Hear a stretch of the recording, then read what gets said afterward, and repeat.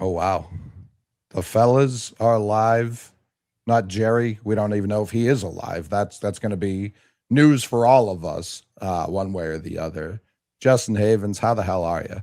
Yeah, I'm doing all right, man. I mean, coming off, we're a third of the way done the podcast week for BID and feel like we're riding high coming off that Greg Maddux interview. Yeah, who was that? Who is Greg Maddux? Yeah, young kid. It's a great question. He's for those of you who might have just started kicking around the game, he's a guy, like Cubs, Braves, little Dodgers there at the end, Okay. Small Small market like, guy. yeah, small market, like soft tossing. Like he didn't take that personally at all when people would claim that he's only a control and command type of guy. But seriously though, like if you have not checked out that interview, that is the one thing I want people to take away from this stream is to go check out the Greg Maddux interview, because we all got in there, we all got to ask questions. I was locked in on Greg's response to every single question that was asked, and I thought I have watched both before and in preparation for that interview. I have watched interviews with Maddux, and bias, of course, but candidly, I think we got more personality out of him than he typically shows in a lot of those interviews, and got some laughs and some great kind of anecdotes and stories. So yeah, man, that's what I'm doing. How are you doing? And we got Rocket now. Yep, confirmed alive. Whose setup is looking fire as hell. Yeah, I was in the other chat. I've been like setting this up all day.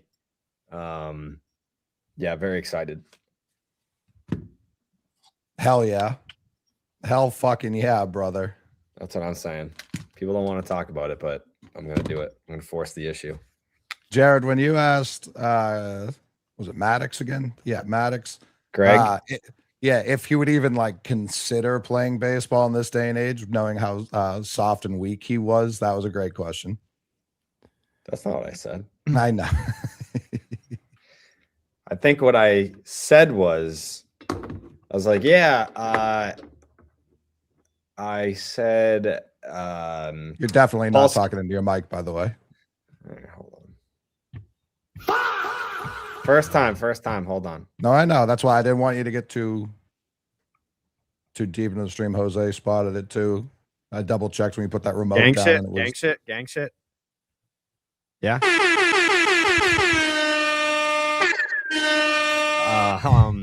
Sounding good. Yeah, Paul Skeens did an interview where he was like, yeah, like if you want to get into the league, you're going to have velo. And I get that he was like, yeah, like I threw hard in high school. And it's like, I'm talking like 99 plus, like you weren't throwing that in high school. So like, would you have gone to like a velocity farm and done all that nonsense? Or would you just been like, yeah, I'm good enough to do it raw dog? What game are we watching? The Sox, dude. Yeah, your original Padres, original I got Sox. Dodgers, Yeah. Phillies, White Sox. This guy hates the Sox. Nah. All right. Well, see you, Coley. Fucking first timer over here. Are you pushing buttons?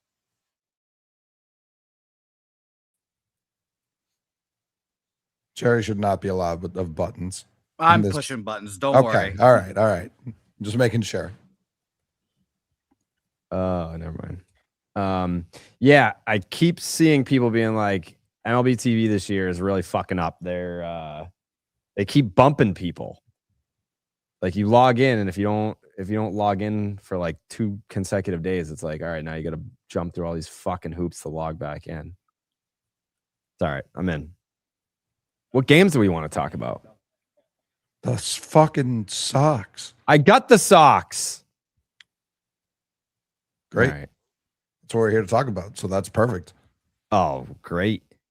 All right. So because the Sox of the red hue are not playing, so I'm gonna go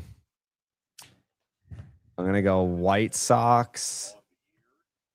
Yeah, this is great. I got Jays, Rays, I got Sox, Rangers, I got Padres, Braves, and I have Dodgers, Phillies. By the way, a lot of ball. So the people at Xfinity were like, man, you need these new cable boxes because you can go fucking 4 games in one screen. And then I jumped through all these goddamn hoops to set it up. And I guess you can only do that for like a limited window, which is like never when like the games are on. Like seems counterproductive. I don't know. Yeah. Is that like the beta version? I don't know. I don't know, brother. Where are we streaming on the tube? Oh, you know it. Yeah, let's we're get out done that link. Yeah. Michael Coward said you got to take the sound effects away from Coley. It's getting old. And immediately, the same minute, in Tyler We Trust said, love Tyler takes while NBA on NBC Music is playing. Need that weekly. We're never going to get that again, sadly. Apparently, YouTube was that said officially no the mas. end? I could play this much of it. It's about it. That's all we get. We don't get banged for that. That could be yeah, it any was sound. tough. Yeah, we've been getting demonetized a lot lately. You live and learn. You live and learn.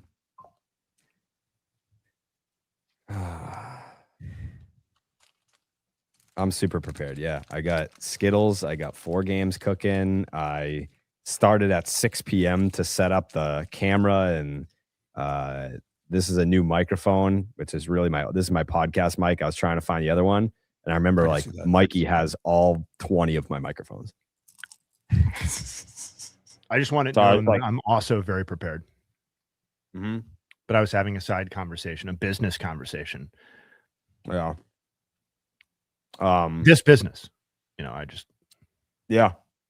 I tore apart my fucking whole entire closet looking for my microphone, and then I was like, oh yeah, Mikey has them.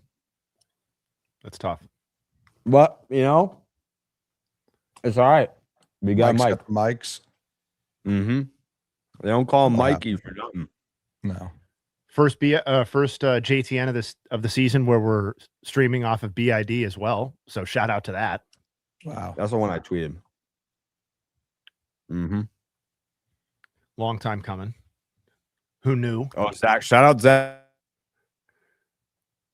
BID mic flag that we were using at the All-Star game was fucking awesome. Yeah, that is sick.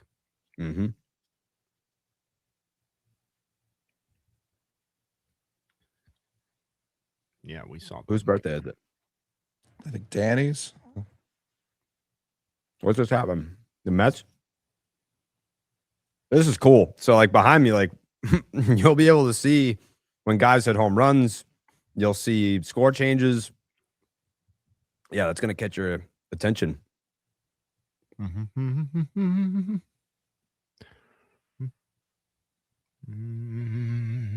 Oh, yeah.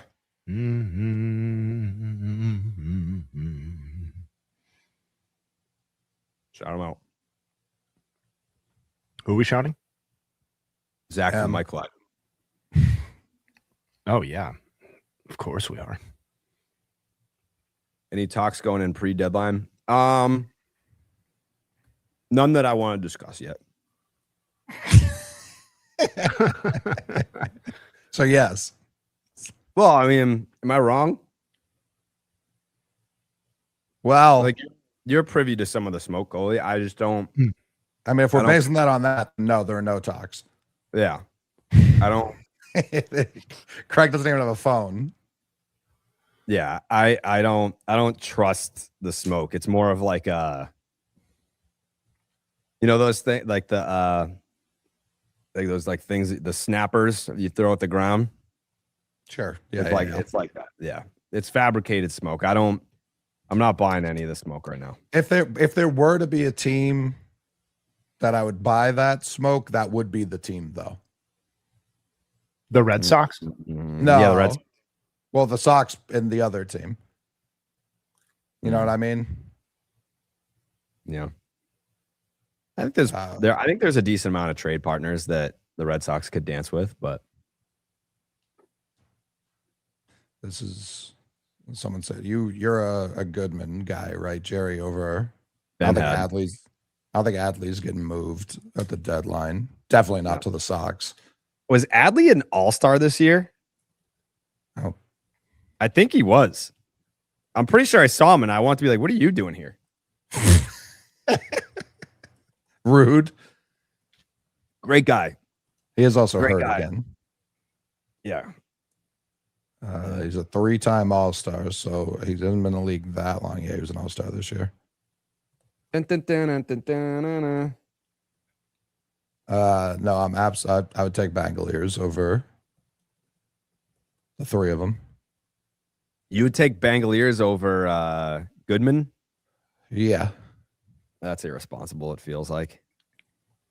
Bangaliers is unbelievable. Yeah. How old is he? He's got to be older. I think he's 28, 29. Keep forgetting He last. is He's 28.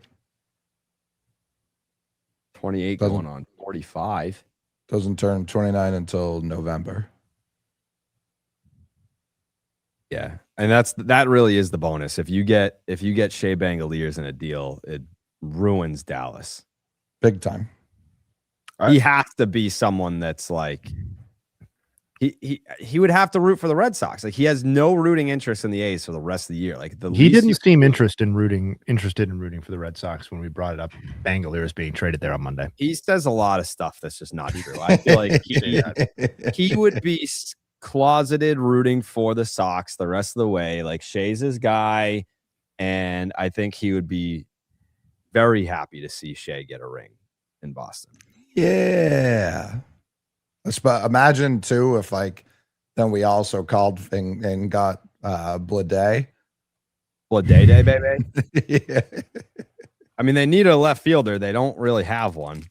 Wow. Am I wrong? I think the corner is getting turned there.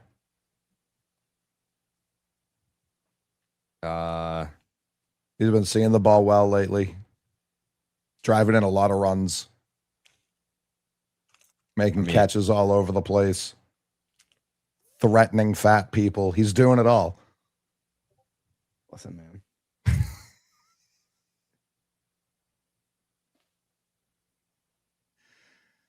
No, Steve does not need to get banged for the Sox getting rained out. I think he warned us. Did he not? He did. He big time warned us. Yeah. Clark's ketchup. Shut him out. Mm-hmm. They sponsor the stream.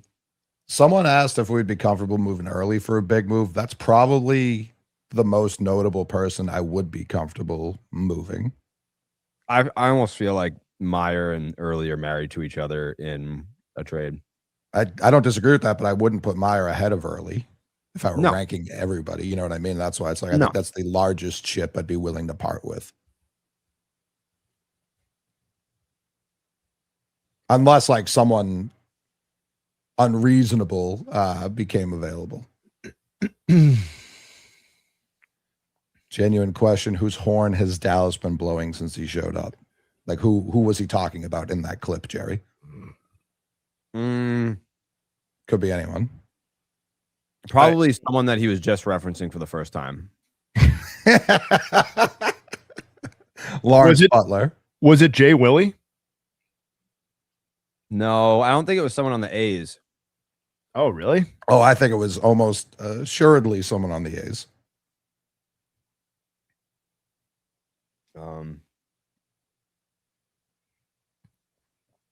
Gunner. People are saying Gunner in the chat. Off the top of my head, for some reason, I want to say it was Jesus Luzardo. Well, he definitely was blowing his horn from the beginning, so that would be accurate. Yeah. 100% Gunner. It's probably like Ohtani.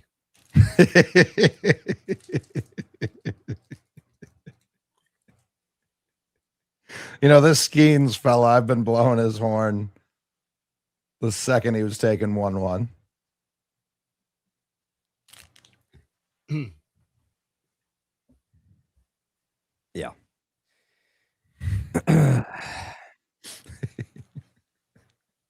People are convinced that it's Gunnar Henderson. Yeah, I was a big jinx on the broadcast last night. I was like, man, Gunner's having a shit season. Double. Crazy.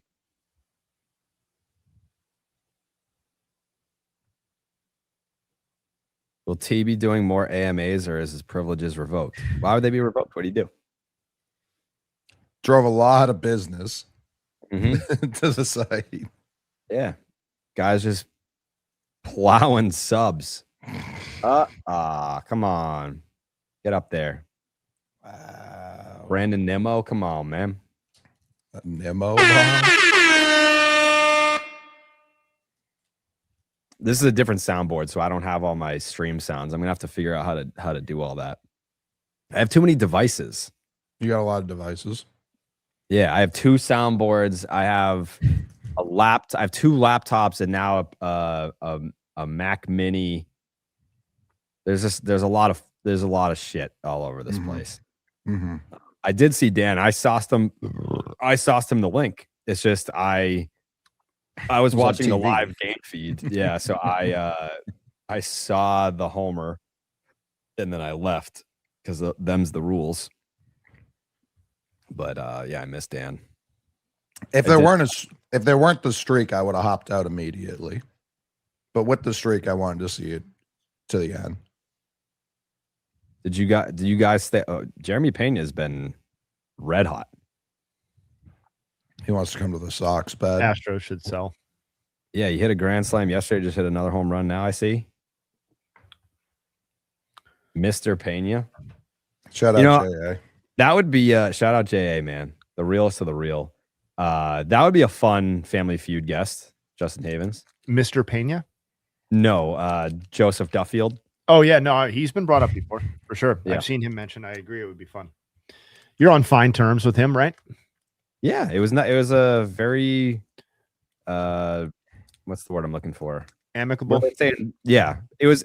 But like you say that when it's like, fuck you, I want a divorce. No, fuck Sure. you. That's the word you use when you don't mean it. It really was him just being like, I appreciate everything, brother. Just want to do my own thing. I'm like, all right, sounds good, dude. Good luck. I love Joe. He's one of the most interesting brains that I've ever encountered in this entire industry. He's great at what he does. Yeah, I he's a miss trip. He's a trip. Mm-hmm. Yeah. The people that missed the Joe era, you miss something special. The T era is also special, but Different type of special. There's definitely more like different flavor. Probably the 2 possible extremes that you could come up with in terms of pre-pod preparation. Yeah. And also just like General awareness. Willingness to speak unprompted. Yeah. Well, yeah. Joe always had like a 1 in 4 chance of not pronouncing the guy's name correctly too, which I guess actually T has got a little bit of that going on as well. Mm-hmm. He doesn't have any words down. Dude, I didn't. What were we? Oh, that's what it was.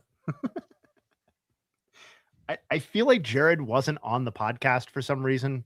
Maybe it was the day that you were going to the All-Star game and were on for 20 or 30 minutes and then you guys were going to get content or whatever. And yeah. I feel like we started talking about the Rob Manfred butchering Rock Chalowski's name. And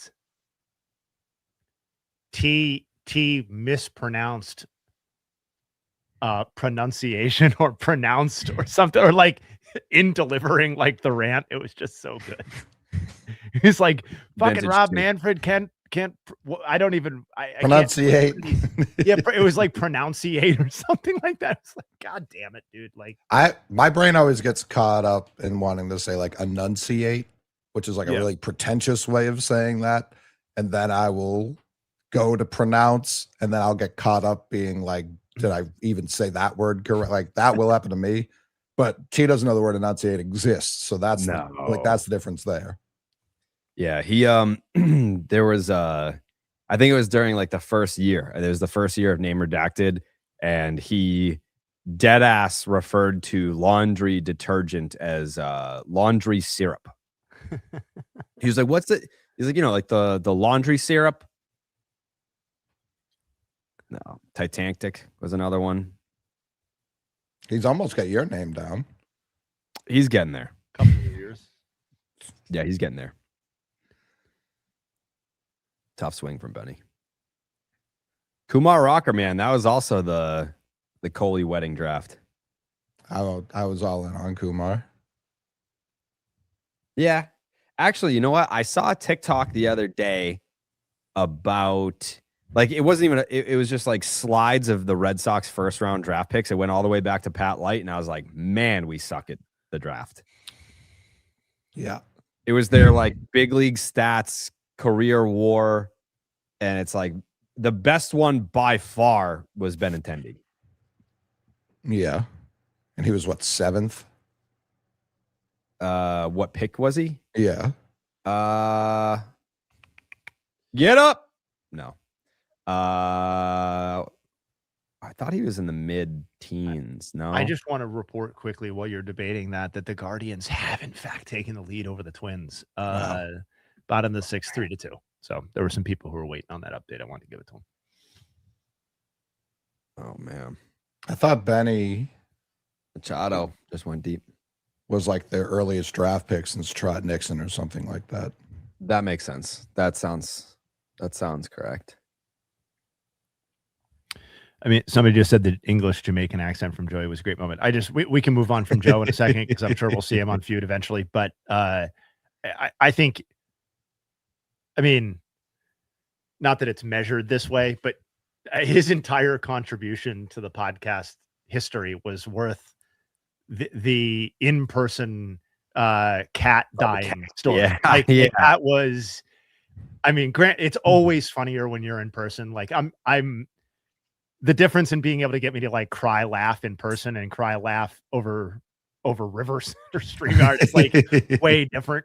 But I mean, man, in tears laughing. That was so funny. Yeah, it'll be hard to top that one.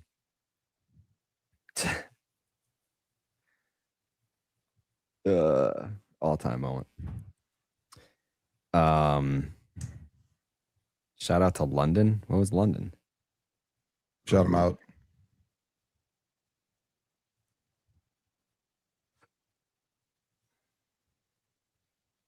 Oh, tell DB we said hi. Heading to the athletics game.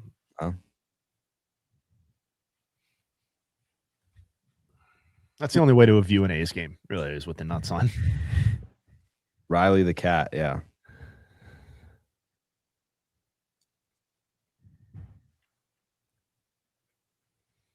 I do watch Widow's Bay, actually. It's like the one TV show I've taken the time to watch this year. I'm calling it my show of the year because it's the only one. Yep. Can you play clips in here, Coley? Of what? Someone said, can you elaborate on the cat?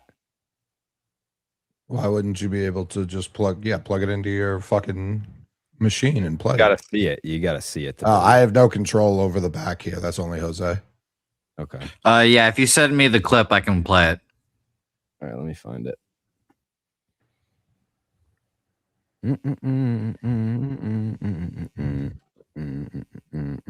Yeah, you're usually team tear it down for bad teams. Mm-hmm.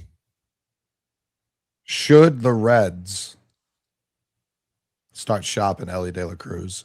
I would, before I answer that, I do want to say I do think I'm gonna have to reevaluate like where I draw that line moving forward because of the way that baseball has structured itself and the mediocrity that is allowed to kind of semi-flourish. So you are correct. That is generally how I lean, but I would say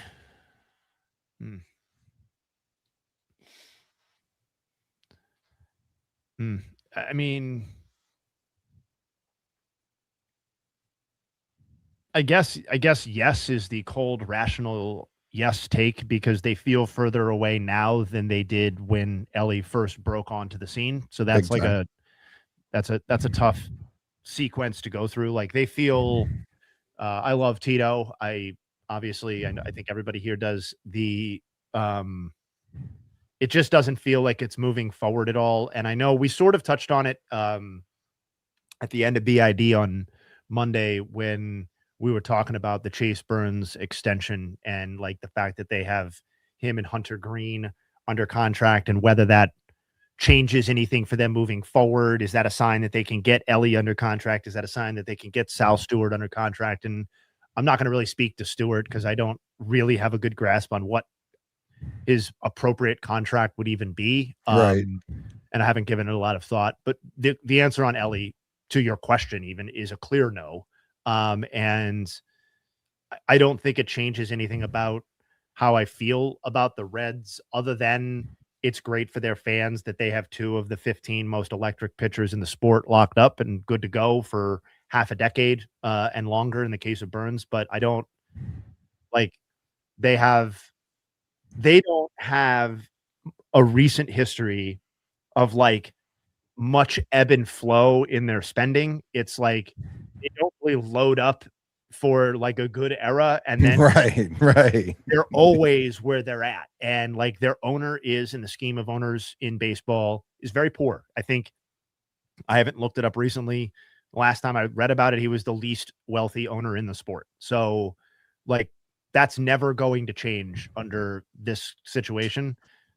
So yes, I guess they should. I also feel like trading the most electric position player that you've had on the team since Dion, like electric. I'm saying like not best. Yeah, Dion. Votto is obviously the best, but like Dion, Lark, like prime Barry Larkin. Who was buddy who stole the bases?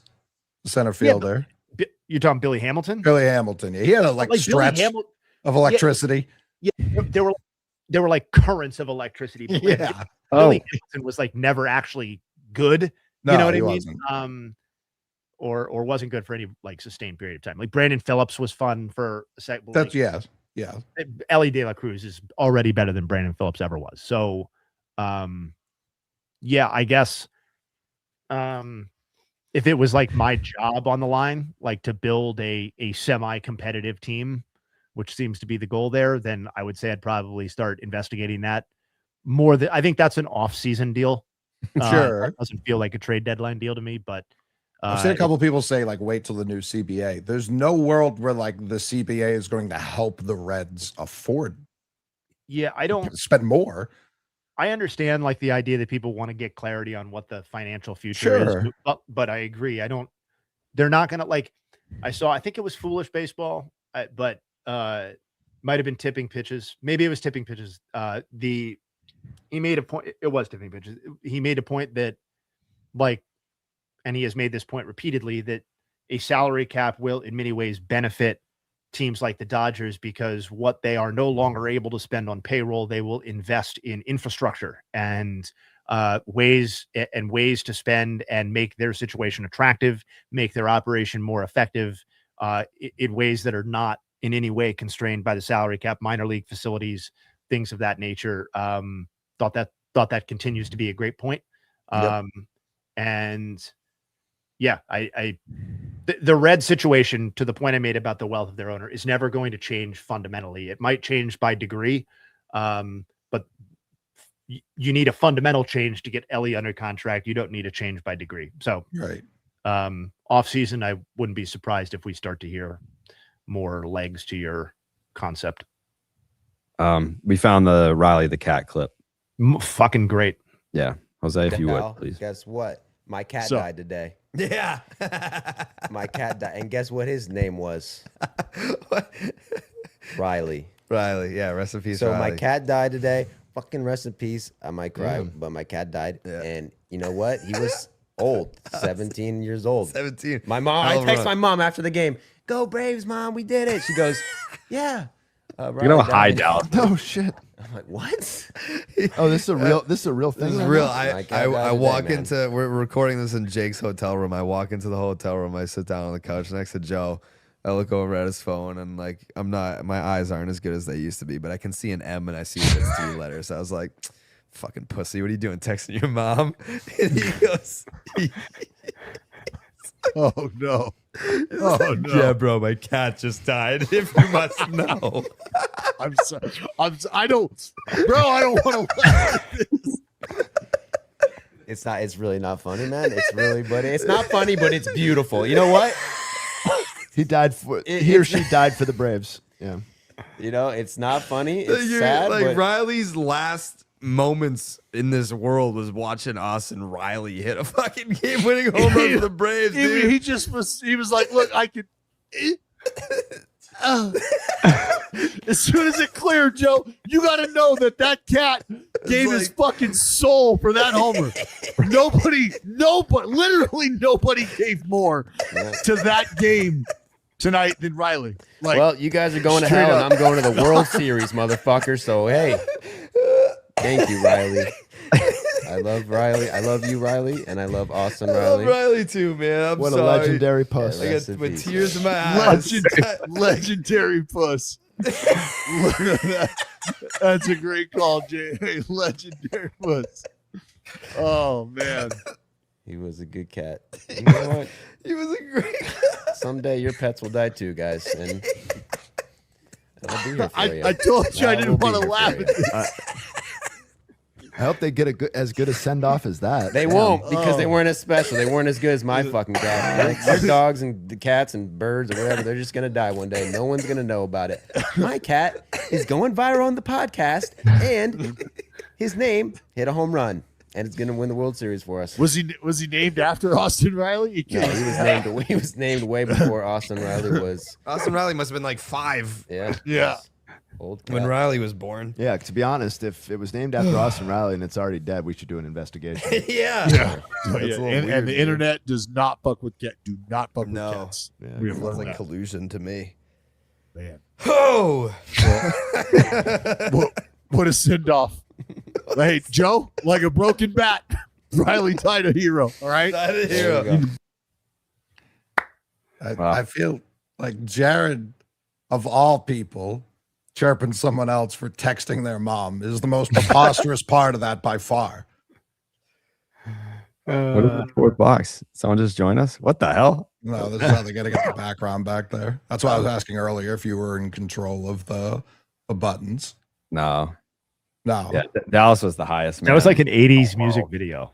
Mm. Resetting up the screen here. That was awesome. Yeah, Dallas was oof. I'd be texting my mom. You know what I'm saying? Oh, big time. Shout out Ellen. Rest in peace, Riley. Shout her out. Shout her out, man.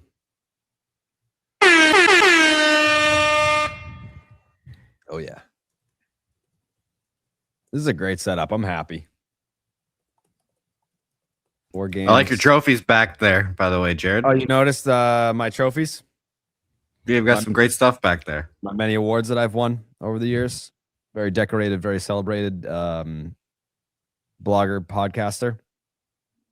What do we got back there? 3 podcast awards. Blog best Red Sox blog, the 3-peat. Those are podcast awards for Baseball is Dead in Section 10. And I'm saving a spot up top for the Emmy. Yeah. We're gonna get an Emmy at some point. Does everyone who joins that show get one too, or no? I think I would give you my Emmy. No, I don't want yours. It's not what I'm saying. You just put your name on it. I don't care. I was the goddamn closer for that show for an entire season of it. And name redacted. Yeah. I never won anything for that show, but No. Just carve your name into Jared's trophy like that that NHL owner, Tom Dundon or whatever. I love that move so much. It's so despicable. Yeah. It's It's like pitch perfect for 2026. It's just whatever. yeah, why don't you just take a shit in it? Why don't you just shit in the trophy? the guy who owns the Carolina Hurricanes you like apparently you only get so many names that you can carve into the Stanley Cup, and he put like every family member he's ever had in the entire tree on there. So like the equipment manager and like people who like actually matter weren't able to get on due to the space, so people were furious at him. I respect the move. Yeah, I think it's such a power. Like it's my fucking team, man. We won. Like, yeah, everyone already hates me too. So it's not like if I put my own name on here and no one else's, like none of my other family people are still gonna get pissed. Mm.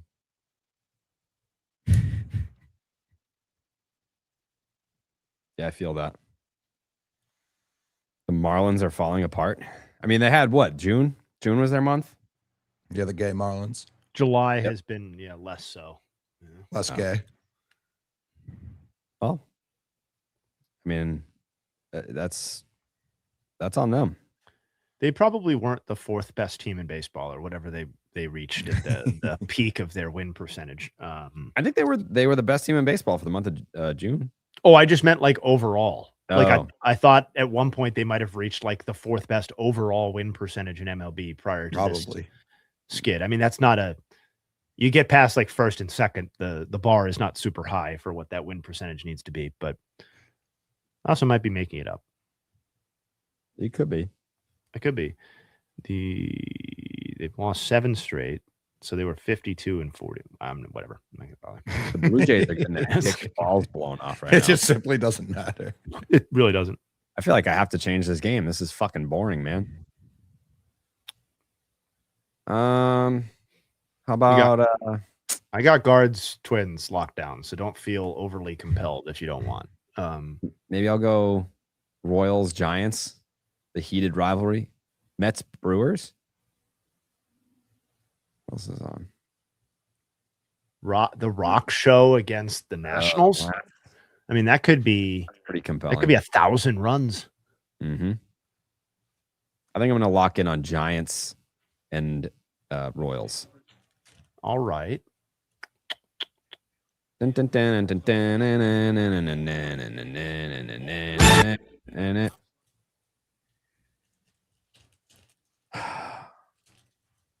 said this on the company meeting today, but I had my second lesson on how to use Adobe Premiere. Yeah. You seemed pretty confident. You feeling good? I feel like I'm at like, oh, Bryce. I feel like I'm at 90% of the tools that I need to start Like creating actually my own putting content. stuff out there. Yeah. I bet you I could do it right now. It wouldn't have all the bells and whistles that I would want, but Yeah. I could put out something passable right now. I have Dodgers Phillies on I have 2 TVs over here, and then I have the 45-inch monitor with 2 games here. And then I have a vertical monitor next to that one that has our Discord open. Ellen said, shout me out for what? And I said, in general. Shout her out. Zach, if Jared disagrees with me, that's fine. There is virtually no chance that I discuss the ESPN firings on the next pod. So, yeah, that's territory that doesn't make sense for me to discuss publicly, to be honest. So, my spouse still works there. That's territory that doesn't make sense. I am happy to say, however, and I told him this directly earlier today, so I'm fine saying it now. Like, there is virtually nobody that isn't related to me that has been more instrumental in my career. I would, since he's here, I would actually, I'm going to take a moment to say that Jared is included in this group, actually. But, Ravi was hugely impactful in the early portion of my career, and above and beyond what he did for me, like he is an absolute legend in the game. And like the idea that I and I think everybody on this stream went from watching and growing up with Baseball Tonight to, in my case, working on it, was in as much as that sort of stuff can be like a dream come true. Like I went to bed and woke up with baseball tonight. That is not an exaggeration. And Ravi was obviously the host, and Peter Gammons was who I wanted to be to an extent for a long time. And I think Jared has said similar things about like, you know, following Gammons early on and stuff like that. But you know, from working with Ravi to being on the road, being in the green room, being, you know, getting to be friends with him over the years, he was and is an absolute pleasure, and one of the funniest, like legitimately one of the funniest people that I have ever been around in person. And you know, his run speaks for itself. He took people from childhood to adulthood, and he is on, you know, whatever sort of Mount Rushmore you want to talk about in terms of people of my age and their childhood and the voices of baseball, because of what Baseball Tonight was at that time. So ESPN can make whatever decisions they want, but that doesn't diminish what Carl Ravitch was and is to the landscape of baseball, and on a personal level was and is to my career and my life. Yeah, I just saw him at the All-Star game. Yeah, I mean, obviously, I mean, I wish I had higher Carl Ravitch money. He'd be here tomorrow. Yeah, I agree with the sentiment that was in the chat earlier. It's just it's crazy what's happened to baseball over there. Because I, like Jay Hay, grew up with Baseball Tonight, and now losing the home run derby, like the home run derby being on ESPN and Sunday Night Baseball and all these things, they're just gone. And it's like, it's weird because it's not because of the state of the sport. State of the sport's great. People are seem to be really enjoying baseball, just not over there for whatever reason. And it's not the owners, not the league itself. Mm-hmm. And I like, as much as like obviously the focus is ESPN today, it's an industry wide thing. Like, we're independent. I'm independent on both my shows. It's not something companies are looking to spend money on right now. Sports? Yeah. Sports talk, live sports, yes. Mm-hmm. And ESPN owns the MLB now, don't they? Huh? Isn't MLB TV through them? Or Yeah, is that, yeah. Because someone asked, are they getting out of baseball? And it's like, they couldn't be more in on baseball right now as a company. Like, that really isn't it. Unfortunately, not many companies are willing to spend money on employees in general these days. Yeah, it's not just this industry issue by any stretch, but it is the one we are also in. Yeah. Somebody, Dylan Olson, asked if he wants another job. I mean, if he wants to work, he can still work. He can still get good stuff. He's still great.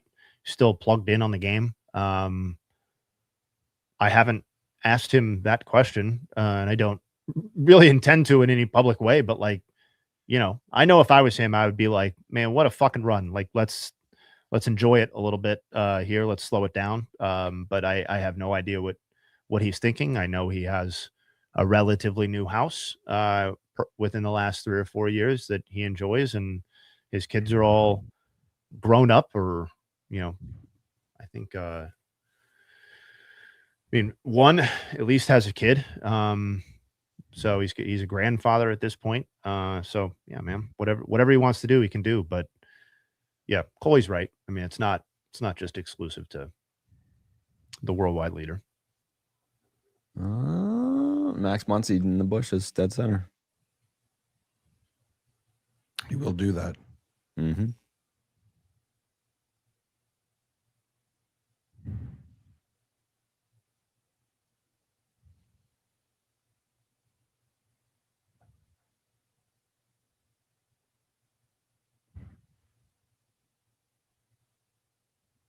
Max Muncy, I feel like, is having just one of the more underrated careers. Yeah. We talked about it earlier in the season. Just like, I can't remember why I was looking at his per 162 numbers are outrageous for a good chunk of his career. It just started a little later than normal, but he's going to have good. Sorry, I didn't mean to cut you off. I was just going to say, like, he's one of those guys whose who is absolutely underrated, but because of what has happened when he has played, is probably going to end up being, like, in a sense, perfectly appreciated, because he's going to spend, if not his entire career, then every meaningful moment with one team, he's going to have won a lot with that team, and he's going to go into the Dodgers, Hall of Fame, or it's going to have his number retired, all that sort of stuff.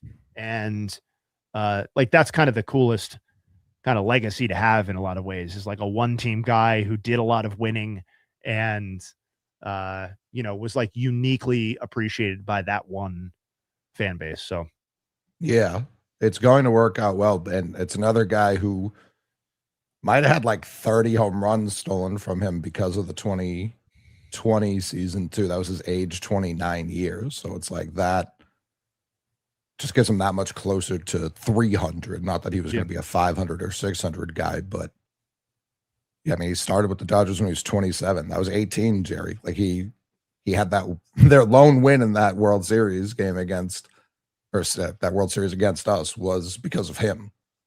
And he tried to do it like 9 times that game. He just kept roping fouls that were like 700 feet. Is this a fair comp, like career wise? Tino Martinez. that's interesting. Off the cuff, my gut would have been that Tino was a better player at his peak, but I don't even know if that's true. Yeah, I'm not really sure that that's true, actually. 339 home runs for Tino, 29 B-WAR, 30.2 B-WAR for Muncy. So they're Muncie's best season by WAR is 5.3. Tino's was 5.1. Yeah. I mean, so Muncy has been over his career more valuable, more versatile defensively, right, than Tino, and he has been more versatile, I'll say, and by either OPS or adjusted era stuff, he's a better offensive player. So I mean, yeah, hard not to say that Max Muncy's just better than Tino Martinez, actually, I think. Good call. Yeah, and even if you don't even use WAR and you just look at like what were his raw offensive numbers, Muncy still wins in that too with his 2018 season, the first season with the Dodgers.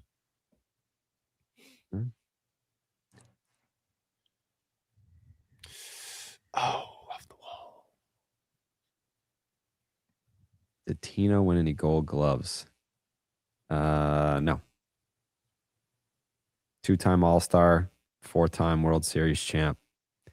He won a home run derby. People forget about that a lot. Mm-hmm. I definitely did. What fucking year was that? The 1990, I'm going to say 6 home run derby. I don't know the answer. I was going to say he was only an all-star in 95 and 97. 97 is the answer. Manny Machado again. Wow. A house tour? Probably not. I would do like I'm probably going to make a video for like a desk tour, like all like the equipment that I got, like in case anyone out there wants to have a similar setup to see what I use, but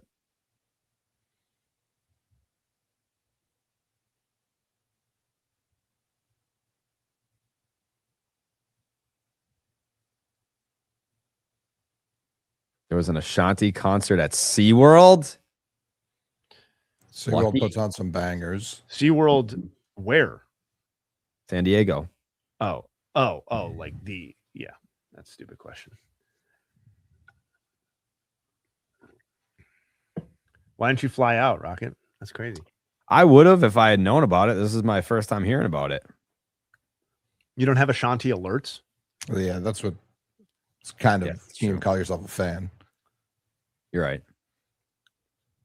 I own it. Where did the Maddox interview rank for you guys? I mean, I feel like that one's way up there for Dallas, and probably J-Hay too. Yeah, you famously think he stinks. It's not that I think he stinks. I didn't get to like watch his prime years, I guess. Sure. Yeah, I mean that's fair. I was honestly barely, I was so 9 years old for the first of his 4 straight, right? Or 8 years old for the first of his 4 straight. So obviously I'm not going to be able to give you the blow by blow of those Cy Young seasons for the most part, but yeah, no, I mean that's very high for me. In terms of like raw entertainment value, I mean, I would have to go back and scan through. I can't really say that it's the number one raw entertainment value interview that we've ever done, but in terms of my anticipation for it, his stature in the game and the role that he played in my baseball fandom and the amount of time I still think about his career and look at it and study it and stuff like that. And then to cap it off, how well I think the interview actually went. Mhm. Yeah, I mean, I would say that's an all-timer. It's a whatever it is, top 5, top 10, whatever sort of things you want to prioritize, but it's up there for sure. And it's gonna age. I think it's gonna age well too, because it's like it was just good questions with fun answers that were not super. We didn't ask him like, "What do you think about Paul Skeens?" You know what I mean? Because well, he tells you in the interview he's not really locked in on the game, and It's baseball. yeah, and I've gone back and forth about how I feel about that. Like there's like half of me that feels like Greg Maddux is incredibly well adjusted and that not obsessing over baseball after you essentially conquered the sport and did everything that you could possibly do. Doing other things with your life. I find that to be incredibly healthy and admirable and something to strive for. There's also a part of me that like, I don't want my athletes to necessarily be psychopaths. I don't need that, but would I have liked to hear what Greg Maddox's thoughts were on, the ins and outs of Shohei Ohtani, like how he would attack Shohei or how he would attack some, like, yeah, but that's not what he's doing. And so there's, I was split on it, but ultimately you can't get mad at the guy for having a second life, and deciding to do other things with his brain and his body. He's also like famously a locker room guy too. So I do feel like that was probably almost harder for him to leave than the actual baseball of it.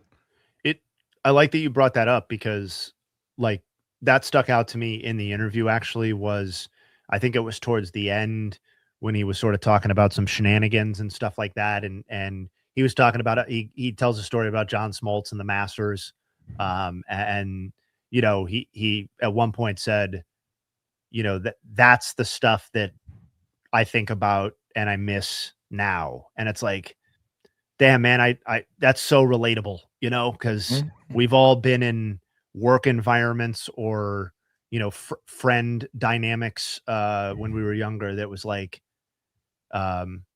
you knew it then and you can tell now that it was like that was a moment in time that it wasn't what we were doing, it was that we were doing it together or whatever. And you could just feel that oozing through his answer. And like I wouldn't say he showed a lot of emotion other than enjoyment and laughter and like reminiscing, but that was a moment where I think if you look at it, there was some like, oh man, I miss being with the guys. You know what I mean? I don't miss playing baseball. I miss being with John Smoltz and Bobby Cox and Tom Glavine and those guys,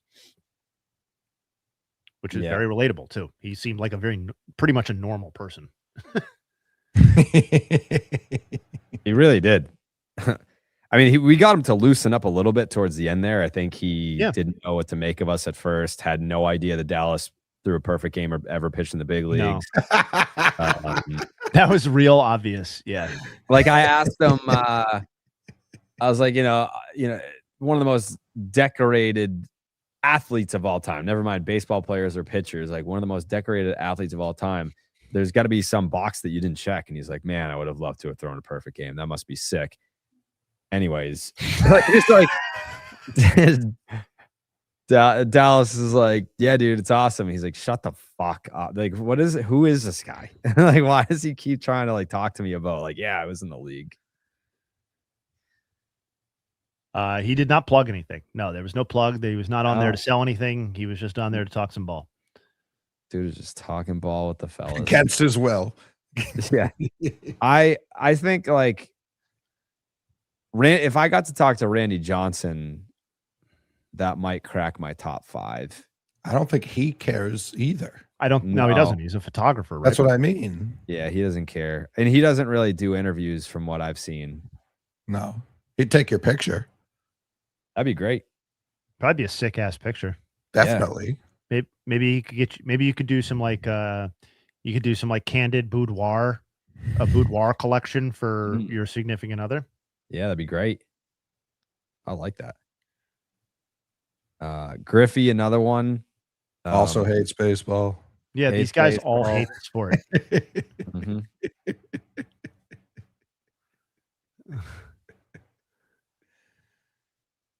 I don't know that he does many interviews either. I've told this before on this very program. There was one year during the starting 9 era where we got pitched Ken Griffey Jr. and the caveat was he only wants to talk about art. Like he's got like an art collection and that's what he wants to talk about. And I was like just like one quote. Like, do we open with that or no? He only wants to talk about art. And I was like, okay. Well, I don't know that I can hang in that conversation. Well, like if I like was sitting down with Ken Griffey Jr. and we were just like, he's like, I want to talk about some art now. I'd be like, yeah, cool, man. Like, I'll do my best. But like, we're a baseball podcast. You can't have Ken Griffey Jr. on the baseball podcast and be like, there are no baseball questions forthcoming. Like, yeah, we don't got nothing for you. That would just make us look like assholes. I remember when Dennis Rodman came to the office, he was like ready to do everything, but he didn't want to do mixtape because it was just told to him that it was a basketball podcast. And he was like, I don't like talking about basketball. And I can't remember who was in charge of that, but I was like, at no point was I going to bring up basketball with like the most interesting human being that's ever walked the planet. Like that was never going to come up. No. That's too bad. I mean, like, I don't know what kind of art Griffey's into, but like everything about him in the 90s from like an aesthetics point of view became art in some way or another. The way he wore his hat backwards, his sneakers being as popular as some of the other largest athletes in the world at that time, namely Michael Jordan. Like the way he would like catch the ball was like everything up his swing was obviously art. Like I would love to try and blend that part into the conversation. If he just wants to talk about like Monet, like yeah, I probably don't have much for you, Ken. No.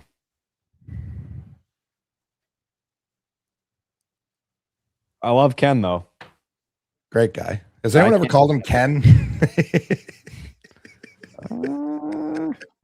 Hello, Ken.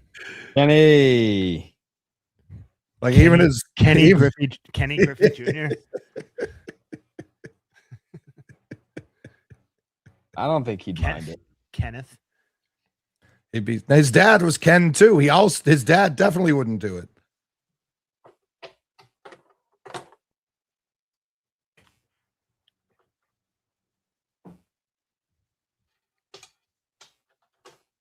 Listen, man. Ken's gonna do what Ken's gonna do, you know?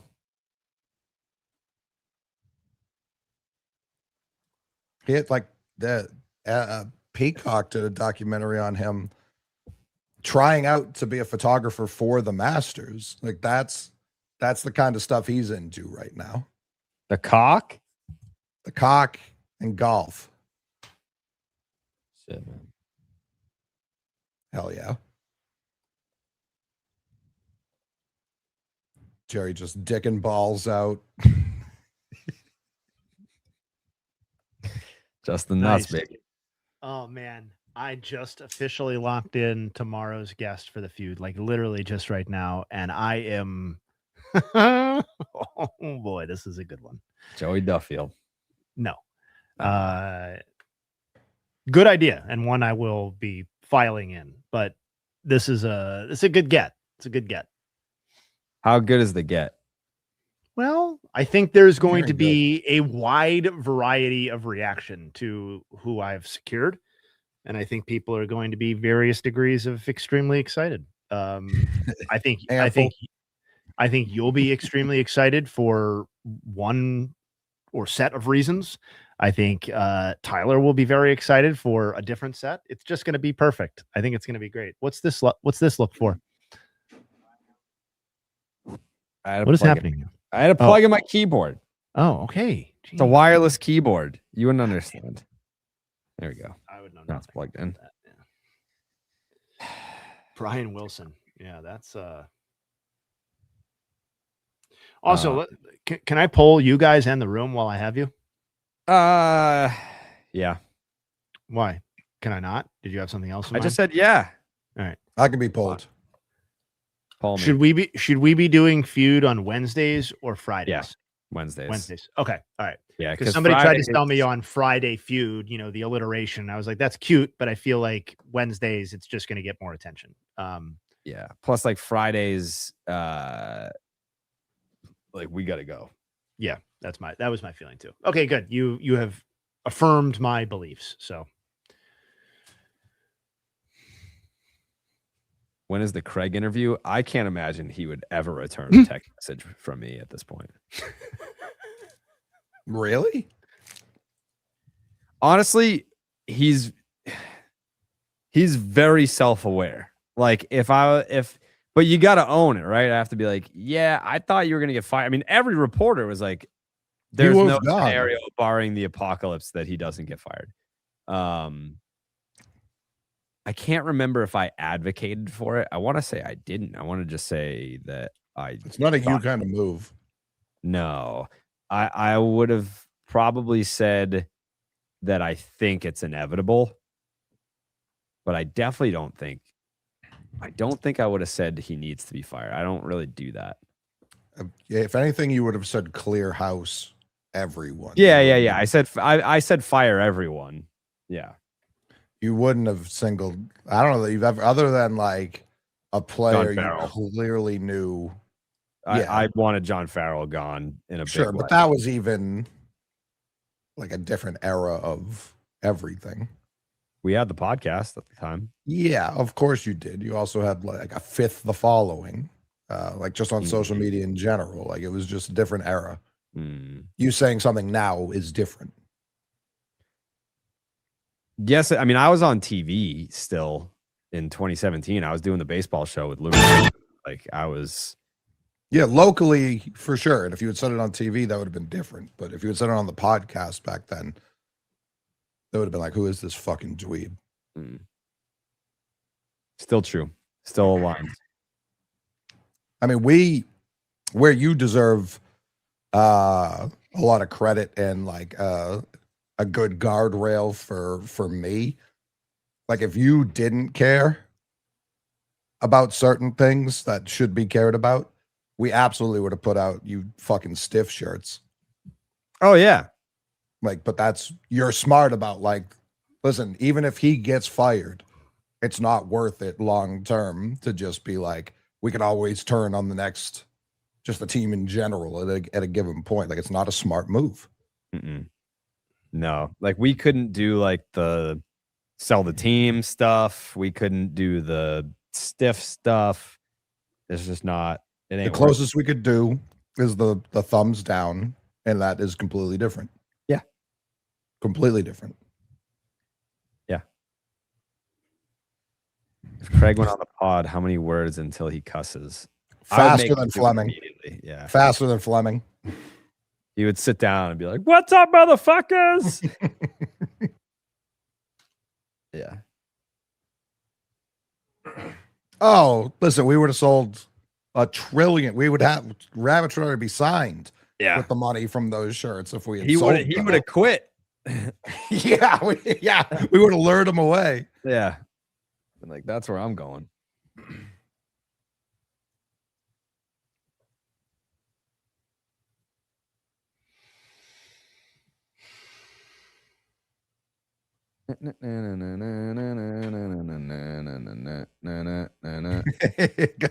Gandhi has a truck drop off that drop at his house.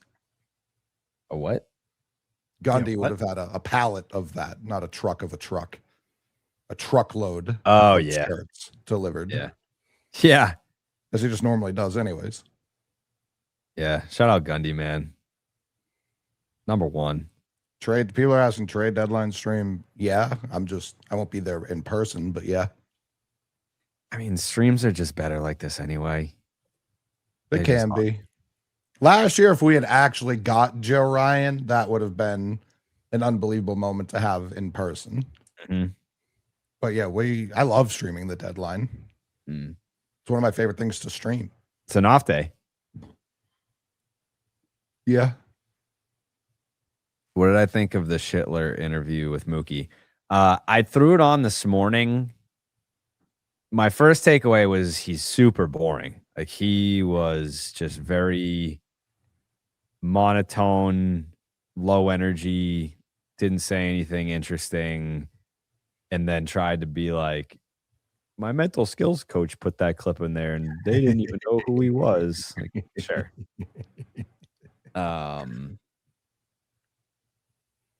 Yeah, it felt the podcast, not Mookie's fault, but it felt like a nothing burger, like the whole thing. Yeah. I've only seen the clips. They keep pumping out clips of it. And he hasn't said anything super interesting, which kind of makes him like a perfect Yankee. Yeah, it's like he's got Twitter fingers, but then the second that there's a camera there, he's like, it was a nothing burger. I mean, you got to wonder if somebody got in his ear and said, your division comment was probably enough interesting things from you for a while.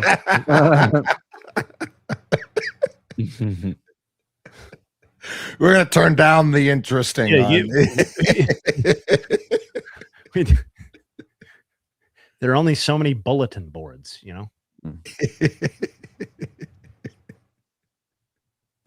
LeBron, Kobe, BID. I mean, that's what he said. His words. Yeah. More Yeah, or my less. mental skills coach, before I go out there, he plays me some LeBron, some Kobe, some BID. Muhammad Some Ali. LeBron. No, that's the best part though. It was like some LeBron, some Kobe, some Scheffler, and then some guys I've never heard of. Yeah. Nothing fires me up more like anonymous podcasters. Is Mookie's pod good? I've never heard a full episode. Whoever's cutting his clips is doing a bang up job. What do you mean? Like I get a lot of his podcast through clips. Oh, okay. So like they're doing a good job pumping them out for a show I like don't follow, don't seek out. I see it a lot. Yeah. Braun, Kobe, the nuts.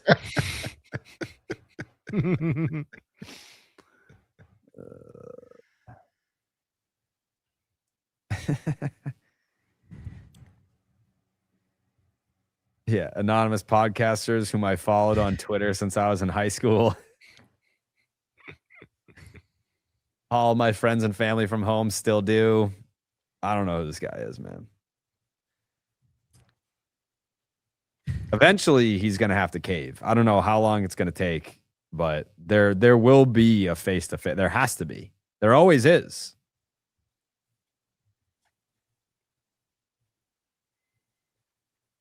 Although, me and Pablo Sandoval never had an in-person interaction ever. And if you remember, Jay Hay, Dallas tried to make that happen. I do remember that.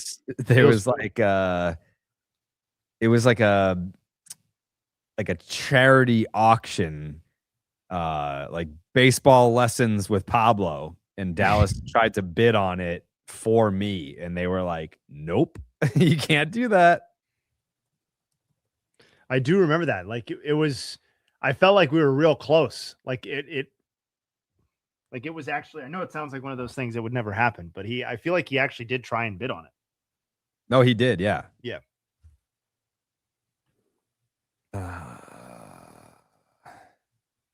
He for sure saw the Superfan commercials in Walpole.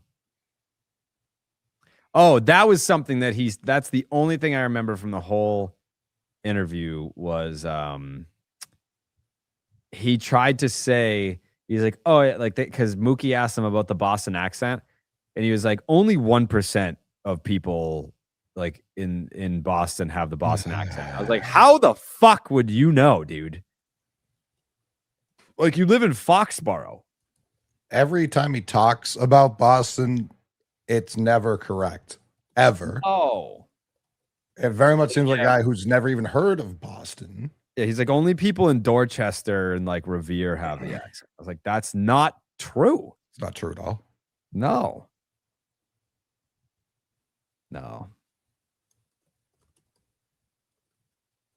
That's like if you lived in Salem, New Hampshire, and you were like, dude, Boston born and bred, man.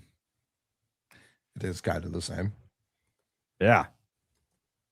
I mean, Salem, New Hampshire is probably closer to Boston than fucking Walpole is. It's probably about the same. Those are probably pretty close. Yeah. Yeah, go out to fucking Gardner and tell them they don't have an accent. Go talk to my sister, born and raised in Stock. I was waiting for that. Yeah. Walpole's closer to Rhode Island than it is Boston. That is why I say he's from Rhode Island.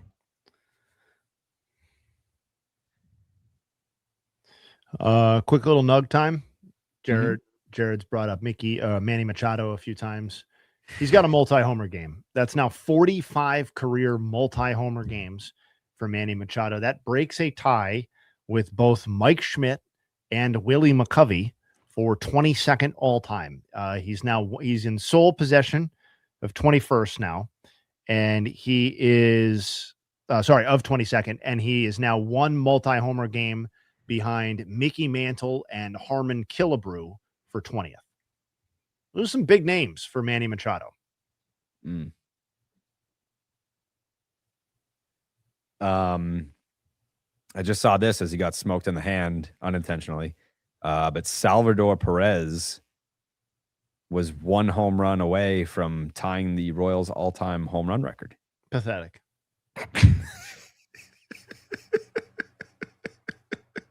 What a silly little record that is. How far away am I? Oh. You're pounded on that door. I'm like right there, dude. Just give me a few more ops.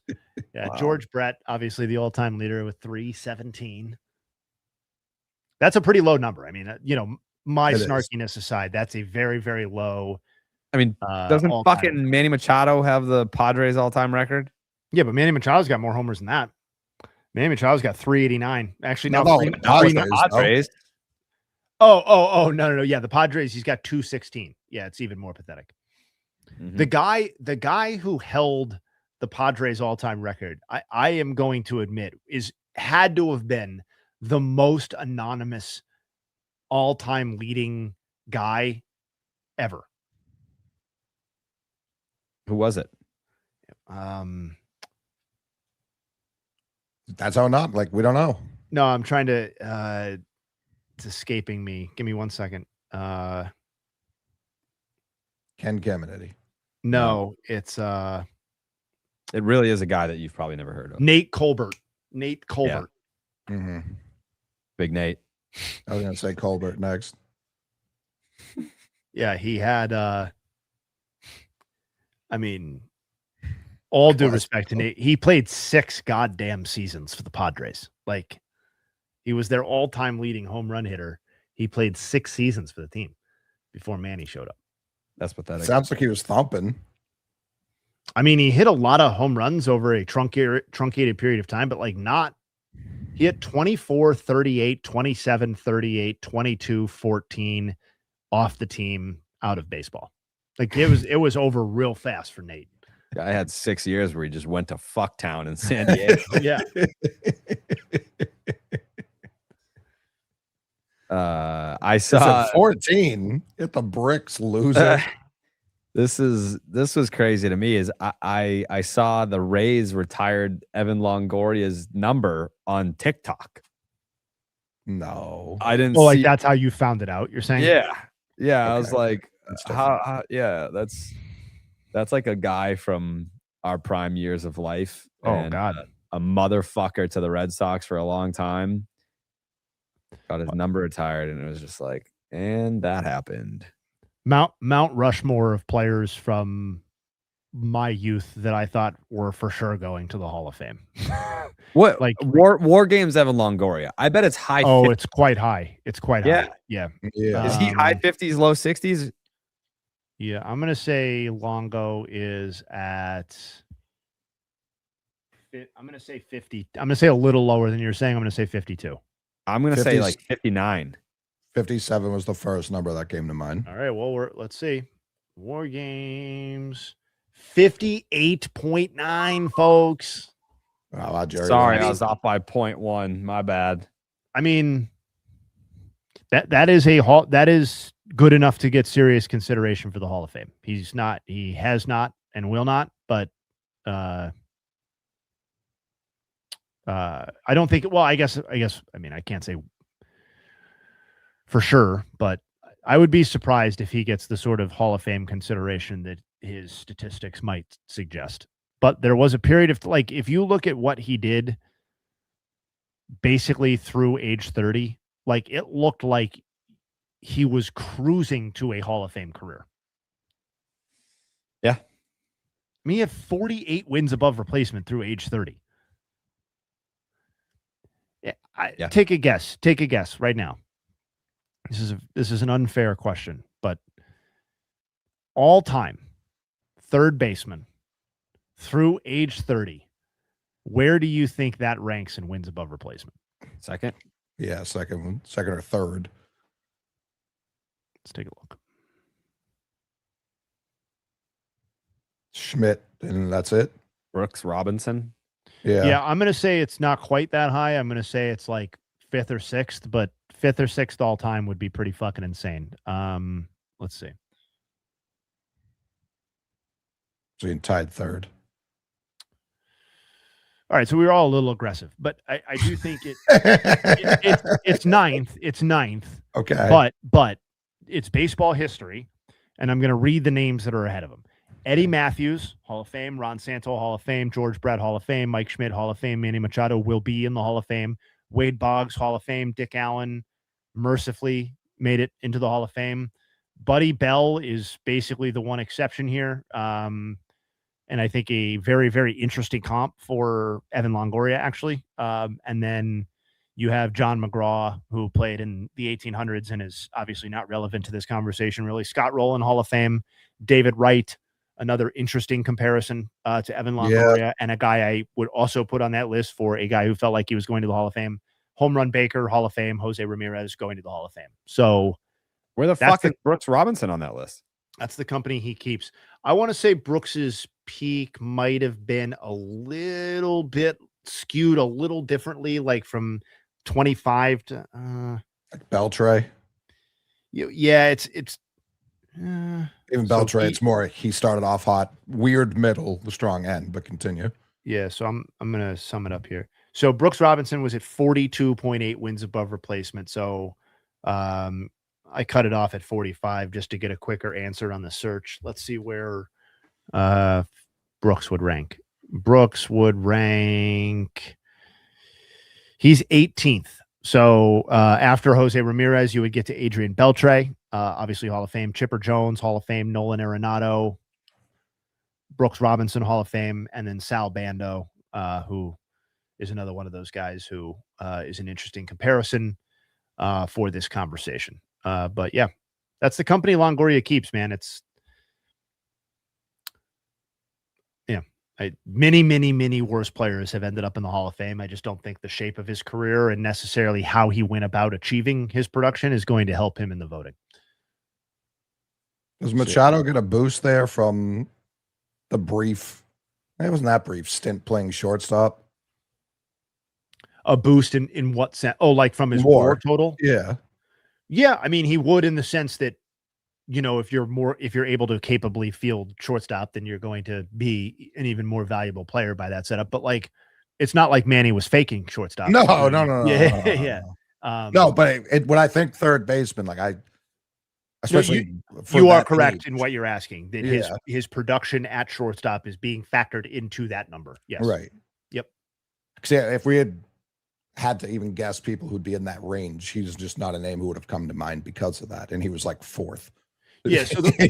So you could look at it a different way. You could look at it as this would take more time, but you could look at it at wins above replacement achieved at a certain position. But like generally the easier way to do it is like, no, of course, for all people who've played a minimum of X percentage of games at 1,000%. I'm not saying he shouldn't be there. I'm saying he never would have come to mind. Chipper was lower than I would have guessed. Yep. And Chipper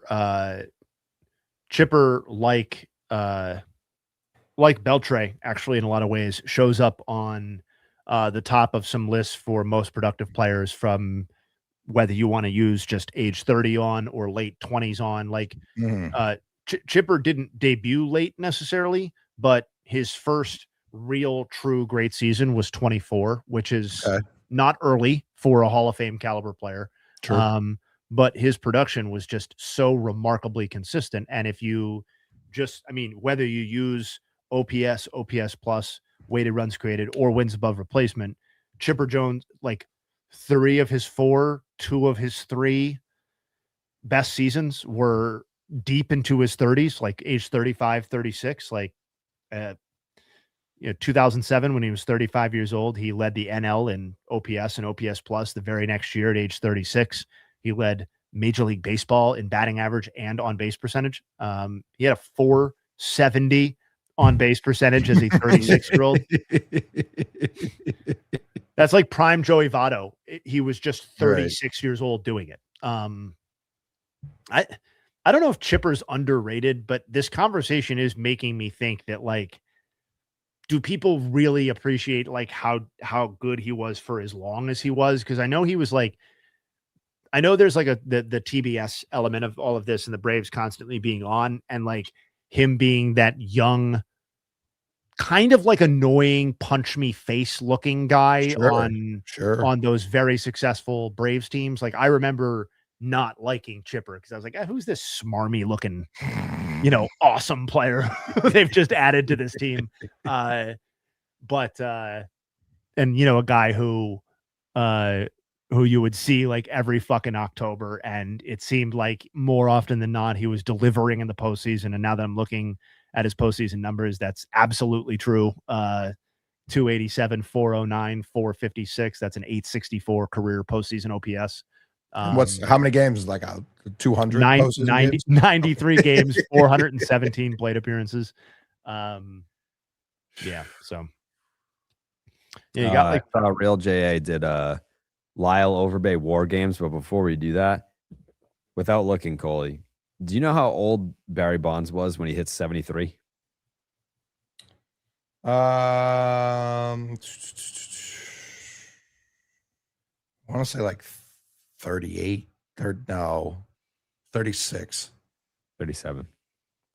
I was hovering it. It was his age 36 season, but he turned 37 that summer. Yeah. No, he was doing it big till the end. Hey, Rocket, not to put you on the spot, can you record at 11, start at 11 tomorrow? Oh yeah. Great. Lyle Overbay, I got for like 17.5. Jose, can you start at 11? Yep. Great. 17.5 for Overbay. 12.7 for me. Wow.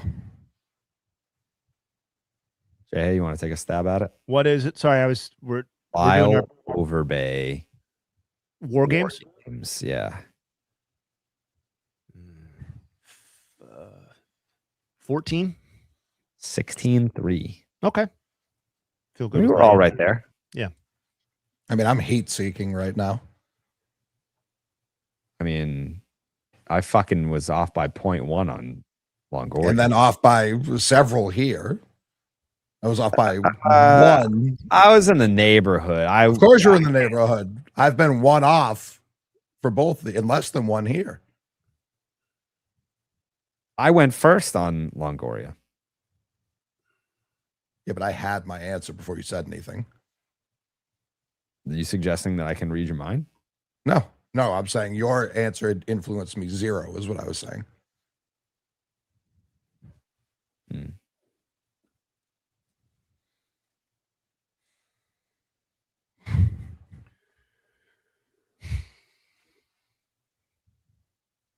Did you see that Garrett Crochet was basically like, I cannot promise you that I'm coming back this year? That was awesome. Yeah, that's tough. I don't think he has arms anymore. That was like the last thing I listened to before I hopped on the stream. That's yeah. That video was what accompanied my dinner alone tonight. Just sitting at the kitchen table by myself, eating microwave mashed potatoes, listening to Garrett Crochet be like, I could not promise you that I'm coming back this year.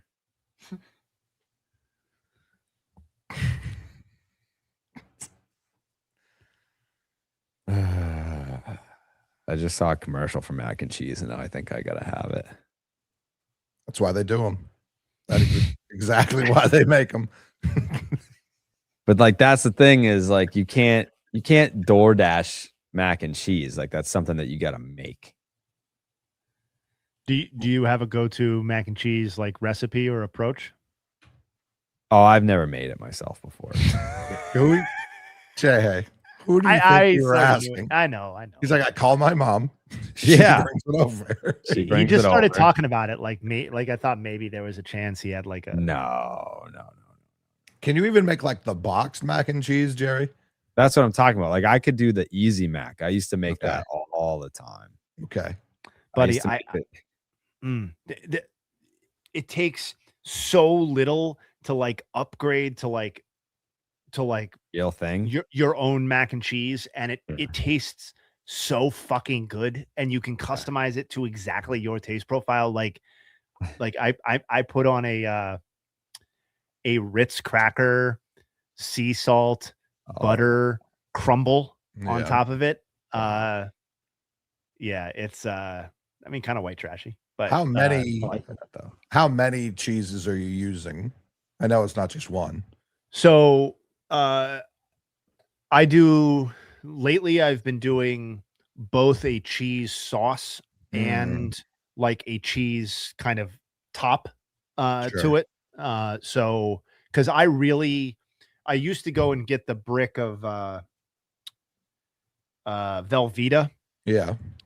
which I won't look down on at all. I think like Velveeta based mac and cheese is fucking fire, but now I just make my own basically Velveeta style cheese sauce Sure. and then douse it in that, and then it'll vary, I guess, depending on what exactly I feel like. But I love Gruyere cheese, so I'm always trying to use that. Like I like a little bit of a I don't like it too Parmesan-y, but I like a Parmesan kind of dusting or coating Sure. on top. Sure. Maybe like a little bit of a, like you finish it off in the oven, so it's got a little bit of a crispy to it. But yeah, it's Gruyere. I mean, listen, man, like we've talked cheese before. You could throw literally any 3 cheeses into a mac and cheese, and I will fuck it so hard. But yeah, like a sharp cheddar, a Gruyere, a Parmesan dusting. Those are all things that I liked. And then the cheese sauce, which is, going to be like a cheddar blend. That's kind of my move. Mm. Gouda, again, like, yes, of course. I mean, I like my wife hates raclette cheese, but I like it a lot. Oh, a raclette mac and cheese. Oh my God. Oh my God. What are you doing to me? Yeah, that blue feta goat cheese triumvirate.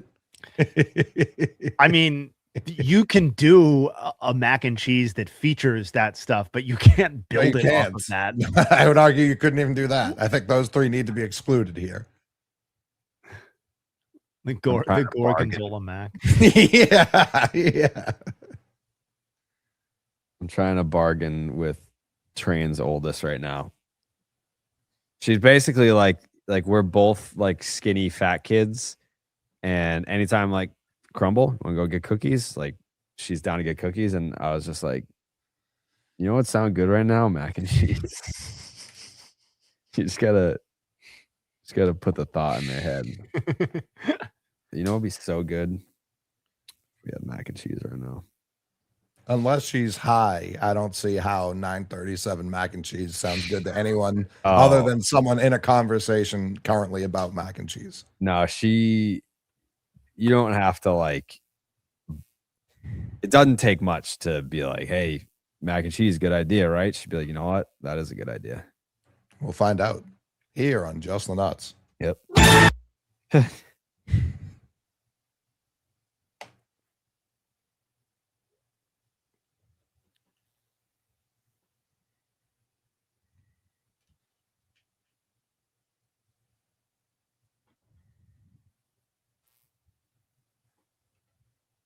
I think we're gonna get there.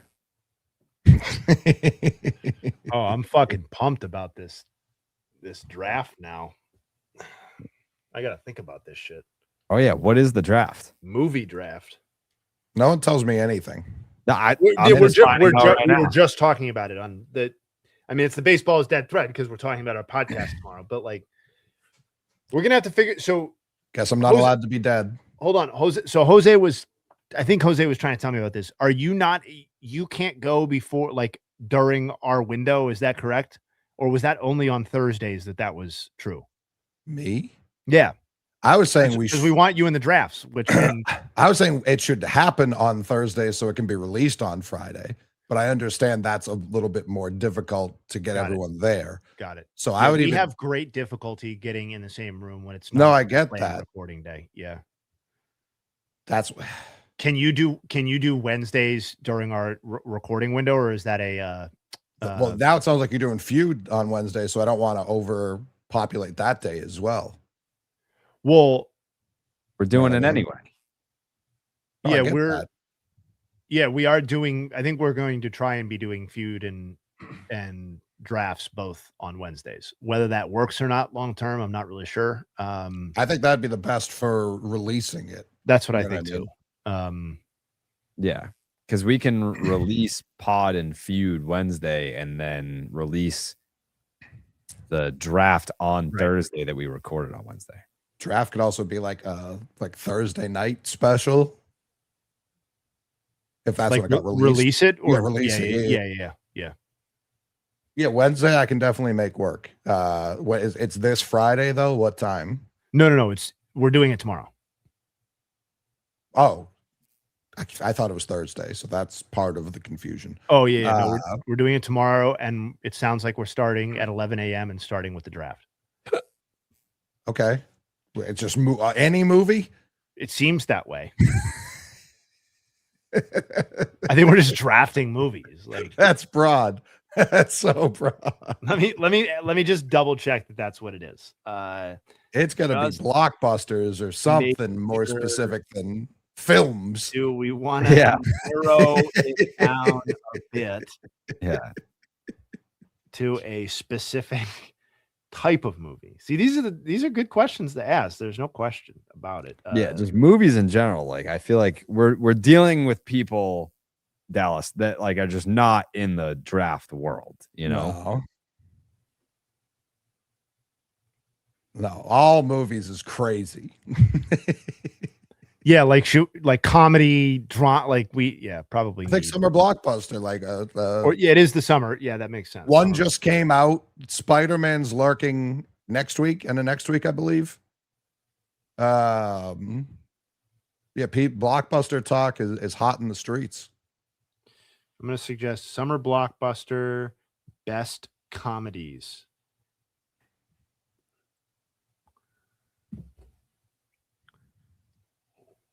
I don't think T has a chance to win a single draft. 470 for Tatis. 474. Well, no, I mean, there are certain. I mean, I'm going to try and win every draft. Obviously, that's kind of my approach to these.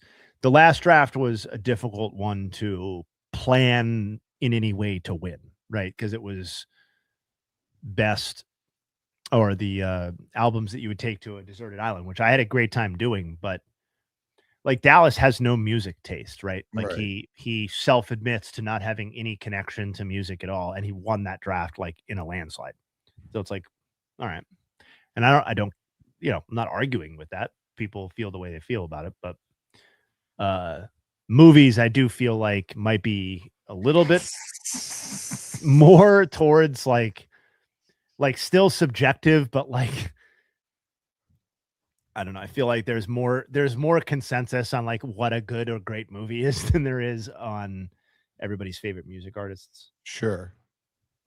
I'll just advocate for the broadness of the topic because you don't know what is going to get picked. You don't know what Tyler is going to pull out of his ass when it's just movies. Yeah, Tyler's saying I think we should keep it open, similar to music. So he's saying just let chaos reign. Sure, but like I guess my pushback would be you're not going to do like another type of music draft necessarily. You would do Halloween movies. You would do Christmas movies. You would do themed, like you were saying. I guess we can always. I guess this doesn't prevent us from doing that though. Like doing an all-out movie draft, you could still at October 28th, we could still do the best Halloween drafts. Sure. All right. Well, films. All right.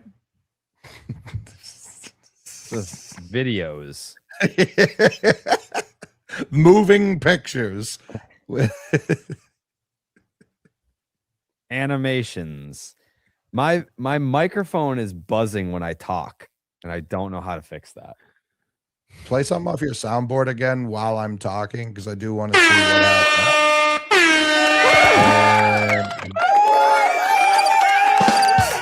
Right while you talk. Try what?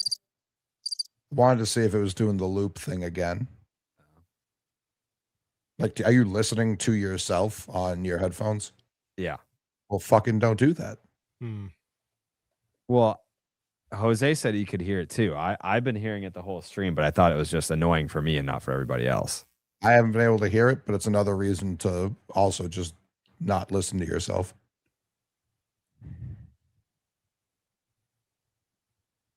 Now you're just muted. Oh, fuck.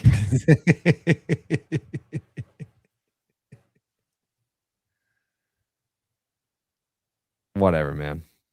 That's right. Sounds fine. All right, who cares? All right, so I've got every movie in front of me. Yep. Interesting. Where do you think Gigli goes?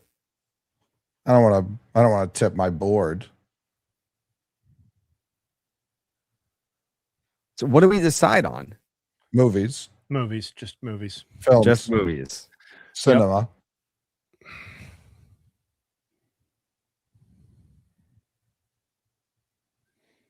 Yep. My theme will be the good ones.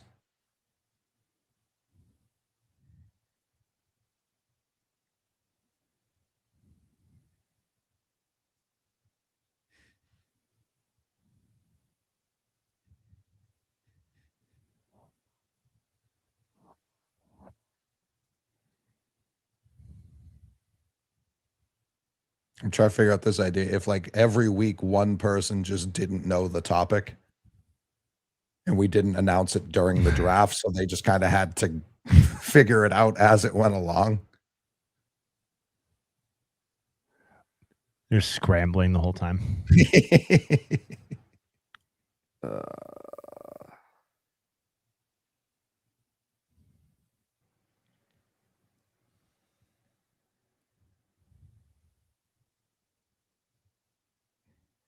We need a T review of the Odyssey. I can't imagine something he is less qualified to review, which I understand is the appeal there. Yeah, I say we switch it around. It's just T every time. He's like, I don't know, man. I don't.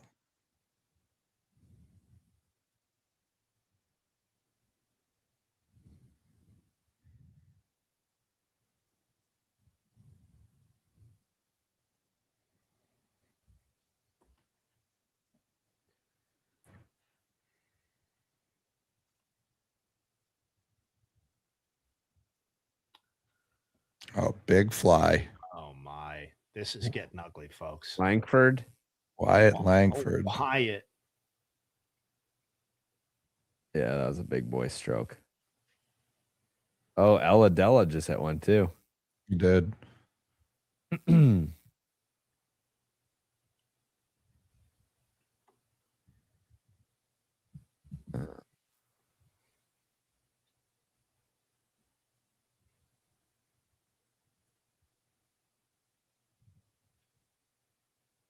All right. How many rounds? 5. Well, 5x5. Excuse me, 5x5.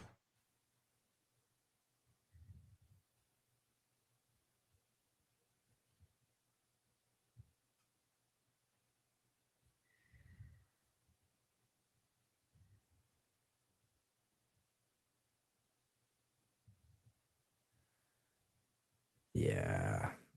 I don't know that I'm gonna even come close to winning this No.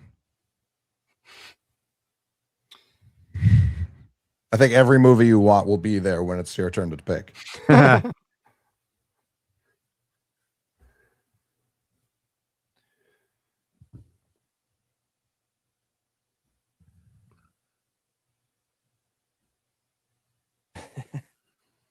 I mean, there's a way to take me out right at the kneecaps in the first round, honestly. Oh, I know. I know.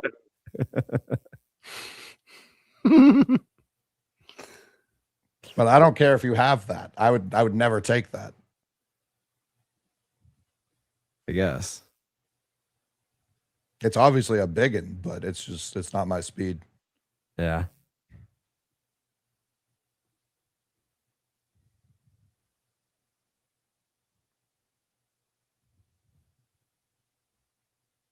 What is this?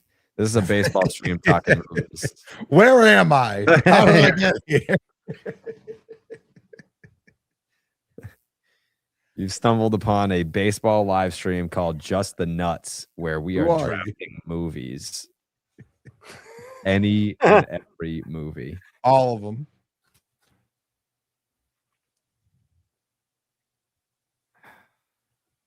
I mean, like, does Casablanca get taken?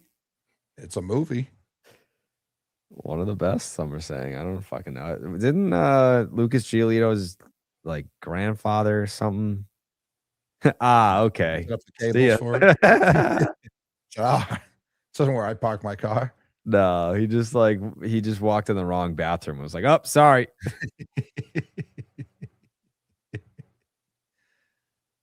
Listen, Danny, I've been pushing for the entire left side of the Giants infield for like 2 months now. Oh, is Willie Adames boots one? I'm fine with that. He's thinking about where to live. I'm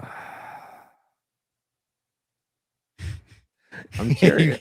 You guys get Ken Griffey Jr. on. You're like, hey, we heard you wanted to talk about art. Let's go with the 1993 classic Biodome, starring Pauly Shore. What did you think about that one, Ken? Ken, come on, sauce me the rock.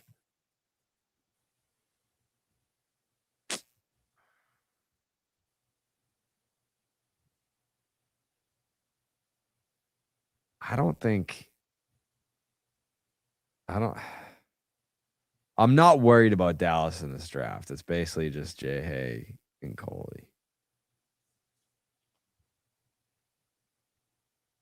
I didn't say anything bad about Biodome. I want to hear Ken's thoughts on Biodome.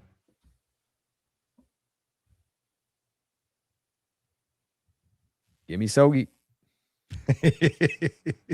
That's right, Brick.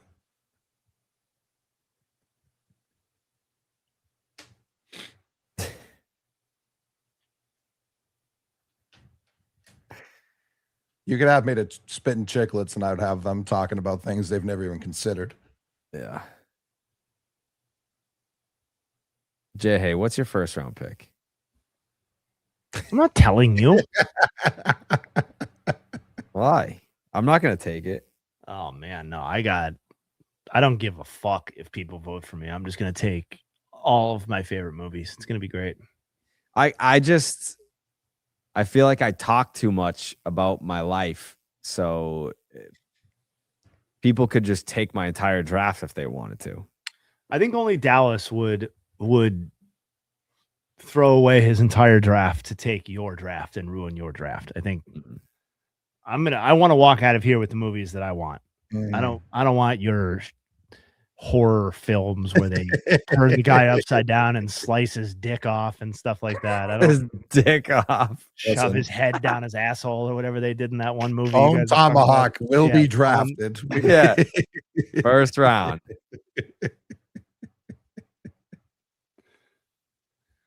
Yeah, no, fuck that. Okay. BID. The brutal but punishing list. Brutal but punishing. Brutal but punishing. Yeah. I don't even know why I'm keeping a note of like all of the drafts, but I am. Human Centipede, that's a good one. Yeah, who's gonna walk home with Human Centipede? It's a great question. Depends on how the Jerry. draft order goes. Yeah. I'm not letting someone take that in the first.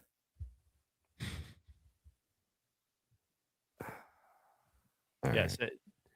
Got to figure out how to walk out of here with both Human Centipede and Moana. Yeah. Get a diversified list.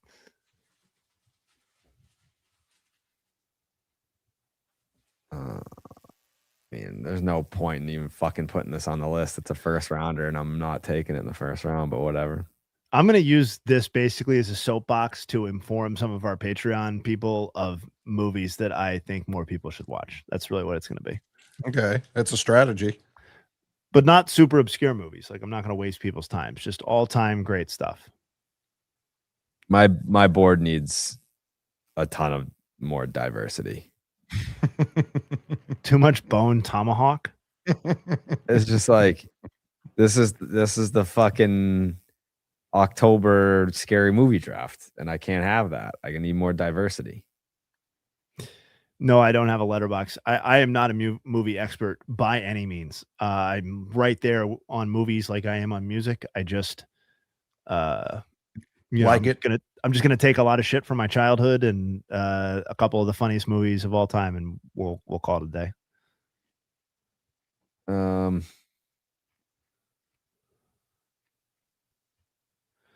Planes, Trains, Automobiles is a great pick. It's probably not going to be one that I pick, but it is a great movie. No. What round do you think Snakes on a Plane goes? Undrafted. You're wrong. You're wrong for that.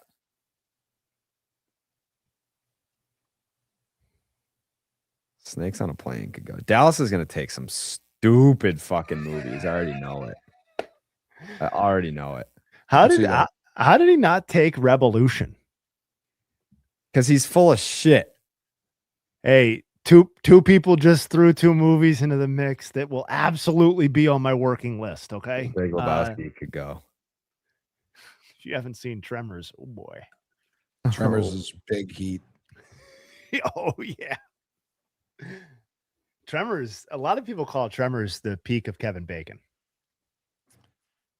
I would. That's for certain. The peak, as far as I'm concerned. I don't give a rat's ass about the other stuff he did. How many Tremors did they make? Like 9? They made a lot. If Earl ain't in it, I don't care. That's Tremors. Dude, I got a good one. And I feel like people are going to sleep on it, but people are going to be like, wow, what a pull. I'm willing to bet money. That's not the reaction. No, that's going to be the reaction. It is. People are going to be very excited about that pick. Sharknado is on Dallas's board, undoubtedly.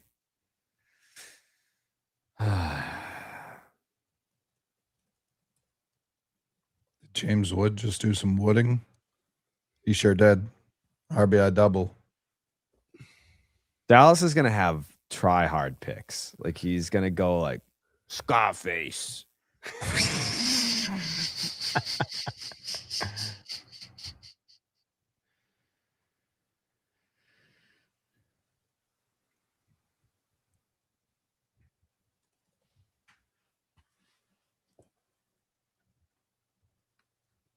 Man, I can only take 5. Oh my god.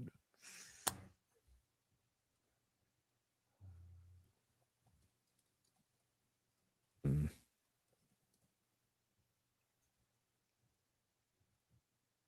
I wish I had my old DVD collection to thumb through right now. Murakami. No, not the Wolf.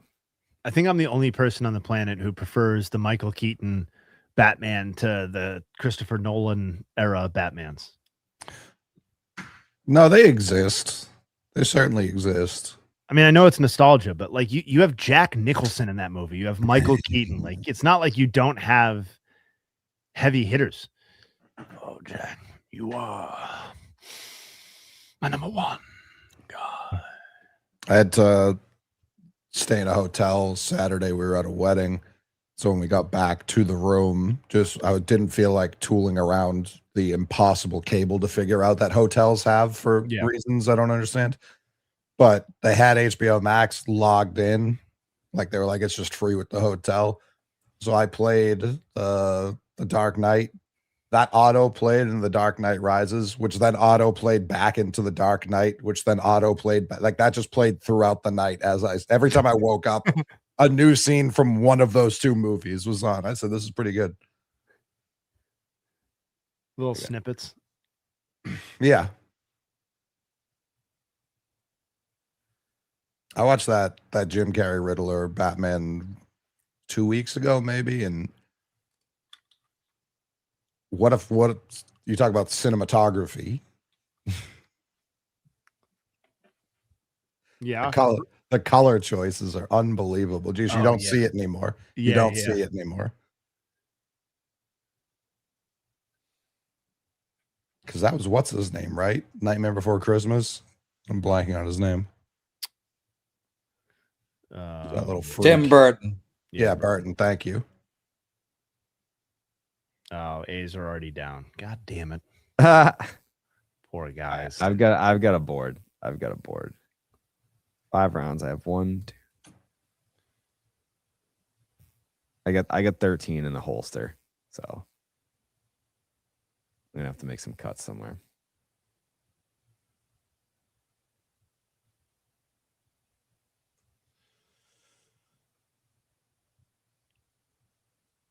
Spaceballs.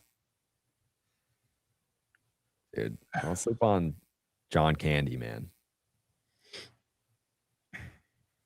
I was going to compare OB to John Candy when you started talking about him the other day.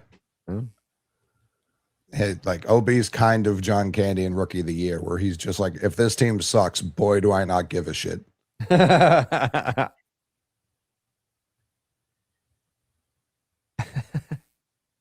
Schumacher, interesting. It's dark and weird. That's why I thought that was a Burton boy.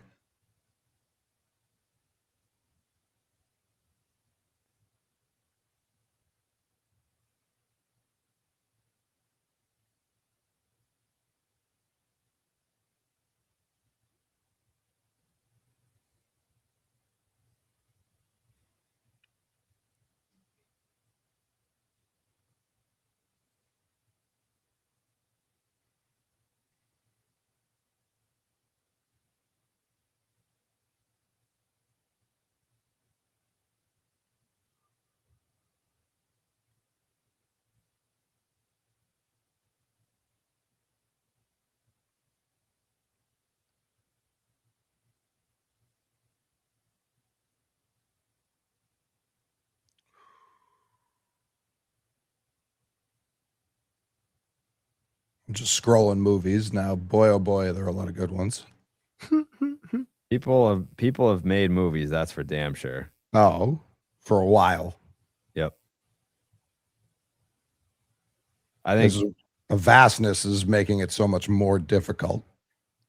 Jay Hayes' mistake is that he's going to be like, every era has to be represented. No, it doesn't.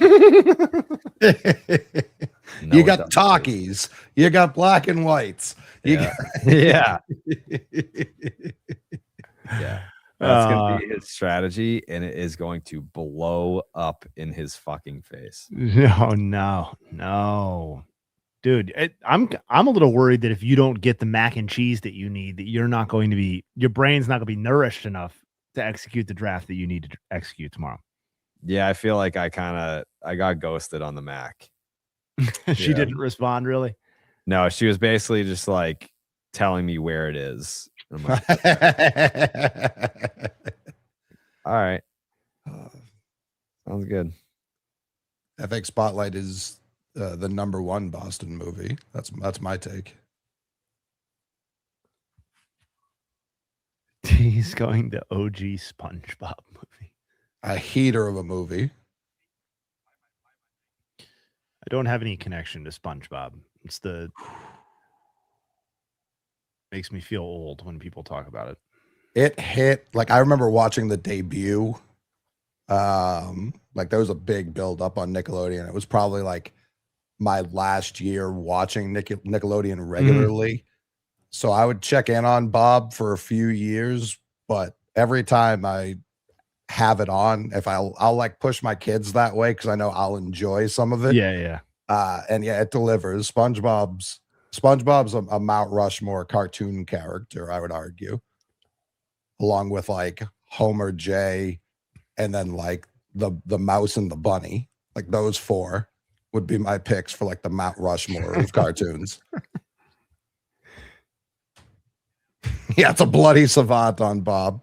That's a fact, Ted.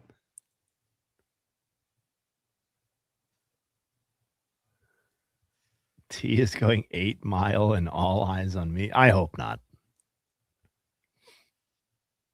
Every draft can't be a rapper draft.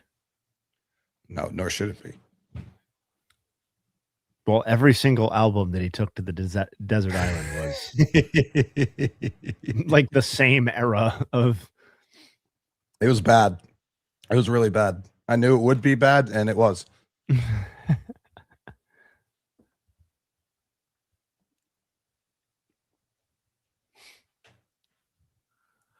Oh, the other Max months he had to play it.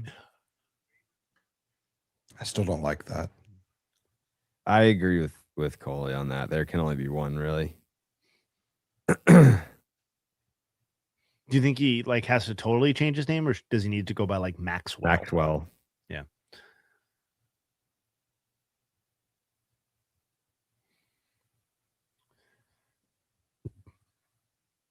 Someone asked Tarantino versus Nolan in the chat. I don't know if anyone else here is very passionate about that, but I have been thinking about it. I'll say that there is a Tarantino affiliated flick that will be on my almost certainly be drafted by me. But I'm by no means a Tarantino diehard or even really a supporter. I think he's kind of a fucking weirdo, to be honest, and like more cringe than anything. But there is one movie that he made that I am absolutely in love with and must have it on my list. So the tough part about that, everything that was said before that, he's got a lot of those that it could be.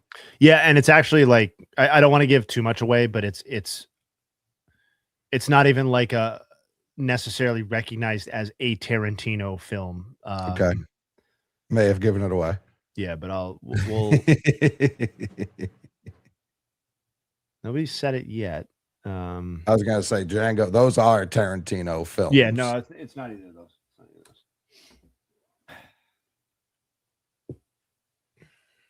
No, he's got some heaters.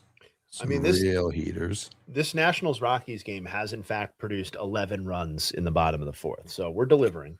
That's why I switched to it. Do we think that maybe the mic is doing that because I switched to it in stream? No, that's a Riverside issue, friend. We don't do that over here at the yard.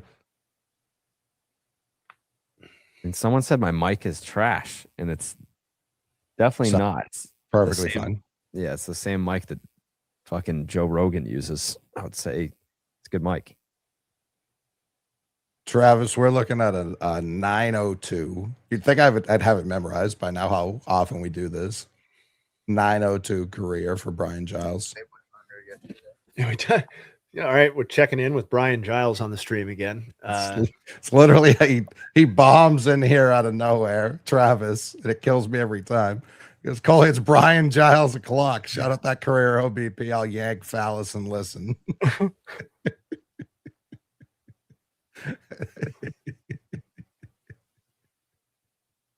See you later. No, someone tells him his mic's bad. The people on the show don't say that, but No. he's like, no, they're right. The No, other now people are he's spiraling now too. He's like, as soon as you heard the Joe Rogan thing, he's like, same like Joe Rogan. It's like, oh no, here we go.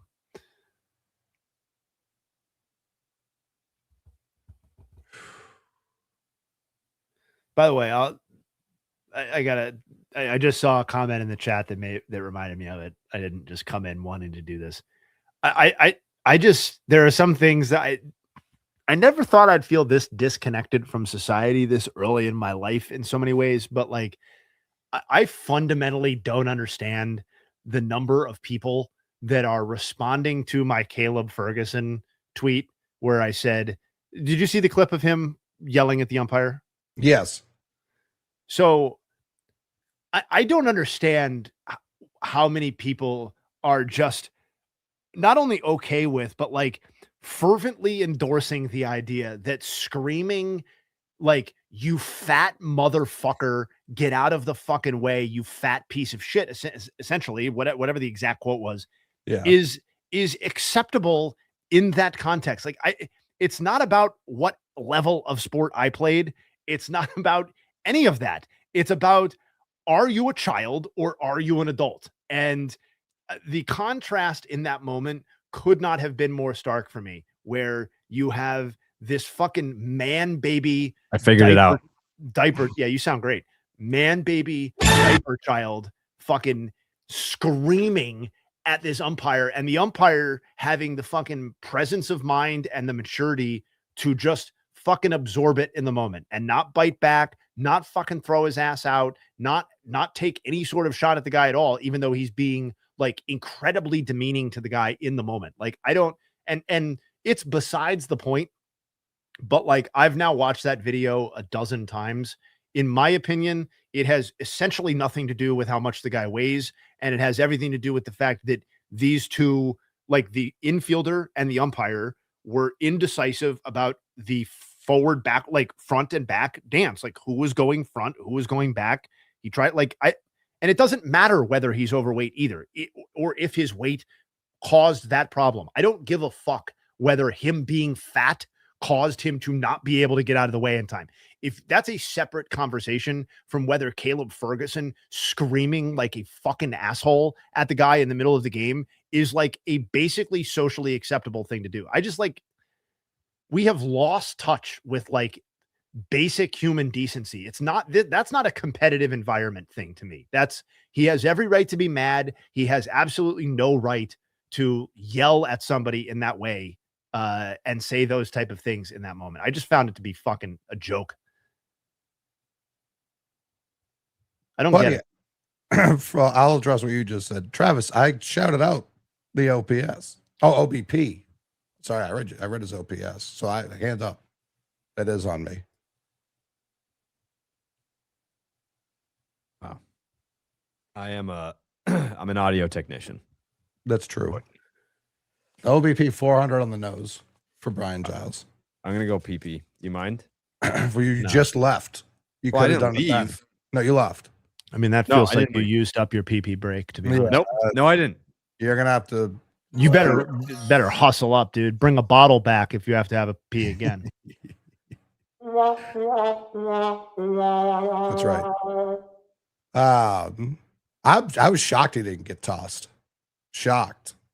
But buddy, if like, I mean, I'm not, and like, so this is totally unrelated, obviously, but like in terms of thinking about how I would react to a situation, I guess I don't know how I'd react if somebody was calling me a fat fuck because I'm not fat, but like, Sure.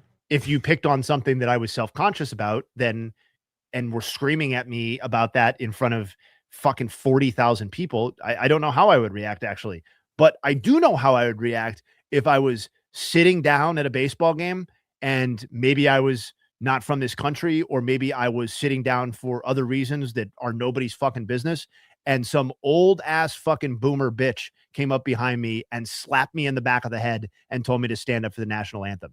I am the furthest thing from a fighter. I have never gotten in a meaningful, real, we're going to do this sort of fight in my life. We are absolutely fighting if somebody does that to me. Sure. Like that is, my blood was boiling watching that guy get hit, and not like, credit to him for not responding. And also he was at the leverage disadvantage given how stadiums work, right? He would have had to go up a row to get to where he wanted to. But like, I mean, just people are just fucking out of control. Just like, that's brawling in the stadium when people are drunk is like obviously uncool. Sure. But like, that has happened since the beginning of time. And like two drunk people brawling, assuming nobody like dies or whatever, like that to me is just kind of in a separate bucket. This idea of like, of exiting your personal space and like smacking a person in the head who you have not consulted on why that guy could have been ill. He could have been, I don't know whether he was foreign or not, didn't speak the language, didn't know what was going on, or if he was in protest of the anthem. Sure. That's also his right. Like, it doesn't, you are not contractually obligated by buying the ticket to stand for the national anthem. You're just not. And that's not, I'm not endorsing any sort of thing other than your right to do what you want in that moment, other than like assault somebody for not standing up for the anthem. Like, they're not related things, but there is a connection between like somebody feeling like it's okay to smack another person for that, and feeling like it's okay to like call somebody a fat motherfucker and berate them on television because they didn't get out of a ground ball fast enough in an inning where you'd already fucking shit yourself as the pitcher and ruin your game. So yeah, it is. It's not a soapbox either. It's like people were like, oh, you're so soft, stop crying. It's like, I'm not crying. I'm saying that guy is a dickhead. Right. That's not tears. That's not being upset. That's just like a guy being a dickhead. And I don't understand. No, the anthem guy was clearly upset. Like the guy initiating contact with another. Oh, he was furious. They stand up. Furious. That's so strange. Like, what always kills me about those people too, I don't ever see them go to like the hot dog line and tell all those people to stop ordering food. Like, they don't stop that. You can hear the anthem clear as day. They're still capitalism still happening in the background. You know what I mean? Question. Like they don't pause. They don't pause the vendors, right? The vendors don't stop. Nope. No, they'd be fired if they stopped. These two look. No, like, listen, I gave OPS. I didn't give OBP, so I was incorrect. Yeah, yelling at a different guy during the anthem is more disrespectful than sitting. No question. Like starting a fight during the anthem. What? Like to the anthem, that's more disrespectful. Good point, actually.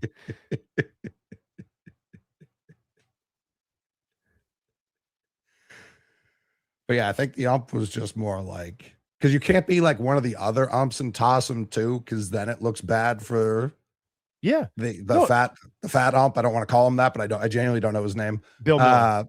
Oh, it was Bill Miller. Okay. I'm pretty sure. Yeah.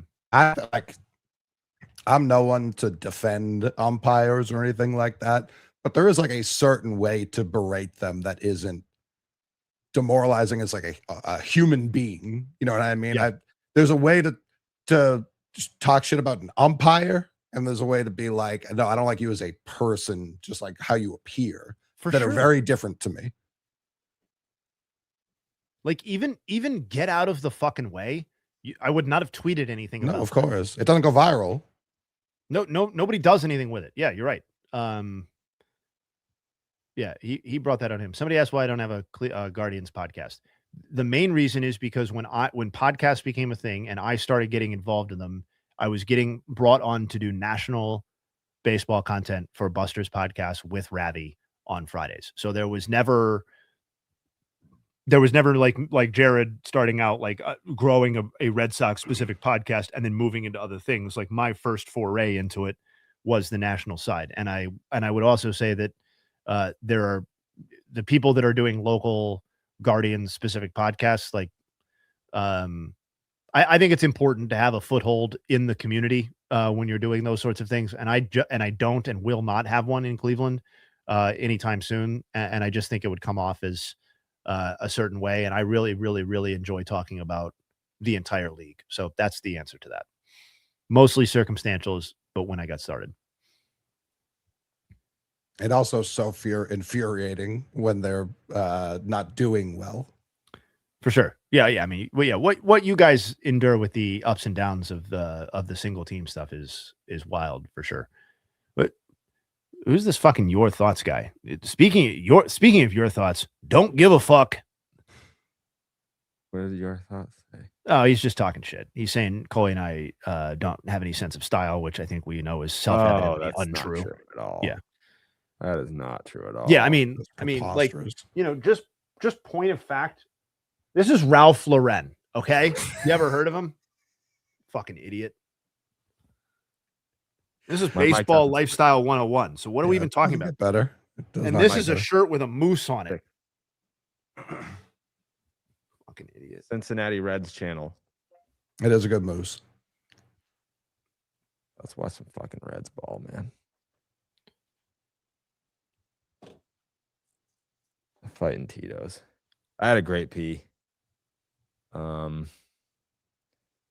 do want to put the A's on because the White Sox are getting waxed. Yeah, I turned that off a while ago. Yeah, I think I'm finally gonna wave the white flag on this one. A big rock snaps. Jesus Christ, it's already 3-0 Dallas. Come on, man. Yeah, it's a tough night to chirp me with the throwback Columbia kid on. It's just like it's just a tough call by that guy. Yeah, and I just want to... I had to say it on the podcast, but we did an event at Urban Wild, and the McMahon walked in like it was like the NBA Finals, and that was like the fit before game. It was crazy.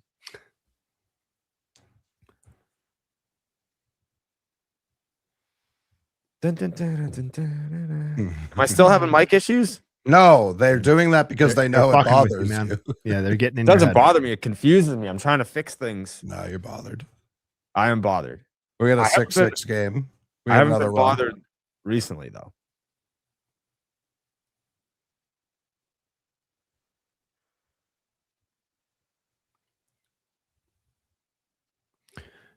I shouldn't do this, but what is wearing a hat self-reporting on?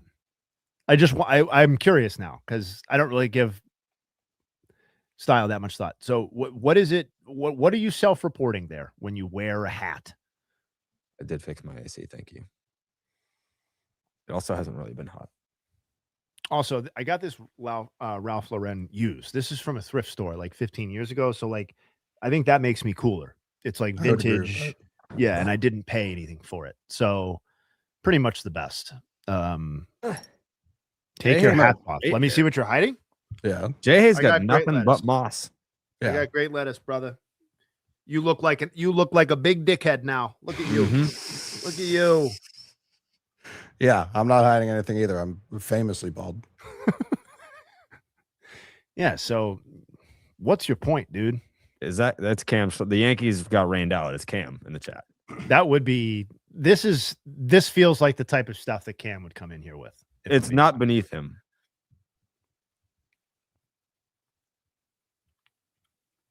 No haircut for a year. He actually just got a haircut recently.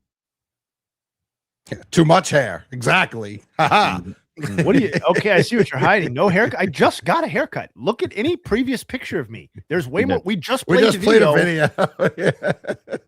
I look like a totally different person. I want to grow my hair out just one time. You have to. Yeah, I feel like mean, your window might. Like, what do you mean grow it out? What does that mean for you? I'll show you. Long. Like you pulling it back, like you go in Roman Reigns style? Is that what we're talking about? Or Basically, yeah. So yeah. Yeah. Reigns. I mean- Roman Reigns. Razor Ramon more. yeah, that's a very Razor Ramon face. You telling me that you wouldn't fucking look at that guy and be like, God damn? I would say goddamn. I'm not sure what would I would say after that, after the clip cuts off, but no, dude, if you can do that, please. I have no romantic attachment to you. So like what you look like or don't look like is just entertainment value here. I thought about it during COVID and then I just couldn't commit. And then like I got a bootleg haircut, like when all the barber shops were closed down, and like one of my friends from high school was like, I'll cut your hair. And I was like, all right, cool. And it was like the shortest haircut. I was like, God damn, man. All the progress was gone. Like, I didn't want all that. Jay Willie just got smoked. Listen, McDougal, the thing about having a wife is they're going to hate you no matter what you look like. So do what makes you feel best. Every time I have a mustache, she's like, what are you doing, you fat idiot? And I go, hey, I'm not an idiot. Yeah. I just went down there and I'm watching fucking baseball. yeah. I was like, hello. She's like, I'm doing something. And I was like, you're always doing something. She's like, not according to you. Oh. Okay. Nationals have 6 runs, 7 hits. The Rockies have 6 runs, 7 hits. This is the youth. This is how Manfred gets the youth locked in. Look at Vinny P doing the fucking post game. Tough season for our boy. Yeah, he emptied the clip in the WBC.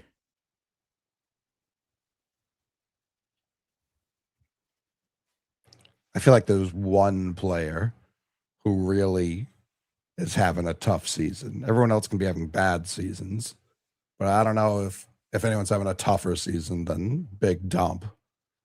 Oh yeah, that is mean- a classic bad season.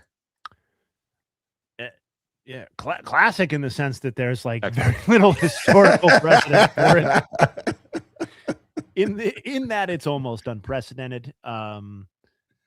Yeah, I'll say this: like I don't like necessarily judging awards this way, but it does make me feel better about Aaron Judge getting the MVP because, like, I feel really good that that's going to age and that Judge having that MVP is going to be historically appropriate. You know what I mean? And like, if Cal Raleigh just kind of fucking sucks ass now, like giving him the MVP for like that one season feels like, I don't know, when we look back on that in 20 years, will that feel like a little silly? I don't know. But Here's a question for you, Jay Hay. yeah. Who's the poster boy for the biggest one-hit wonder MVP season? Like that was it. It's a great question.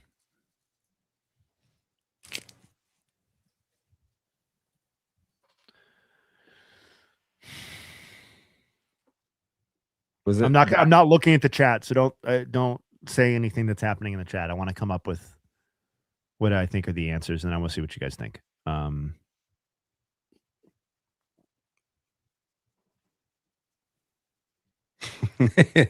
2026 Wilson Okay. Contreras. Yeah, that would be one. There's one answer.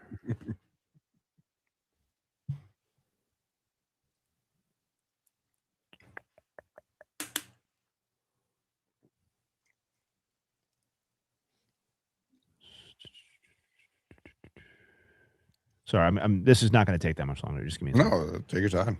Was it that dipshit Roger Maris Jr.'s dad? If I'm being completely honest, the very first name that came to mind. I'm being dead serious. That wasn't actually his only good season, which is why I would hesitate to do that. But it was certainly on a level that was a little bit different than.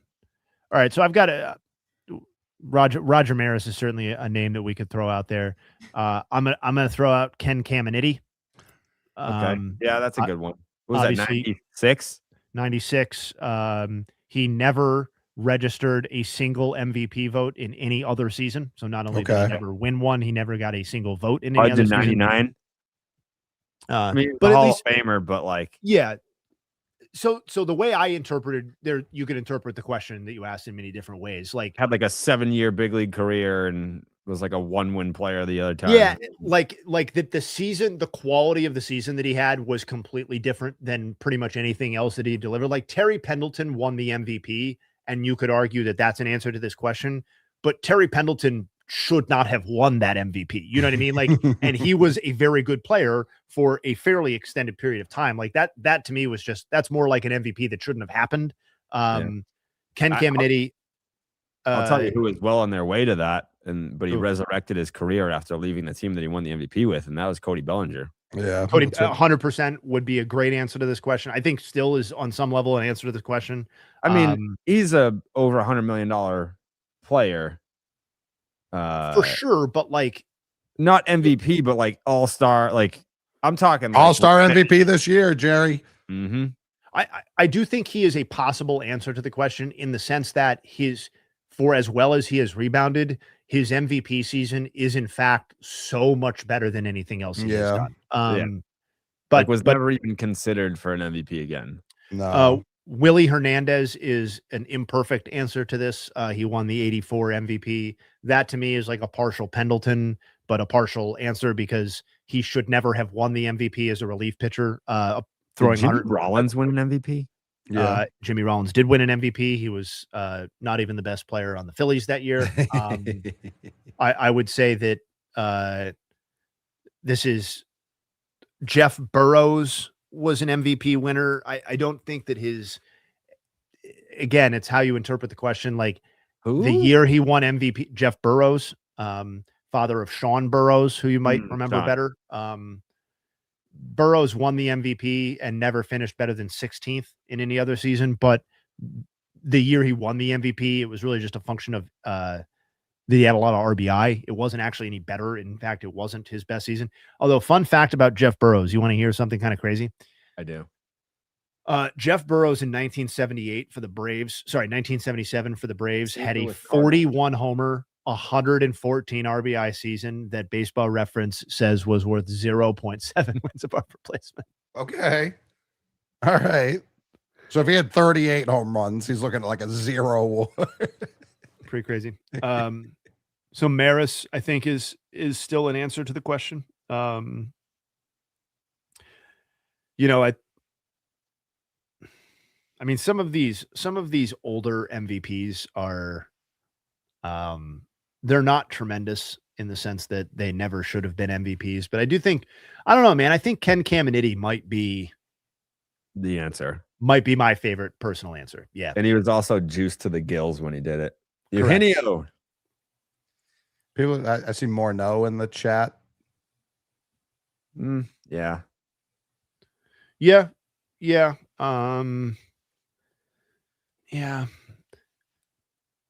Remember when Eugenio Suarez had fucking 40 home runs when he got traded?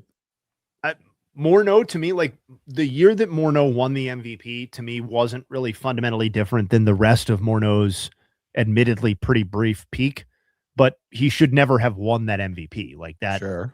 You know, I think my memory serves that Jeter was the best position player that year. I'm seeing Ortiz had a case as well. And perhaps Johan should have just won it as a pitcher. But yeah. Low Vaughn's been eating good, huh? I mean, Mickey Moniak just went yeah 6'7". He was a 1-1, yeah. Phillies. I like that's Mickey Moniak. He was tiny when he got drafted. Yeah, that was a non-consensus number 1 pick year, if I remember. What happened to Nolan Jones? He's been bouncing around. He was with Cleveland. Yeah. He was with the Rockies. He a Cleveland draft pick or a Colorado draft pick? No, he was a Cleveland draft pick, and then he went to Colorado, and then he came back to Cleveland. He was traded by the Guardians for Juan Brito, and then traded by the Rockies for Tyler Freeman. And it looks like I missed this transaction, admittedly, but he was traded by Cleveland with cash and future considerations to the White Sox for unknown compensation. That's a tough transaction. You're the only like thing in the deal that's like any specificity at all. It's like cash, future transactions, and unknown compensation. And you, yeah, it's like we'll think about paying you, and it's like, all right, we'll do it for like we'll figure it out later. All right. This 2016 draft really stinks. 2016. That's Moniak 1-1, Nick Senzel, Ian Anderson, Riley Pint, Corey Ray. Ian Anderson was good for a bit though. Yeah, Nick Senzel had a second. AJ Puck, Braxton Garrett, Cal Quantrill was 8th. That should have told you everything you need to know. What happened to fucking AJ Puck? I mean, lack of health, lack of development of a third pitch. Yeah. Rookie of the year, Kyle Lewis went 11th. That reminds me, like when we were talking the other day about how stacked this rookie of the year voting is, Jared. Mm-hmm. Like Kyle Lewis, a great example of a year where like Kyle Lewis's rookie of the year finishes like fucking 9th this year. Like Jay Groom goes 12th, Jerry. Ugh. And he like fell in this draft. You know what I mean? Thank Josh God Lowe. Pre-podcast. Will Benson. Will Benson's like the second best player I've named so far. Is he still in Cincinnati? Like he's still doing it now? I believe so, yeah. Matt Tice, Alex Kirilloff, Forrest Whitley, Gavin Lux went 20th. Forrest Whitley, did he not sign? Didn't he not sign and then get drafted again, like in like the top? I think you're thinking of Mark Appel. No, Forrest Whitley, did he get drafted by the Astros in the draft you're looking at? Yeah, 17th. Yeah. Okay. I thought he went higher.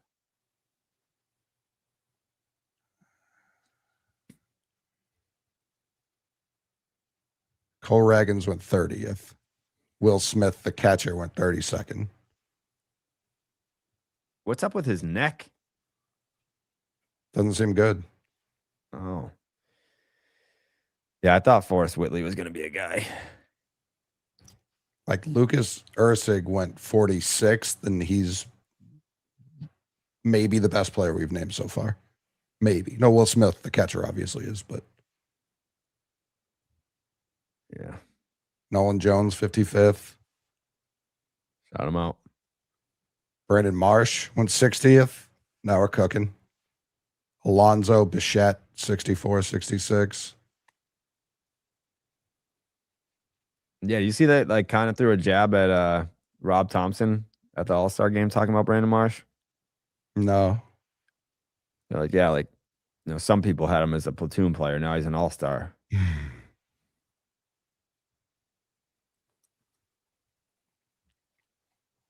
Luzardo went 94th. Dustin May, 101st. Zach Gallen, 106. Corbin Burns, 111. Baseball draft's fucking hard, man. Yeah. Bobby Dahlbeck, 118. Yeah. I mean, at the end of the day, even the experts don't really know shit. You know, yeah, I'm going to be that guy for a sec. I didn't hear the quotes about the guys taking shots at Thompson or whatever, Brandon Marsh. But I don't know how well that take is really going to age, because I understand that Brandon Marsh is an all-star officially this year.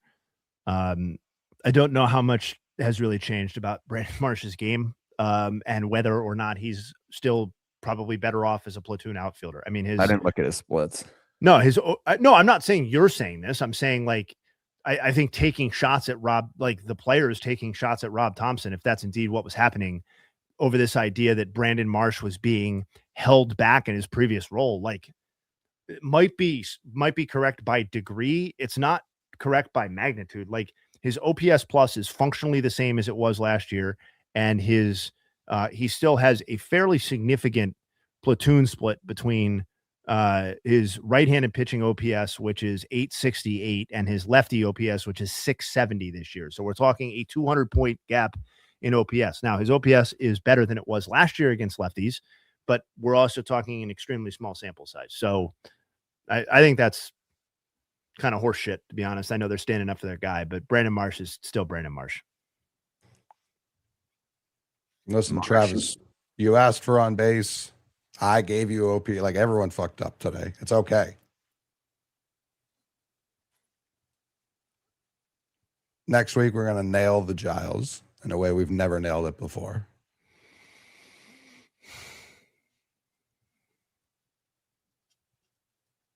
Jay, hey, does Andrew Miller make your list of top 5 left-handed relievers of the last 20 years? Oh my God. Best movies. You know, let me hold on. I got that one in my back pocket. Let me pull out my top left-handed relievers. Left-handed relievers of the last 20 years. 20 years. That's a fascinating question. Who would be at the top of said list? Let's see. You getting back end Billy Wagner? I mean, I think the number one answer, as much as I don't necessarily enjoy him as a person, I think it has to be Aroldis, doesn't it? Yeah. Yeah. So after that, let me think. So names that come to mind: Zach Britton, Andrew Miller, Josh Hader.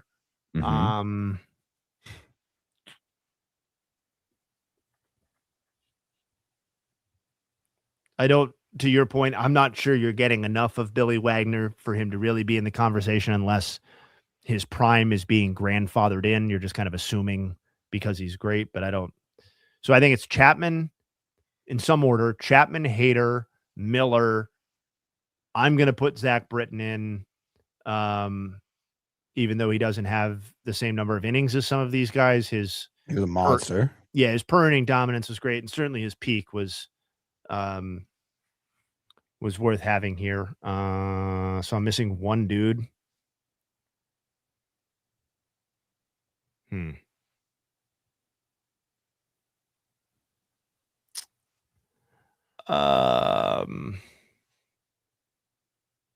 You know, I don't love this answer, but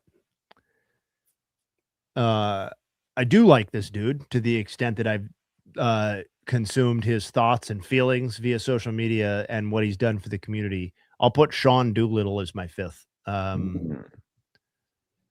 think his high end stuff was probably good enough, but I mean, I really only feel passionately about I think 4. Yeah, the top 4. And really, I think the only people that are for sure on that list are Hader, Chapman, and Miller, because if you want to dock Britton for having like 200 fewer innings than some of these other relief pitchers, then that's absolutely viable, considering we're only talking about 400 or 500 innings to begin with. So, yeah, that's my answer. So yeah, Andrew Miller makes the list. All right. Chapman, heads and shoulders above everybody else, though. I'd probably take Chapman over. Like, I'm not sure it's an interesting question, but I'd probably take Chapman over the second and third options combined, if we're talking about like what they actually did in their careers, and not like I can deploy 2 left-handed relievers instead of 1. What about Brad Hand? I'm going to be honest, was never a Brad Hand guy. Didn't like watching him throw. Didn't really understand why he was good. So over the last 20 years, the all-time strikeout leaders for left-handed relievers are Aroldis Chapman, Josh Hader. You're never going to guess this. Jake Diekman, Wow. Andrew Miller, Mm-hmm. and Will Smith. I think Will Smith's a possible answer here too. But In saves, Chapman, Hader, Mhm. Brian Fuentes, oh, Zach Britton,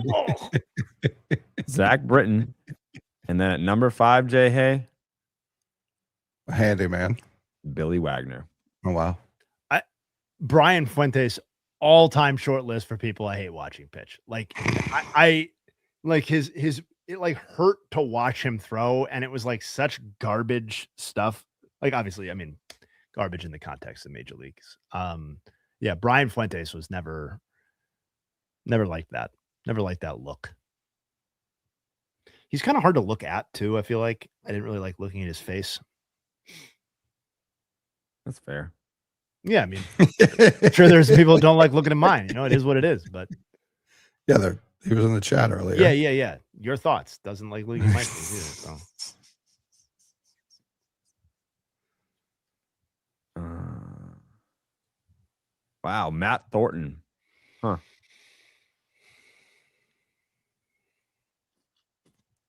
I have a Matt Thornton story. Shout him out.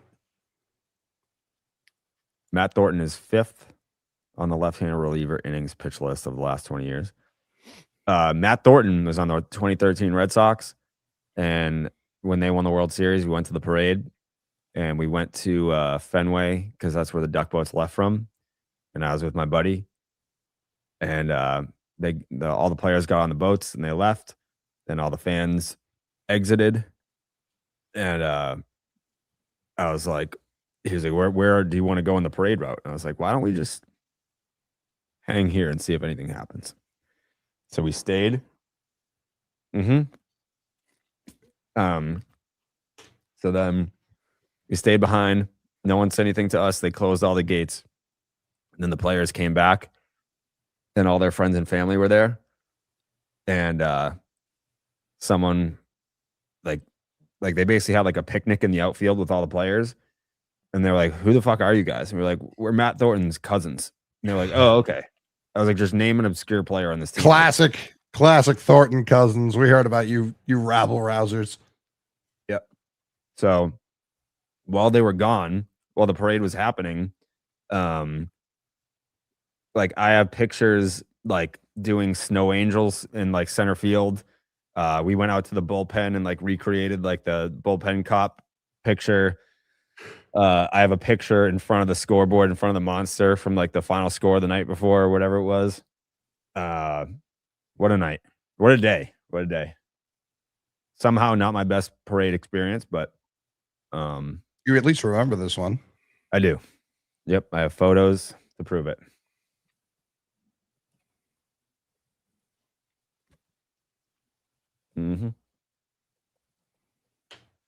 Matt Thornton. Dallas just said, so what is the category / topic? He's texting this as the A's are losing. He's building his board right now. Yeah. He's like, oh, the law dog's up. I can work on my board. Another disappointing season guy. Yeah. I mean, all that talk about Michael Harris III. Should have said you were Koji's cousins.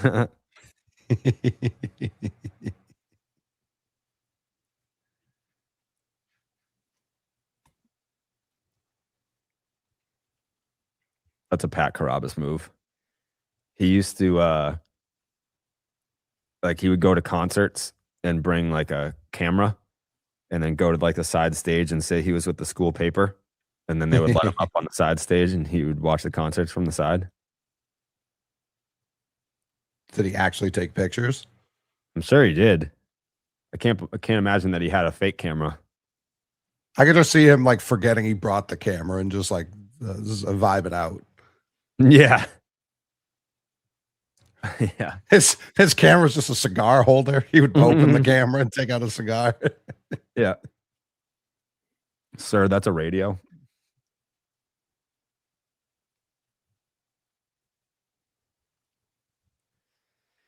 Has any Section 10 dudes joined Dallas in the broadcast? Yes. Section 10 night last year.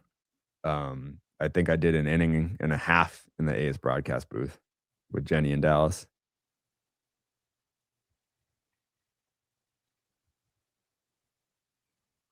Where does the 13 World Series win rank in this century's Sox World Series wins? I think it's hard not to say second, Yeah. but like it'd also be hard for us to not put 18 above it. Yeah. But in terms of importance for the city, What even happened? That I don't give a fuck about 2018. What happened?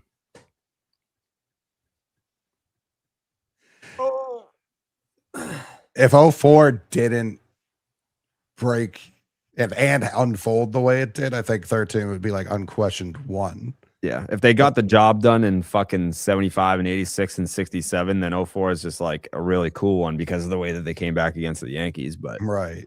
It's just not the same yeah, 04 has to be one. forever. The only thing I'm so certain 04 is one and 07 is fourth. Like those are the two things I'm Yeah. certain of. Mm-hmm. James Wood, another rocket double. That's what he does. He's going to we- look great at Boston. We got time for a nug. Oh, of course. PCA continues to provide the interesting statistical achievements. He's got 3 walks and a triple tonight. He's the third Cub in the wild card era to provide a game with 3 walks and a triple. Anthony Rizzo did so July 21st, 2018, and Mark Grace, Wow. August 10th, 1995.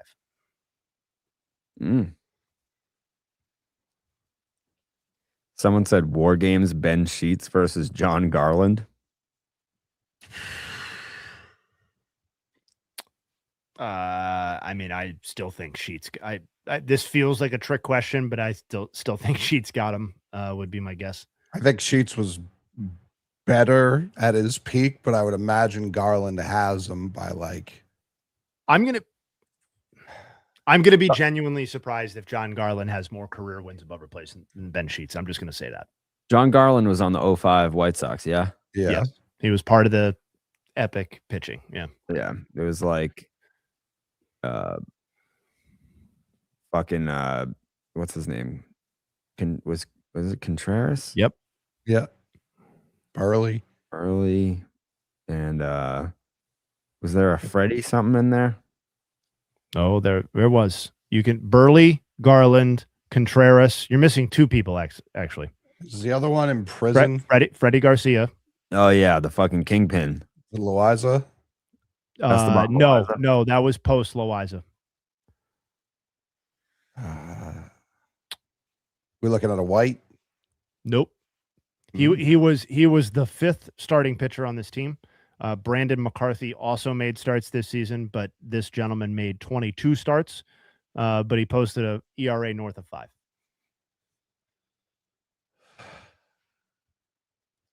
Oh, is it Bartolo? No. No, he was no. I think that's the year he won the Cy Young with the Angels. That's right. Yeah, that's right.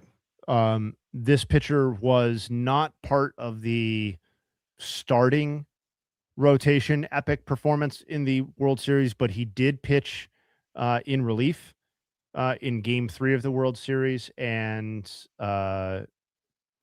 provided 3 scoreless in the DS as well. So he's much more famous for being on another. Yeah, it was fucking El Duque. Is it? El Duque. Yeah. Yep. Yeah, I remember that. I couldn't remember if I was like just add like pinstripes, black pinstripes, being like, am I making this up? No, he spent it was just 05 with the White Sox. So if you blinked, you missed it. But obviously it was an impactful season. That was after spending 98 to 04 with the Yankees, missed 03, of course. And then 06 and 07 were spent split between the D-backs and the Mets. Yeah, imagine that fucking. Like they basically took 3 Yankee pitchers and they were like, if you guys want to win a championship, come to the White Sox. If you guys are tired of being losers, Yeah. come to the South Side. Yeah. In fairness, El Duque had won with Sure. the Yankees too. Yeah. Sure. El Duque was the starter for the Yankees in Game 4 of the ALCS when D'Lo forgot or had his cleats stolen. They had to run to fucking Bob's and get him some Reeboks.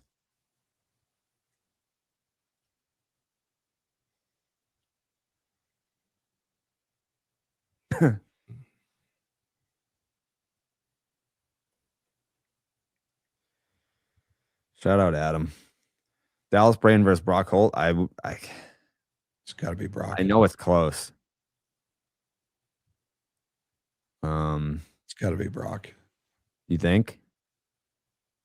Dallas's career WAR is like 8, I want to say. Yeah, it's 7 something, right? I think it's even lower. I feel like did he even get 1? Just kidding.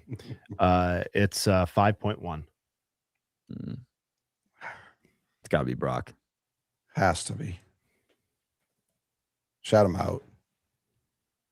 Yeah, Brock's at 8.3. Bang. Shout out Adam.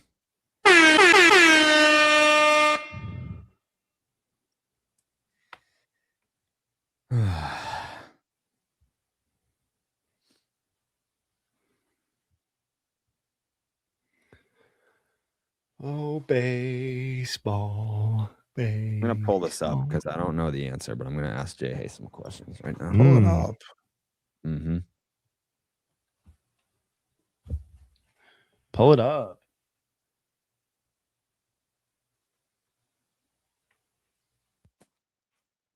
Okay. You pulling it? I got it. Oh, wow.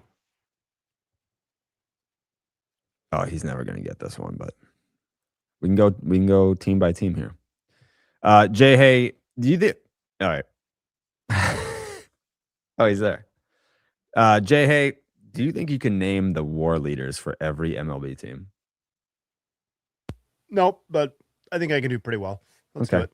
Let's do the D-backs first.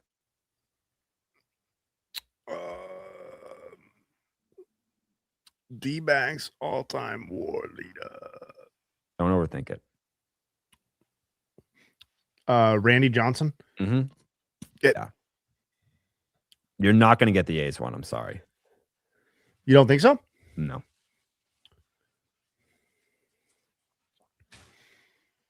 Really?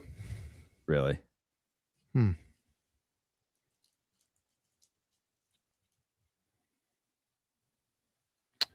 It's not Double X. No. It's not Ricky Henderson. Mm-mm. All right, so it's some old fucking bitch. Mm-hmm. Lefty Grove. Nope. I've never heard of this guy. He was born. You've never heard of him?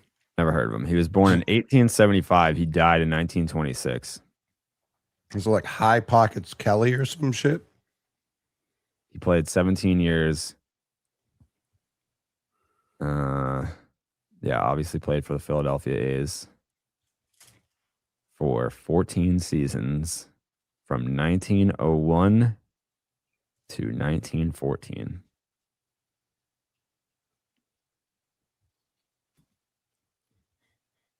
Never heard of him.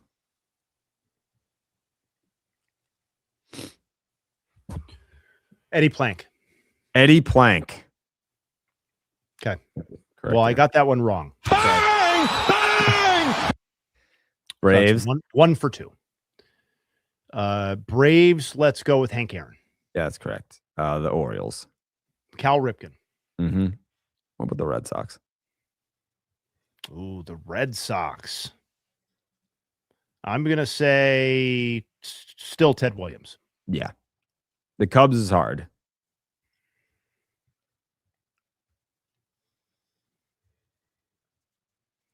Okay. Dare I say I've never heard of this guy either. Should have put like a modern era. Yeah. He was born in 1852. Oh,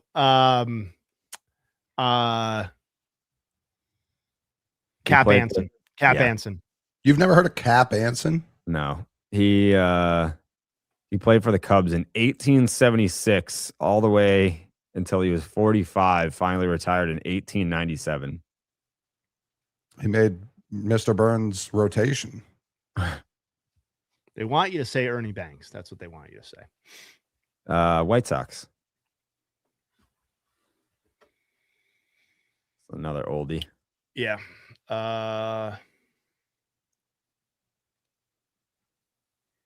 Is it Eddie Collins? Mm-mm. This fella. He played for the White Sox from 1930 until 1950. Did not play for another team. 20 seasons with the White Sox.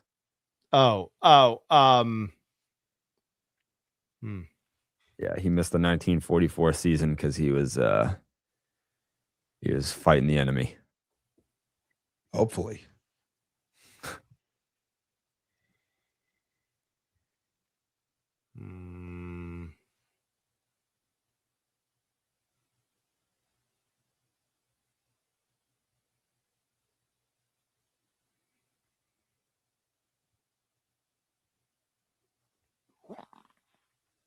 Let's put a pin in that one. Can we come back?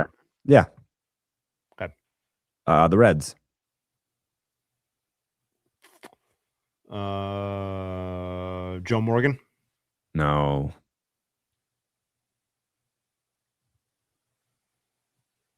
Don't overthink it.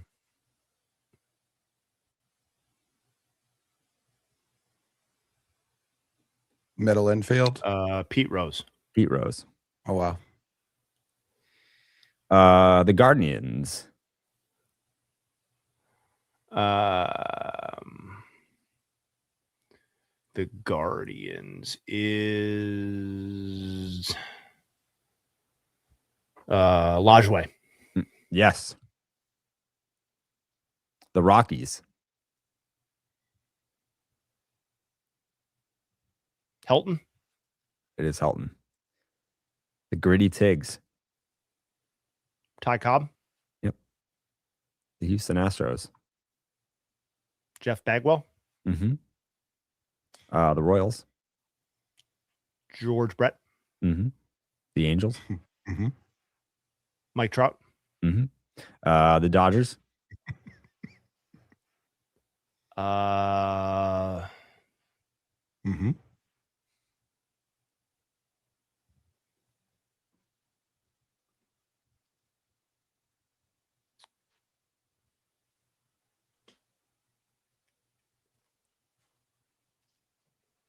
Not a big Pride Night guy.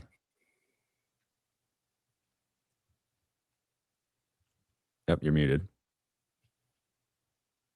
Oh, yeah. Obviously, Kershaw. Yeah. Yeah. Mm-hmm. Mm-hmm. Mm-hmm. The Marlins. Guy. Marlins. Mm-hmm. Mm-hmm. Marlins. 35.9. Mm-hmm. Is that it? Mm-hmm. Giancarlo. Yeah, it's Giancarlo. Mm-hmm. The Brewers.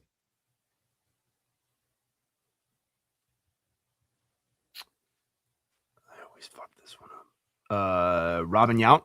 Yeah. What about the Twins? I wouldn't have got this one, but Harmon Killebrew. yeah, that's what I would have guessed.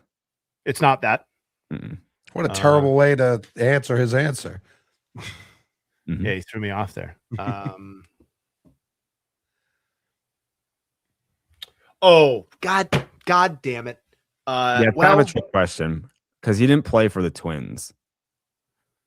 It was the Washington Senators. Senators. Okay.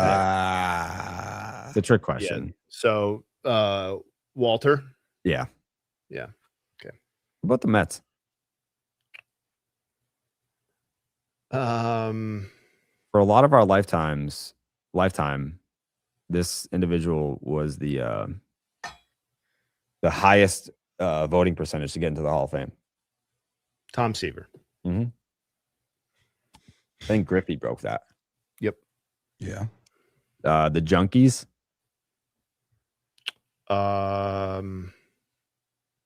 Babe Ruth. Yeah, he killed his wife.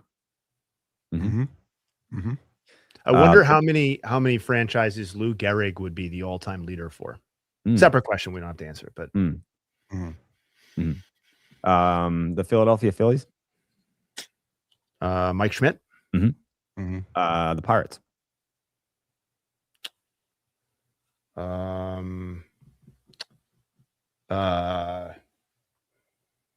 Fucking what's his name? He was a big deal. Yeah. Hannes Wagner. Mhm. Yeah. Mm-hmm. What about the Padres? Nate Colbert. I'm just kidding. Padres. Tony Gwynn. It is Tony Gwynn. Mm-hmm. What about the San Francisco Giants? I think it's gonna be Willie Mays. Yeah, it is. Mm-hmm. The Seattle Mariners. The Seattle Mariners. We're gonna go with Griff. Jay Buhner. No, it's What? not. Yeah, it's Ken Griffey Jr. Yeah. Oh, okay. I was like, what the? I was like, war. Throw it in the garbage. I was like, I'm done with that stat. It's just wrong. What about the Cardinals?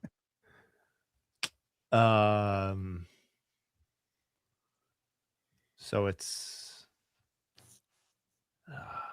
I'm gonna say it's. Go with your heart. Stan the Man. It's Stan the Man. Yep. Mm-hmm. What about the Rays?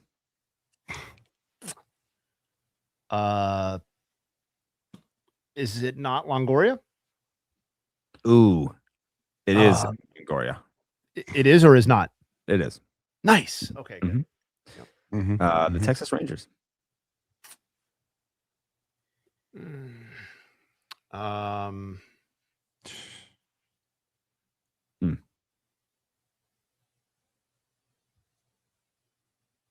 Man, this is one I feel like I might not. No, you're gonna get it.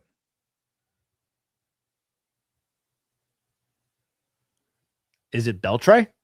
No. That was my guess. Nolan? Mm-mm.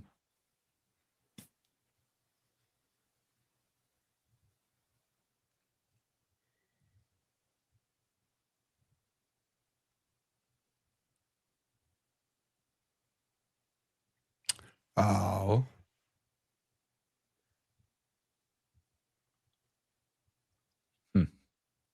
Oh.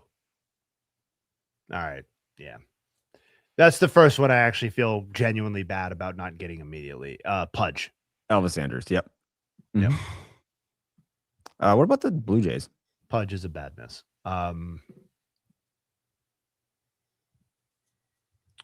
Blue Jays. All-time leader in wins above replacement. Mm-hmm.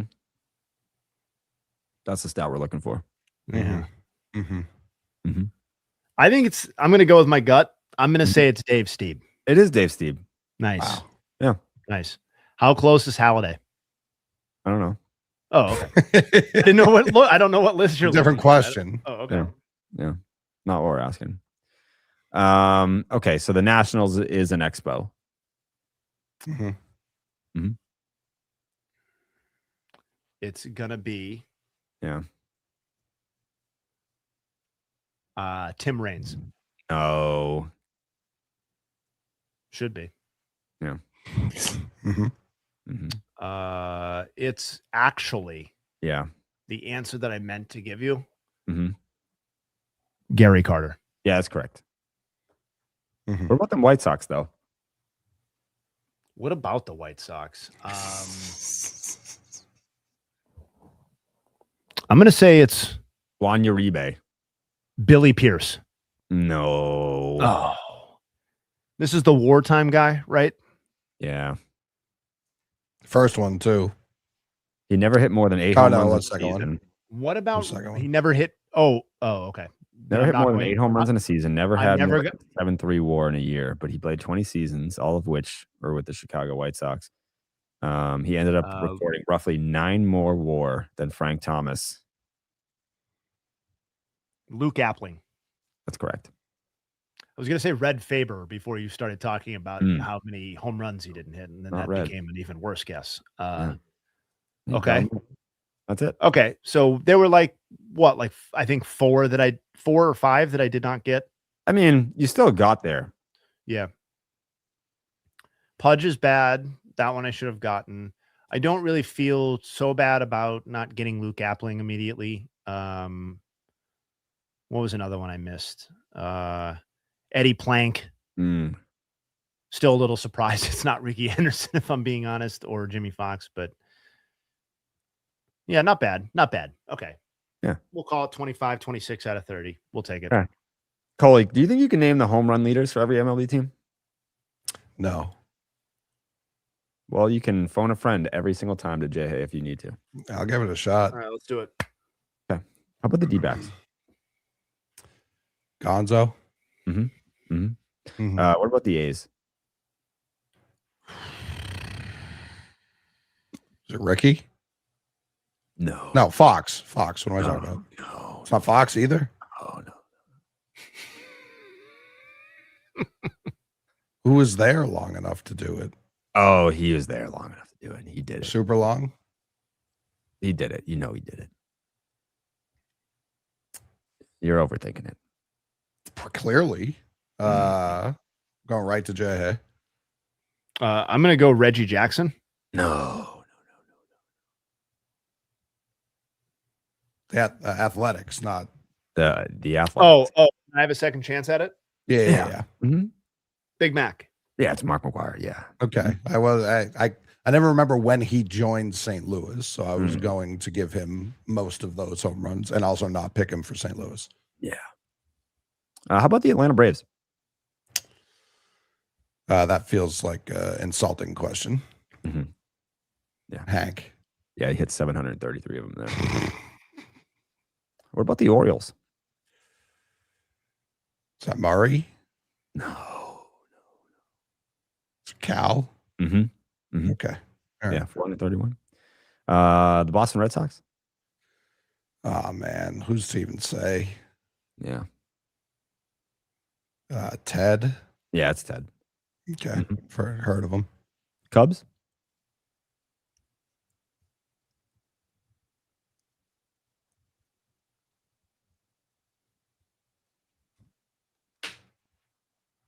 Is it like Ernie Banks? Like, am I overthinking it? No. Yeah, I didn't think so. Okay. Oh, Sosa. What am I doing? Yeah, think even less. Yeah. Yeah, I was gonna say The White Sox? Big Hurt. Yeah. Frank Thomas, 448. The Reds? I feel like it should be Eric Davis. I know it's not. Votto hit what, 4? Did Votto hit 400? No. I don't know that I'm going to get it then. You know this guy. He can fit a lot of baseballs in his hand. Oh, I'm blanking on his name. Maybe the greatest catcher of all time. Johnny Bench. Jason Varitek. Interesting. The Cleveland Guardians. Ooh. Is this Thome? The Rockies. Helton.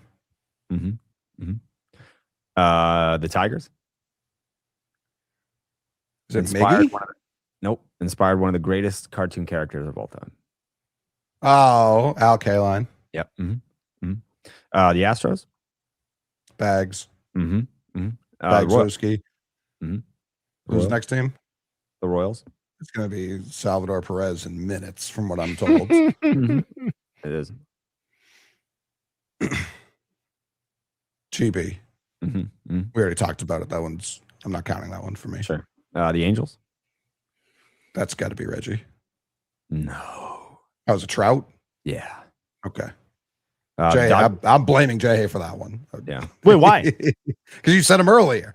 Oh, yeah. The Dodgers. It's a toughie. You can phone Jay on this one. It's not Buddy was pumping his fist, was it? No. Okay. I was just rolling him out. I knew it wasn't him. Everyone knew that. He is he was at one time considered one of the 3 great center fielders of New York. Mm. It was a trio at one point. I was saying, DS? DS. No, I don't have it. Oh, I thought you were acknowledging that you had it. No, everyone said Oh. he said DS. I don't have it. Duke Snyder. Duke Snyder. Okay. I wouldn't have got that. I don't think I knew he was a center fielder, so that I wouldn't have got that. The Marlins. Stanton. Mm-hmm. The Brewers. Molitor. Mm-mm.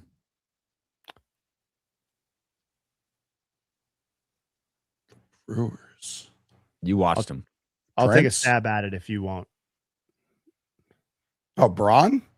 Ryan Braun. Okay. The Twins. It's that's one nobody wants to say out loud, right? Because he's such a disgrace. But Yeah. Yeah. I mean, I don't like it shows you how good, like, Sosa didn't even cross my mind because of how, like, the cork bat and everything. Like, that's why I didn't go to him when I thought Cubs. What team are we on? Killebrew? Or is this Yep. yeah. The Mets.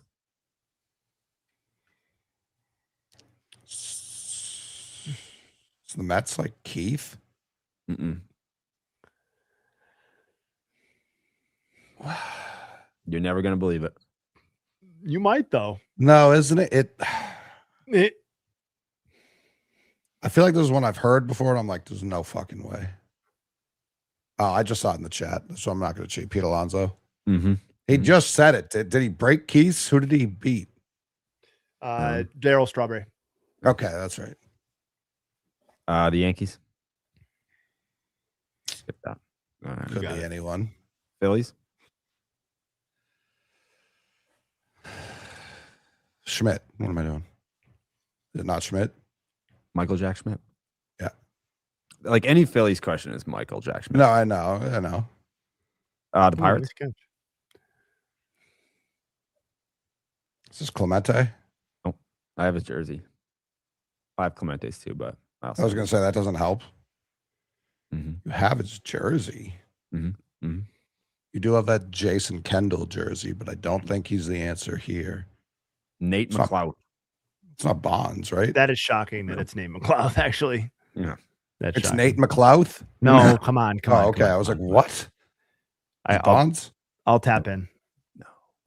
Well, it's the 400. jersey thing throws me off. Is it Wagner? No. Who fucking jersey do you have? I saw it again. Go ahead, Jay. I know you didn't see it. Yeah, I should have thought of that. Padres. Didn't we just talk about that? Yeah, that's Machado. Yeah. The Giants. That's Mays. Mm-hmm. The Mariners. Bonds kind of just like stunk the more we talk about it. Mhm. Is this Edgar? No. Is it Griffey? Yeah. The guys who switch teams really fucking piss me off. Where are we, Cardinals? Mm-hmm. I got Pujols switch teams, so I'm leaning Musial. Yeah, that's correct. Okay. The Rays. Longoria. BJ Upton. That's Longoria. The Rangers.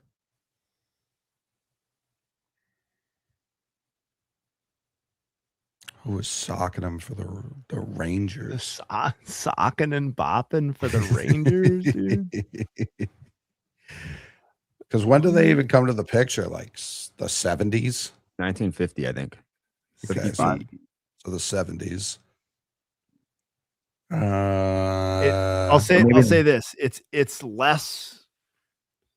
It's not an illustrious name, but it's not. You love it's this not guy. difficult either. Juan Yeah, Gonzalez. I call him overrated all the time. You think Juan Gonzalez is overrated? Oh, desperately overrated. Oh, He was great. You're overrated. Mhm. That's that's gonna be Cleveland related hate. I can't stand. And he for was that. awesome for his quick stop in there. I got no beef with him specific to that. He was fucking awesome. He rules. The Just should- Jays. It's not a I would have two-time said Palmero if you didn't say that. Oh. Continue. What was the next? Jays? Mhm. Delgado? Yeah. Sure. Last but not least, the Washington Nationals. Well, that's James Wood. Should be. It's It good. will be. It's a good pick. Is it like Ryan Zimmerman? It's Ryan Zimmerman. Yeah. Nice pull. Mhm. Yeah, no, it's James Wood. Mhm. Mm-hmm. Mhm.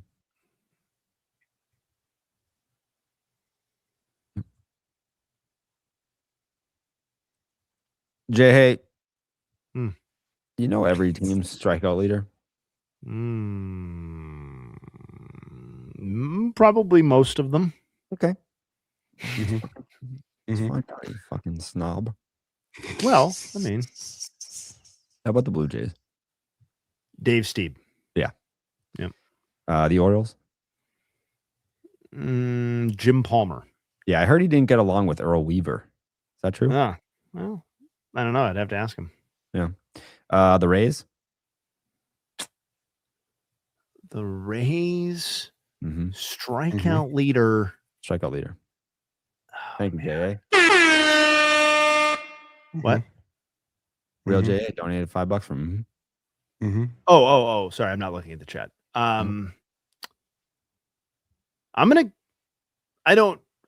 This might require more thought that I'm giving. I'm going to go with James Shields. That's correct. I was about to say wow. to be careful. I would have said Price. Yeah, me too. We're on K's first, sir. The Red Sox? Oh, the Red Sox. Their all-time leader in strikeouts. Does this answer suck? No. What do you mean? Does this answer suck? What does Like, that mean? was it just Cy Young because he pitched for 700 years? No. They didn't strike out that many people back then. No, you're right.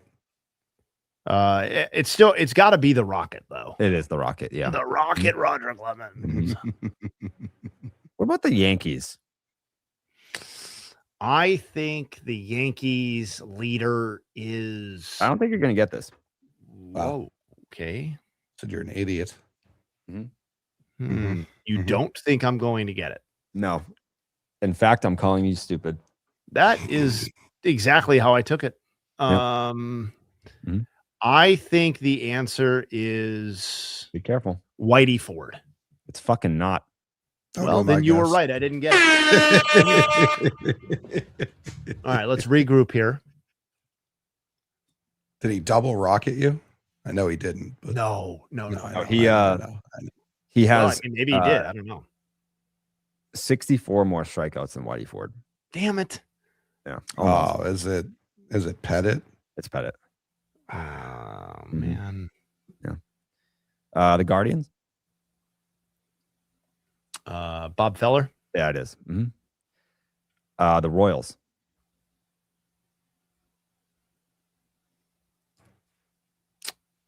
Who was that asshole they signed to a 5-year deal and it was really stupid? Probably That was stole like, it. wait, is that the answer? No. Yeah, I was gonna say. Greinke? No. Apier? Mm-hmm. Ooh. The Tigers is a tough one.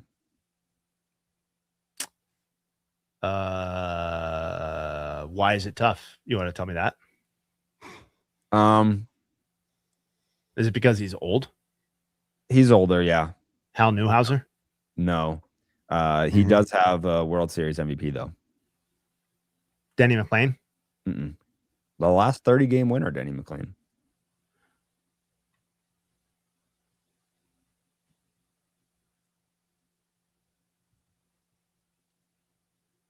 Who am I?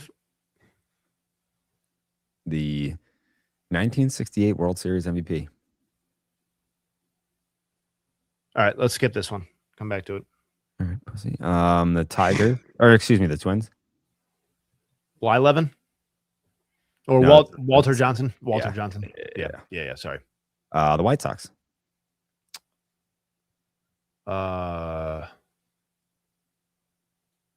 Hmm.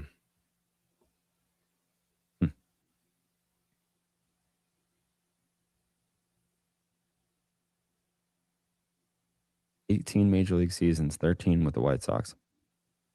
Mark Burley. Yeah. What? No. No. I feel Red like he had- Faber. No. I feel like he had that exact same split of seasons with the White Sox and Yeah. elsewhere. That's like what sold me on answering that. Very misleading. He also pitched for the Tigers and the Giants.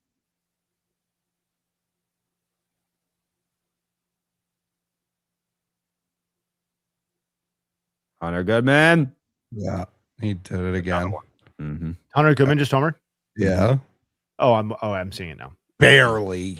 Seconds behind you guys. For the lead.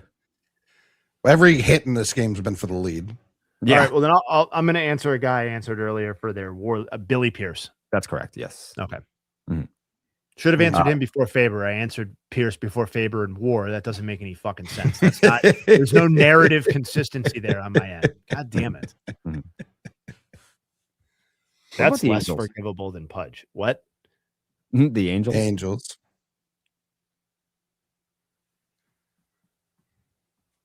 Not an illustrious history of pitching, if we're being No. honest. Well, well, Oh, well, there is this guy, right? yeah. Yeah, Nolan Ryan. The A's. Is Langston second? Do you have Oh, the fuck full no. list? Okay. No. What? The A's? Uh-huh.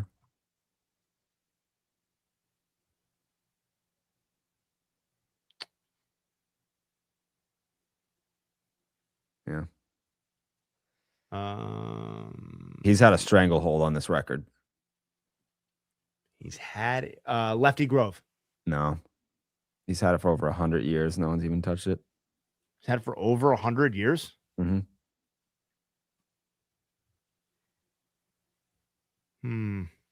Yeah.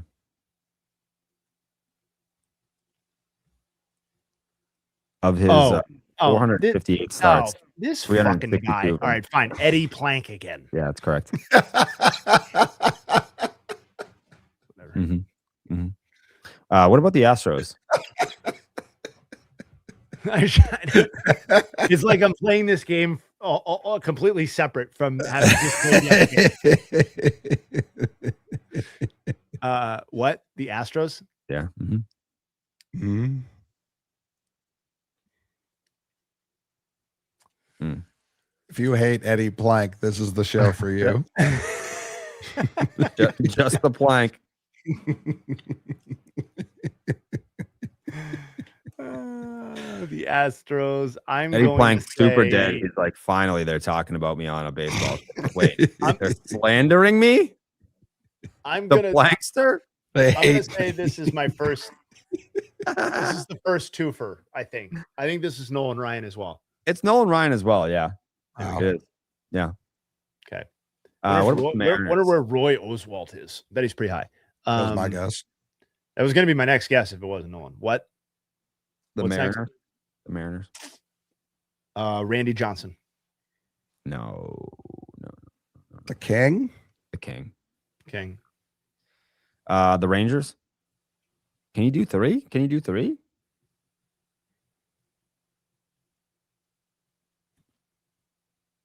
I mean, You think? well, that's what I was gonna say, but now I feel like I'm almost being tricked Don't blame into. me. Don't blame me. Don't blame me. Can you do three though? It's another team with not an illustrious pitching history. No. Oh, you would be a huge. asshole. I'm gonna go against what you're saying. I'm gonna say Rick Helling. Well, you're gonna be fucking wrong, Jay. Hey, Nolan Ryan. no, it's not Nolan. All right, let me think about it. Give me a We second. knew it was. Obviously not Nolan. Is it Plank? Is it Kenny Rogers? You know what? It's not. Yeah. Jared, show me CJ fucking Wilson. I wish it was. He retired in 1994 at the age of 46. 25 big league seasons. Oh. Charlie Huff. Charlie Huff. That is a pathetic ass record, dude. Yeah. What a pathetic fucking record. Well, you think that's pathetic? Just wait. What about the Braves? The Braves all-time leader in strikeouts Yeah. would be. We just interviewed. We just One from the Braves. interviewed one. Oh, just interviewed one former Brave. I don't think he's the answer to this question, though. I think it's a contemporary of his. I think it's a guy who got mentioned. I think it's John Smoltz. It's John Smoltz, yeah. Mm-hmm. The Marlins. Mm. I'm thinking Plank. I'm thinking it's probably Eddie Plank. Levon Hernandez. Nope. That's who I was really good. Is that the answer? No. Oh, that's who I was going to guess, actually. Well, you'd be wrong. All right, let me think about it for real then.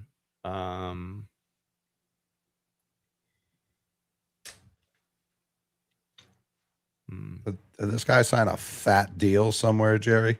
Mm-mm. Wow.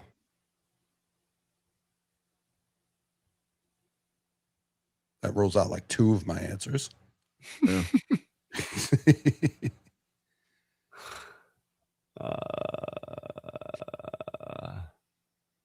Is it?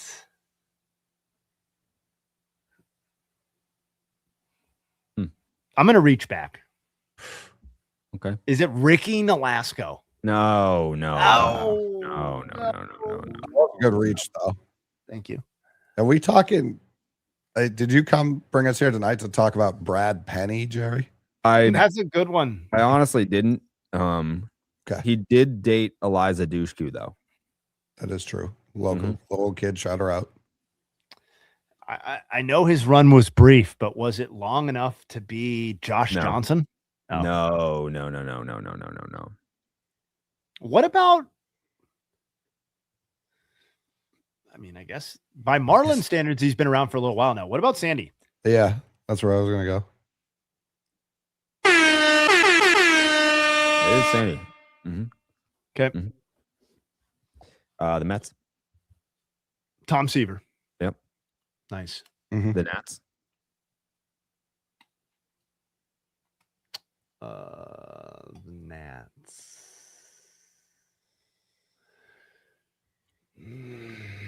Oh, come on. What? What? Is it that obvious?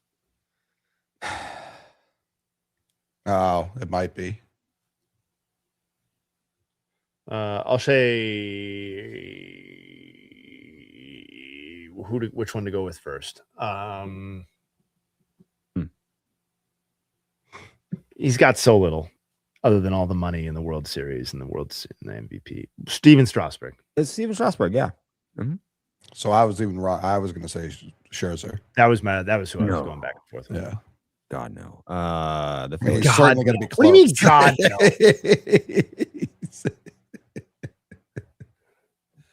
That 4K per 9 career Scherzer.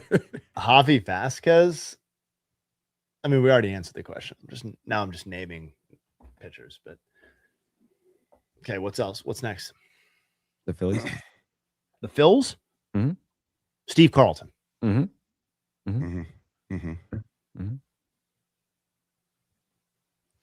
I got this question in the dozen. It was a Kirk Minahan phone a friend question, and I got it. Ooh, okay. The Brewers.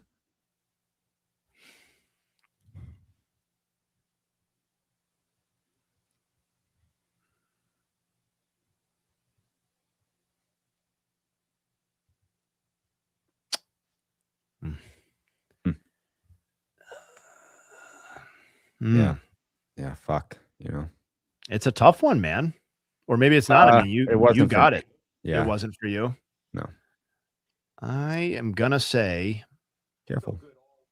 no. I'm gonna go with my gut. Don't careful me. I'm gonna go with Yo Gallardo. That's correct. Yes. Mhm. Yeah. What about the Cardinals? Snipe.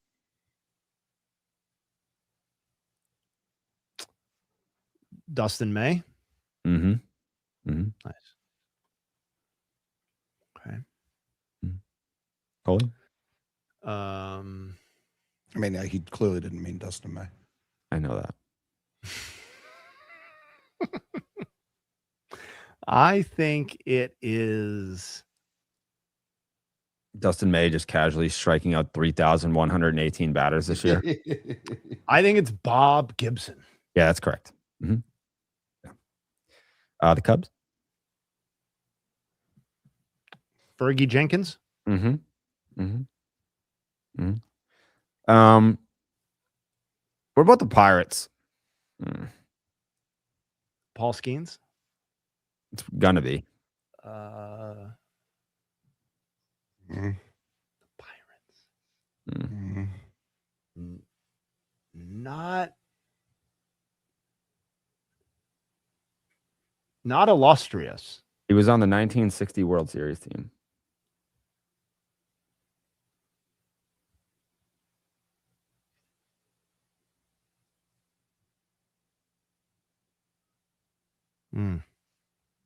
Coley, do you have it? What's the team? The Pirates? No.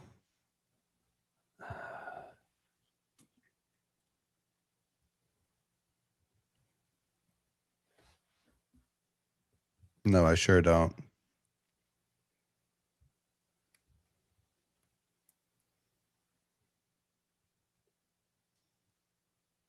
His nickname was the Warrior, if that helps.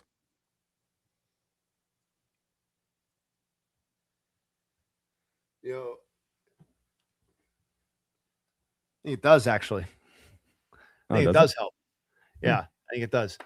I think the answer is Bob Friend. Yeah. Yeah, you know how I Bob, know I'm that? not your friend.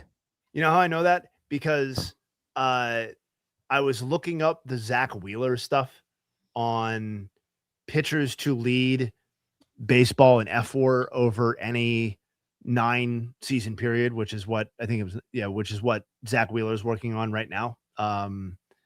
And it was actually a blog post for the Patreon.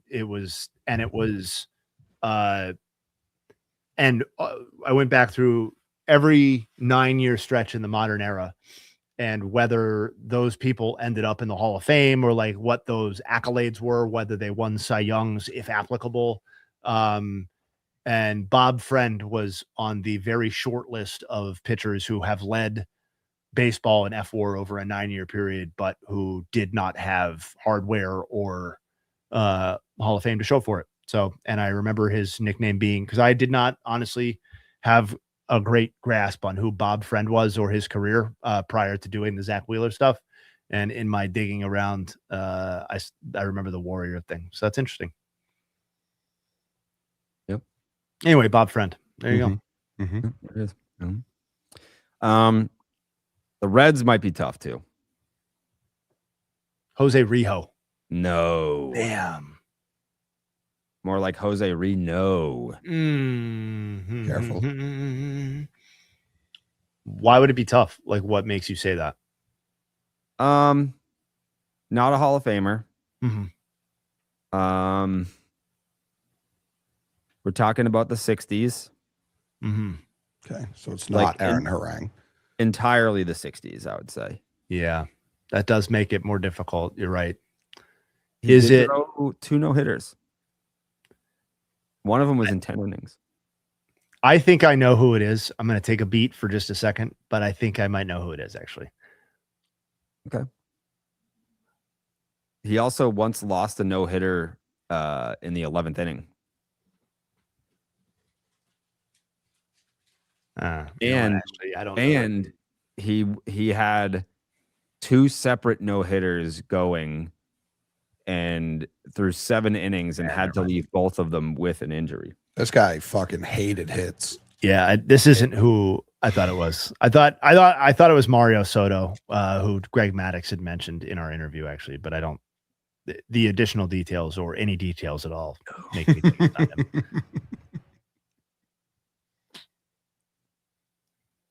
him. Okay. Do you have any other clues? I'm not really coming up with much here. Is it Johnny Vandermeer? We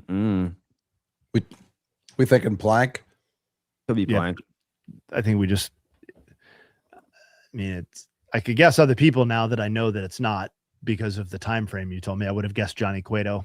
I thought the no-hitter tidbit would give it away. He was 7th in all of baseball in strikeouts for the decade of the 60s.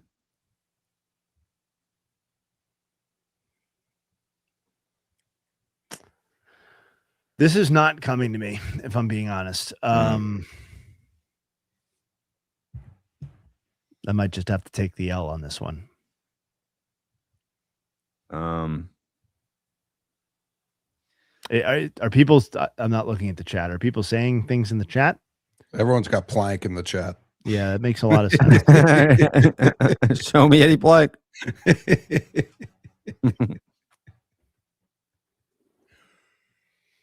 You want to just tell us? Jim Maloney. Yeah.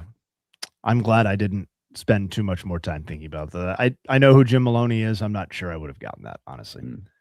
The D-backs.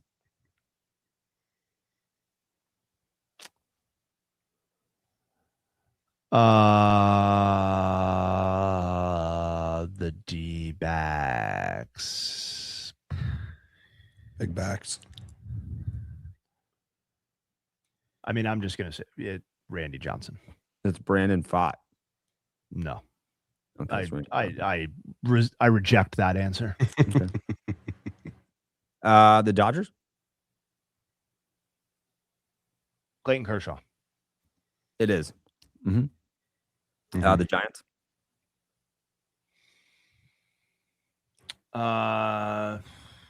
Landon Rupp. Jesus. You got this one, Jay. Is it Randy Blank? Is it? I think it is the.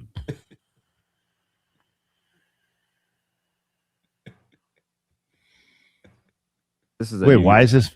Why is this funny? What's funny? No, the last time. Oh, is this fucking guy again? Is it plank? Did I get double planked? Is this a plank? Is this a plank situation? Jim the Plank Maloney. Oh, it's Mathewson. Christy Yeah. Mathewson. It's the Plankton.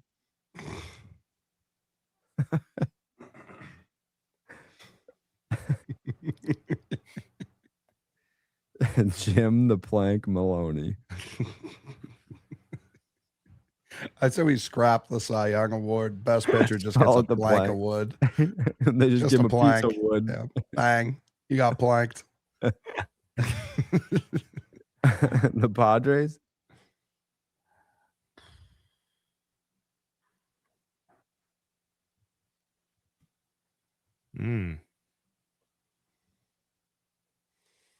The Padres, huh? The fucking Drays. I know who I want to say. You're not going to say it, though, because you don't have the fucking balls. That is crazy that you would say that to me, and so I'm going to say it. Say it. It's fucking Jake Peavy, man. Jake Peavy. Yep. Yeah, God damn. 2007 Cy Young Look winner? at you coach me up there, dude. Yep. Mm-hmm. Jake Planky. Mm-hmm. The plank trace.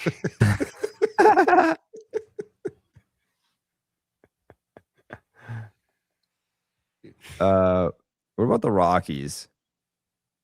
It's the worst one on here. Yeah, as it always is. The Rockies' all-time leader in strikeouts. I You're mean, gonna say Mike Hampton.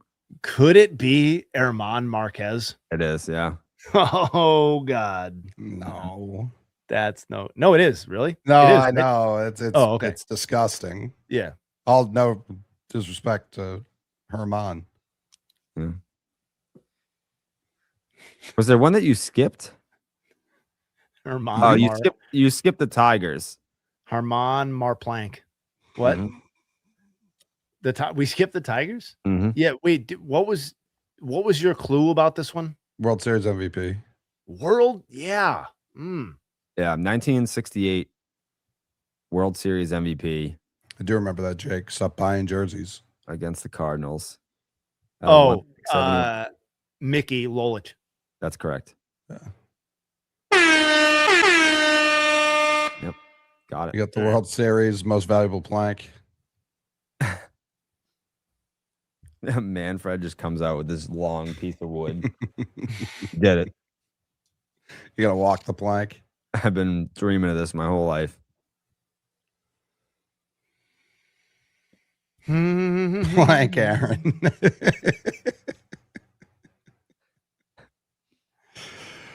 Swinging a drive way back. Weston Wilson.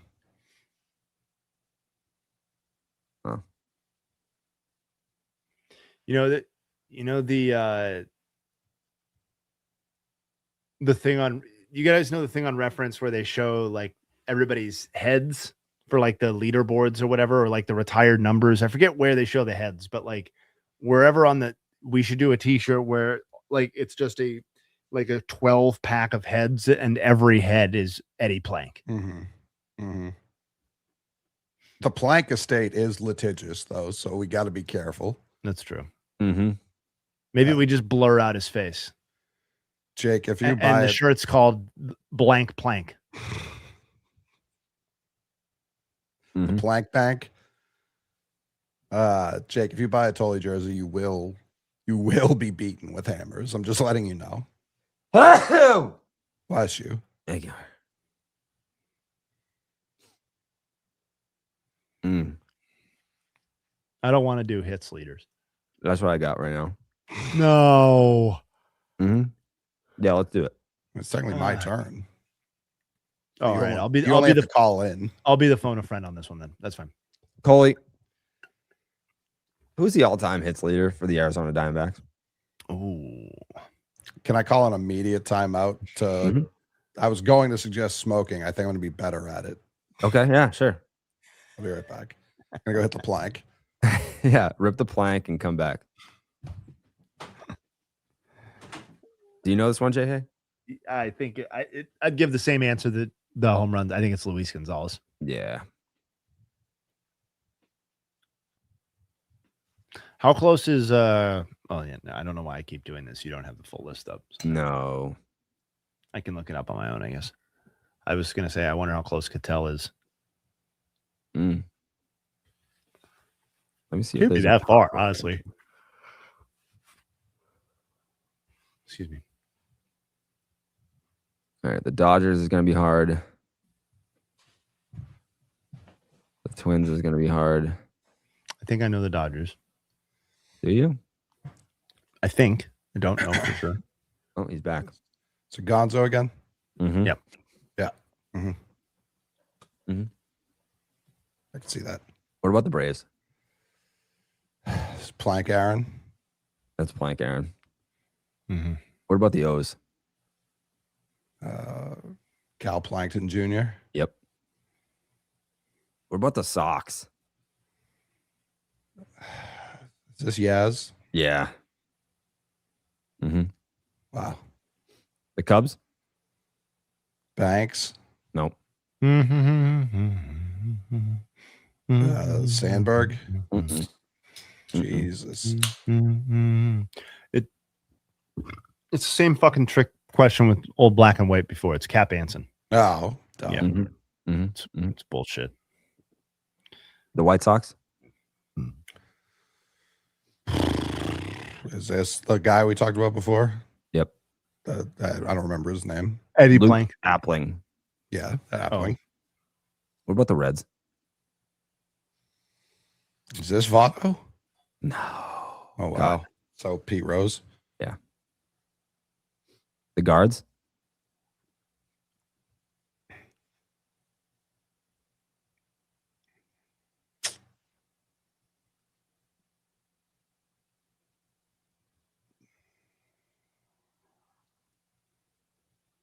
I feel like I should have got this by now.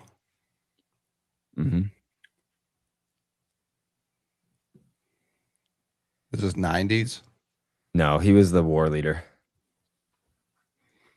Oh, I can't remember who that was. Lajway. Yeah,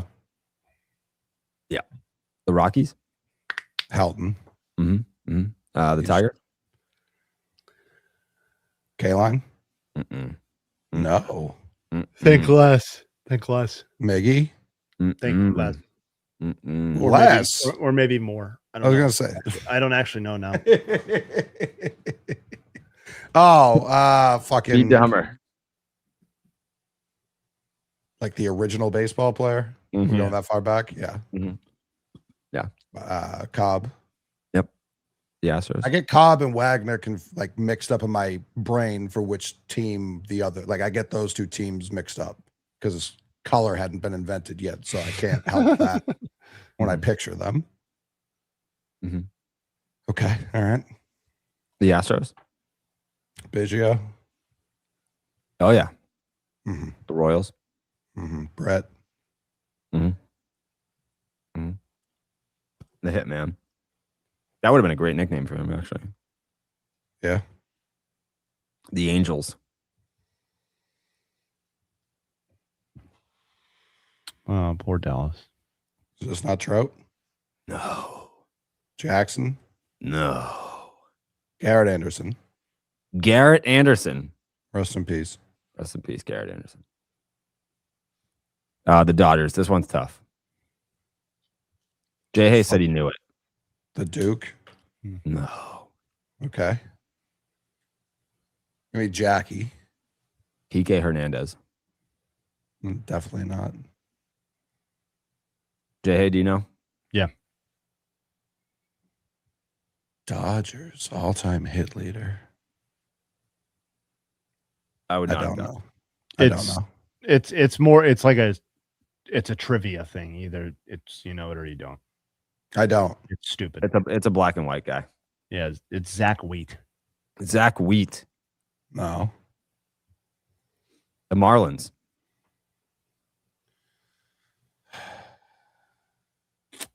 Jesus. Second Giancarlo. No, second baseman. Ugla? Mm-mm. The other second baseman. He has a ring. Castillo? Yeah. Okay. Another guy The bounced Brewers. around. Who? Brewers. Killebrew again? Mm-mm. Oh, no, excuse me. Wrong team. Yount. Mm-hmm. You're not going to get the Twins. Fuck you.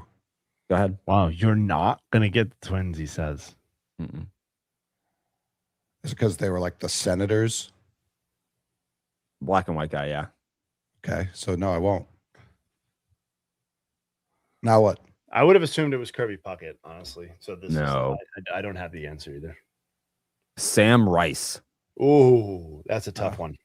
Yeah, the Rice Yeah. man. Didn't have that one. The Mets. Rice Arone. The Mets? Is this right?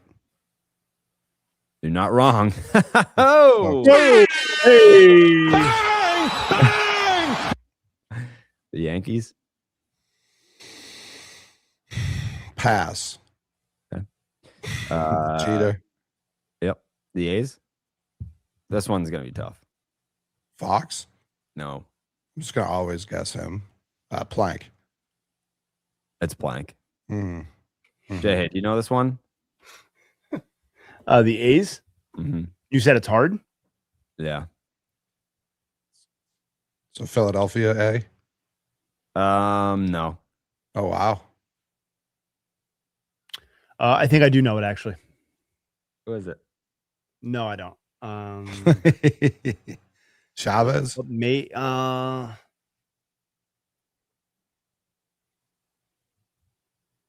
is it The low bar, not even 2,000 hits for a very storied franchise. Sal Bando? No, Canseco. no. 1,882 hits. Carney Lansford. No. Oh. Mm-mm. Is it Hatterberg?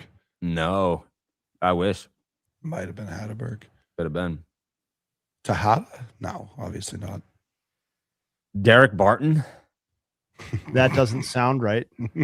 No, it's not. Give me Jack Cust. Jack Cuss. Derek Barton has been commenting on BID socials for a little bit. What about show me?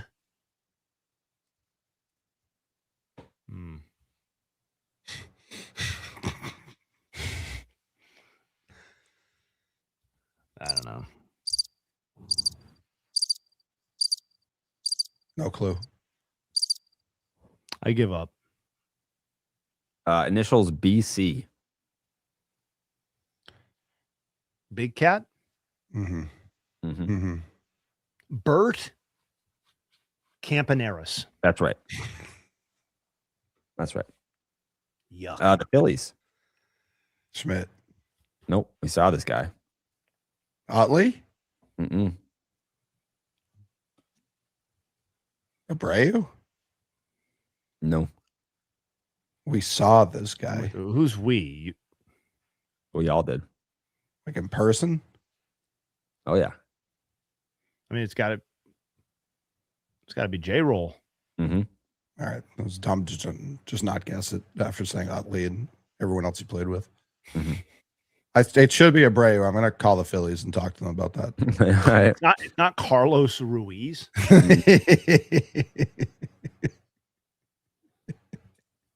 Pirates. Clemente. Mm-hmm. Mm-hmm. Bonus for the number of hits. 3,000 on the dot, right? Yeah. Uh-huh. Uh-huh. Pretty good. The Padres. Gwynn.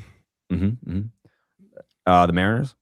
I love the easy ones. The hard ones I don't care for. Just Mhm. a hair ahead of Nate Colbert.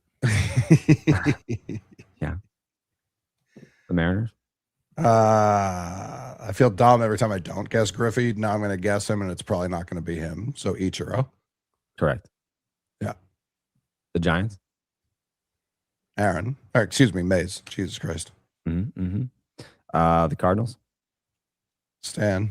Mm-hmm. Mm-hmm. The Rays. Evan Longoria.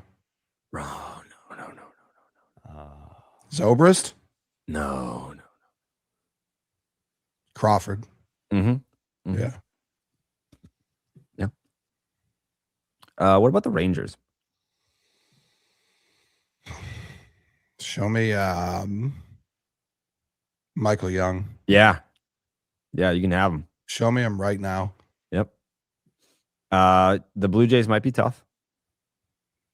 For fucking idiots Mm-hmm. Mm-hmm. Yeah, like me. Blue Jays might be tough. Played in the 90s. Was on the back-to-back World Series teams. I always want to guess Joe Carter when I think like great Blue Jays. Nah, he sucks. Yeah, no, he was bad. Who else was on those Blue Jays teams? This one is tough, actually. 1,583 hits.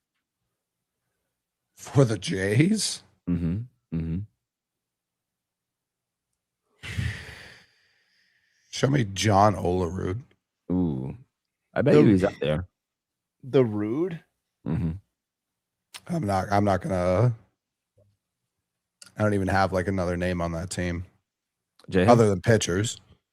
I know who it is because he played for Cleveland and fucked up big time. Tony Fernandez. that's correct. Yep. The Nats. Is that Zimmerman again? It is Zimmerman again. Yeah. Yeah. Yeah, I could see that. Yeah. Franchise. You guys did it.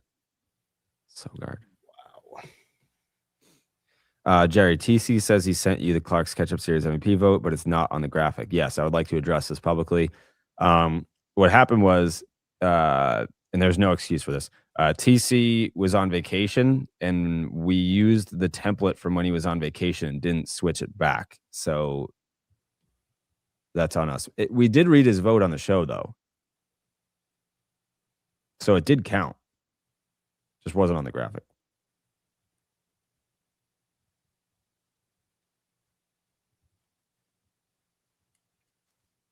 Jay, hey, can you name the MLB team leaders in intentional walks? No. Okay. I mean, I could try if we want to. I mean, I don't have that in front of me.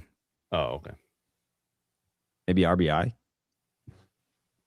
mean, intentional walks is probably.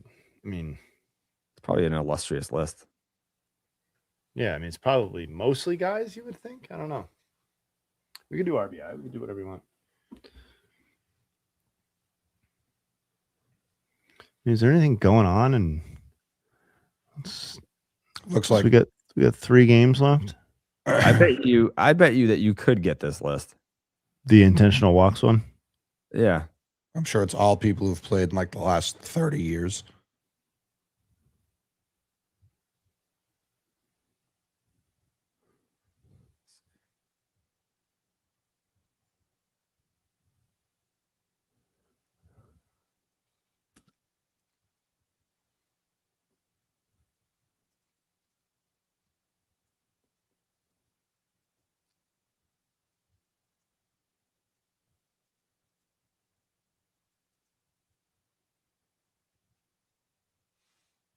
Hmm.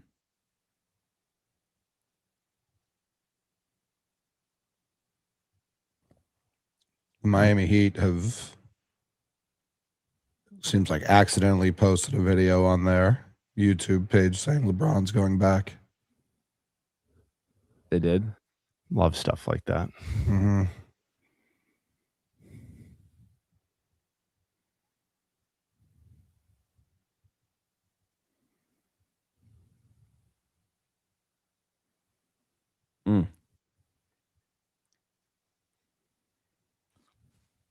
I have the list. Jay, I feel like you could do this. This one might be the easiest one. The intentional walks one. Yep. Sure. Okay. The Orioles.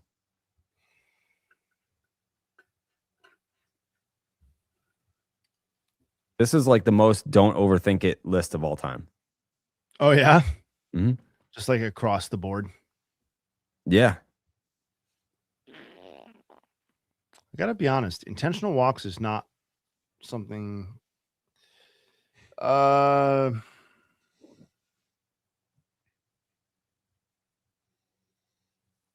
You're I overthinking mean, it. you said don't overthink it, Cal. Yeah. The Red Sox. Ortiz. Ted Wow. Williams. Yeah. Okay. The White Sox. Frank Thomas. The Guardians.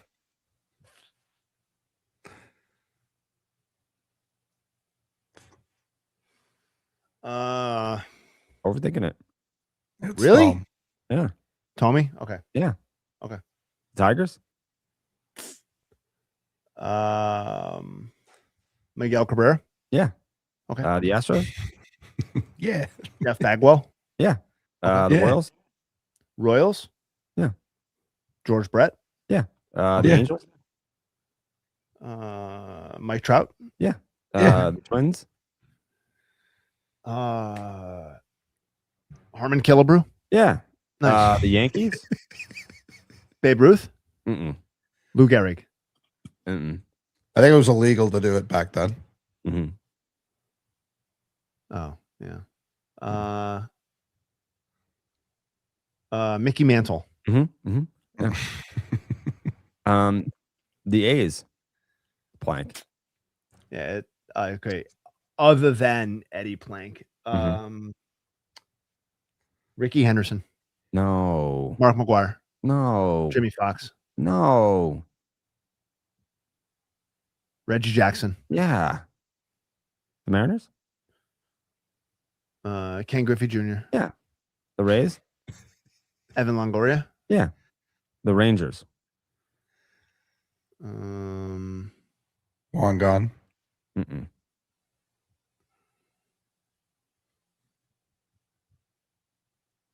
Ton of hams. Rafael Palmeiro. Yeah.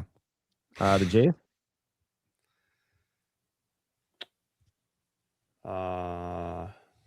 Carlos Delgado. The D-backs? Luis Gonzalez. No.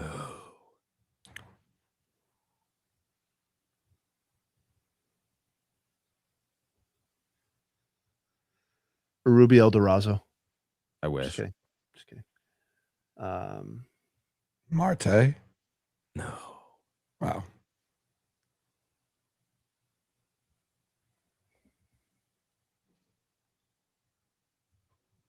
$86 of them.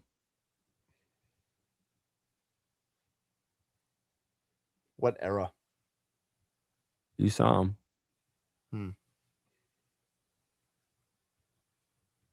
Well, you would have had to, but What does that mean? I mean, they debuted as a franchise while we were alive. Oh, yeah. Right. Yeah.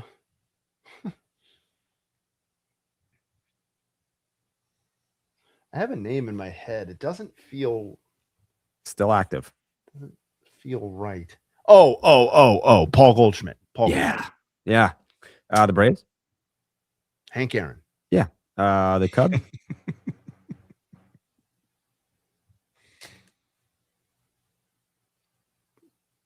Sosa. No. Banks. Yeah. The Reds?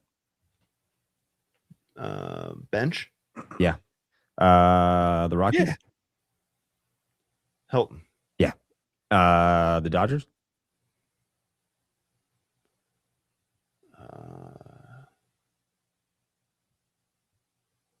Don't overthink it. Do not overthink it. You're overthinking it. You're overthinking it. I knew you would. Jackie. No.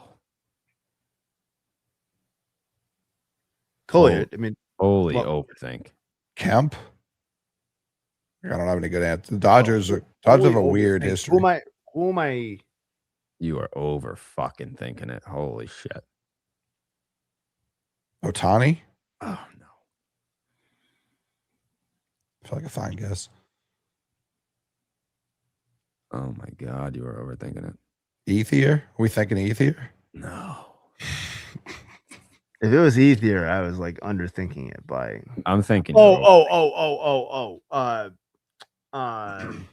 Duke Snyder again. Yeah. Oh, Yeah. yeah. Again, Yeah. No. Marlins? Stan. Stanton. Yeah. Brewers?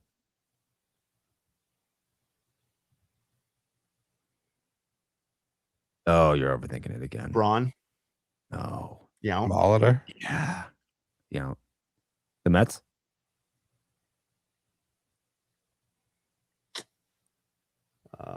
Strawberry. No. Right. Key. Mm-hmm. Which one? The Phillies? Right. Right. Schmidt. Schmidt. Yeah. The Pirates? Stargell. Yeah. The Padres? Colbert. Could be. Gwynn. And the Giants? Mays. No. Bonds. Did Bond? Yeah. Oh yeah. Right. Obviously Bonds. No. No. What? No. McCovey? Oh, McCovey. McCovey. That's wrong. I'm going to call them after I get off the phone with the Phillies. Let's look at how many Bonds had. Bonds has like the single season The record, record, and then yeah. like the next like 5.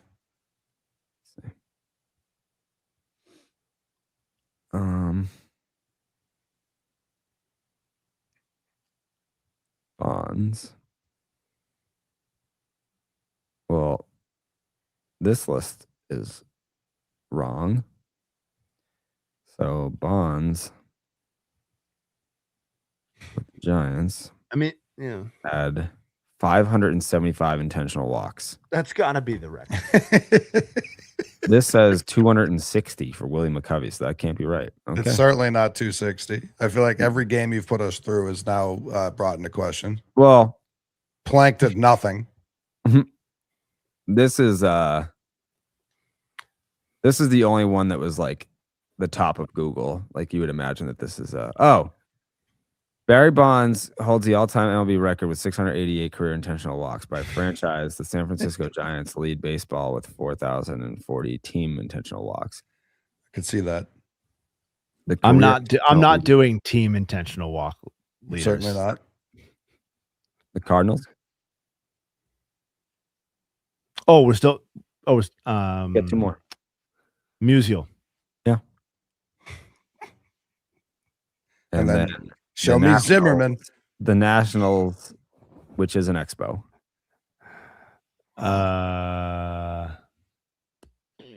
Tom. Is it Gary Carter again? No. Vlad Sr.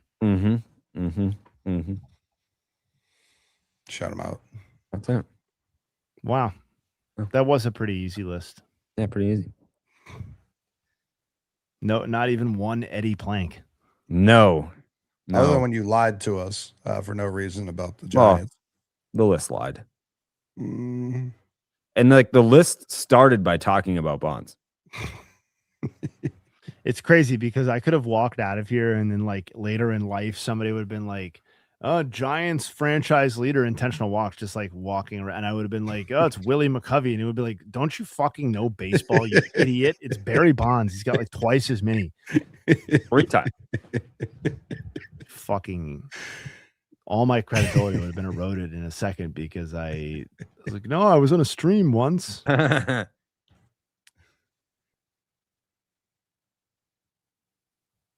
out. Get out. It's out.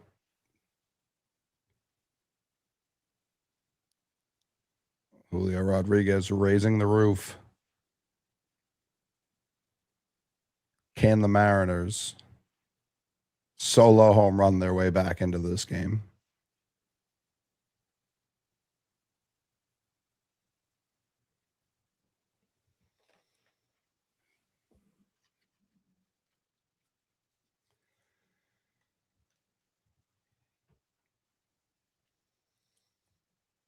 Oh, yeah.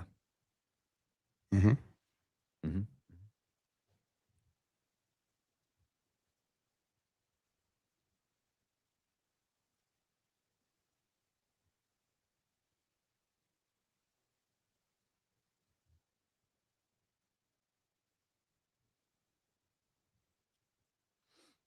You ever go through who you're following on Twitter to like unfollow people that haven't tweeted in like 4 years?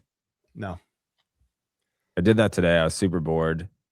And like, Okay. I went all the way back to the beginning. And I was like, I followed these people in like 2012. Like, they could be dead. They could have been dead for a decade and I wouldn't know. So just in case they're dead, you want them out of there? Well, I mean, if you haven't tweeted since 2017, I don't think I need to be following you anymore. You're going to look like an idiot when they come back. I'll refollow. Wow. It's not personal. Yeah, I'm just waiting to see some action there, you know?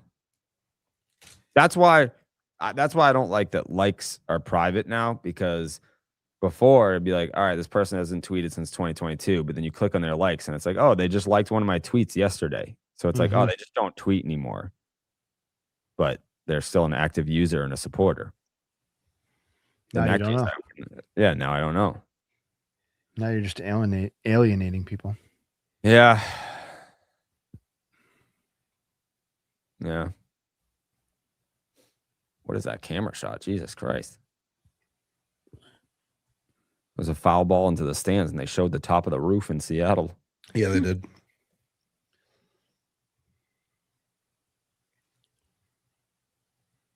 Well, The Angels are buyers. Mm-hmm. I always said that they were going to be. Plank wouldn't unfollow people. But you would unfollow Eddie Blank because he hasn't tweeted in a while. I never would have followed him in the first place. I was never a fan.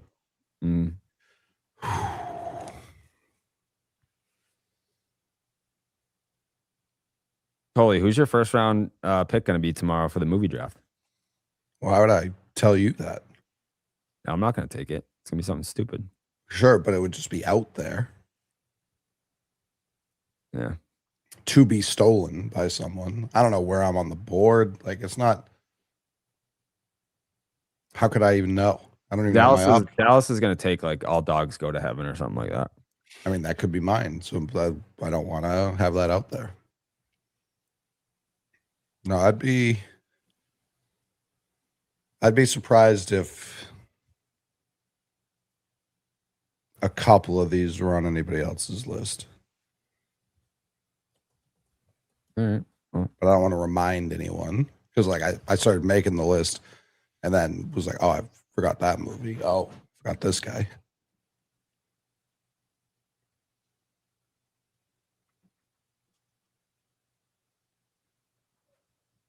Sausage Party. You know what movie I had on there that I decided to take off my board? Jay and Silent Bob Strike Back. Roll Bounce. I do have a 90s comedy on my list that I feel pretty good about taking. I love my list. It's like all of my favorite movies. That's a good way to do it. Like, especially with like the albums draft, like we're not even doing drafts. We're just recording our favorite things.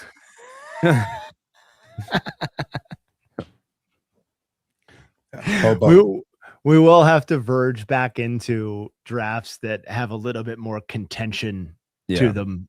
A little bit tighter. Well, just where there's more heartbreak over people selecting certain things. Yeah. All movies, all of them. Next week we're gonna be drafting countries. Yeah, dude, countries would be kind of sick. I would get contentious pretty quick. I would put together a hell of a ball. We're drafted to build a new continent. Yeah. Yeah, you got to cobble together your new Eurasia, right? I don't hate it.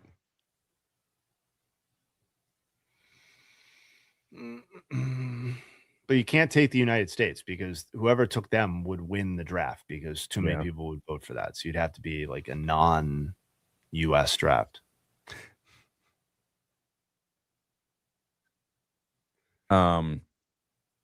We did the all-time MLB draft, right? Yeah. Yeah, like 10 years ago. You traded me Ted Williams for like. I was nice. I think we swapped Stan and Ted. Yeah. It was a good draft.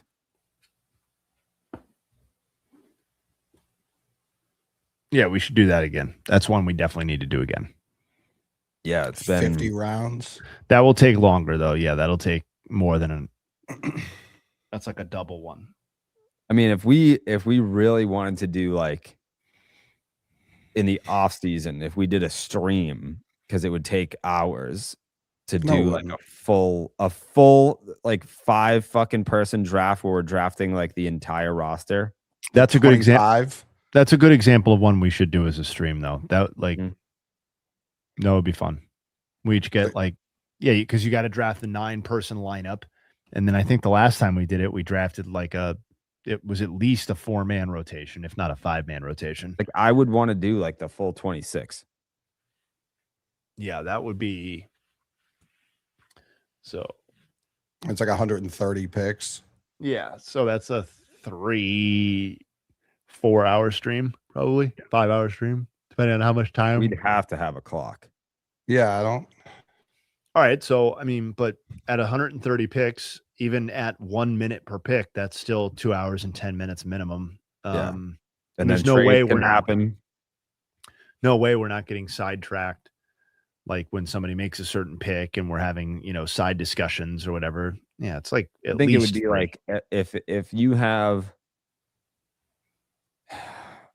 like it would be like picks 1 through 9, you can talk trade. Picks 10 through 20 or 19, yeah. And then 20 through 26, you can talk trade. It would also be interesting for this to be the draft where this is a surprise. No preparation. You guys have to go raw dog. I mean, Oh, I'm prepared. I'm already prepared. We just prepared. Yeah. 1-1 plank. Who's Mhm. going second? Do you think Dallas knows that Eddie Plank is like the best player in franchise history? No. I mean, I'm sure he knows who he is. Excuse me. Yeah. Every time Dallas does bath salts, he talks to Eddie Plank in the sky. Nathaniel Lowe, Jerry. He communes with Eddie Are Plank. you that far ahead of me? Clearly. He's touching home where I'm looking. Oh shit, we're going Oppo. Wow. Trade back for him. How many is that for him? I think 12. 12, yeah. That's why I will never listen to Jim Bowden ever again. That's good That's- policy. That's why. I mean, he's had some bad ones, Sure. but suggesting to trade your top pitching prospect, who's going to be like an ace in this league for a very long time, for a player who is promptly designated for assignment and like could only get a 1-year deal in free agency after that is pretty egregious. I don't like. I mean, listen, I worked with him for a brief moment. He was on Baseball Tonight. He did hits for a couple of years. Came into the studio. In my opinion, just a total fraud. I mean, like, has no grasp on like player value, how GMs operate in the current landscape, and was like fucking fired for skimming bonus money. Like, what are we doing? You know, he stinks. What's his background? He was I believe at the time he was the youngest GM Yep. Yeah, in okay. Re- He was in a Red- former GM. in Reds history. And then would go on to become the GM of the Nats. But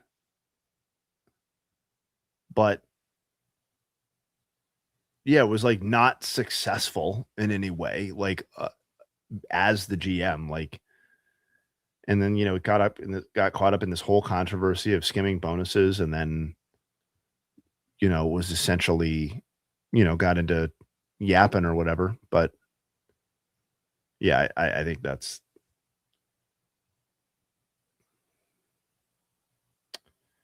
some people break through and they're the youngest, like Theo's the youngest or whatever, because he's on the cutting edge of certain stuff. I think Jim Bowden was just fucking young. I think that was just kind of the end of it. You know who I like that's a baseball analyst that's a former GM? Well, who's your favorite former GM that's an analyst? Oh man, I'd have to think about it. What? Who are my options? I mean, Mike Rizzo is technically doing some analyst work. John Hart did it for a long time. Okay. Steve Phillips. Yeah. I mean, Steve Phillips is a great talker. Steve Phillips is great at talking. I know his actual tenure was a little iffy, and obviously he got fired from ESPN for crazy ass reasons, but not unjustified, just like crazy story. I didn't know that part. What's that? I didn't know that part. That's not who I was going to pick, by the way. Was he hugging? Yeah, What was Phillips doing? he got it. He was like having an affair with a production assistant, and she That'll like happen. it got. They lost control of the situation, and yeah, he harassment. Yeah. I mean, yes. Obviously, in his position of authority and power and all that, but She filed a suit, and then there were multiple other affairs, says Wikipedia. yeah, it got very messy. I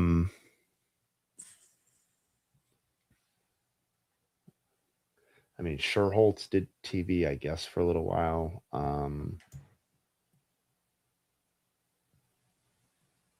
Dan O'Dowd. That's your answer? Mhm. Oh, okay. I think he's fine. He's a good guy. Yeah, I mean, you've been on TV with him, right? I've never worked with him directly, but he's always at the combine. Yeah. Yeah. I mean, he seems like a very nice guy on TV. Super nice.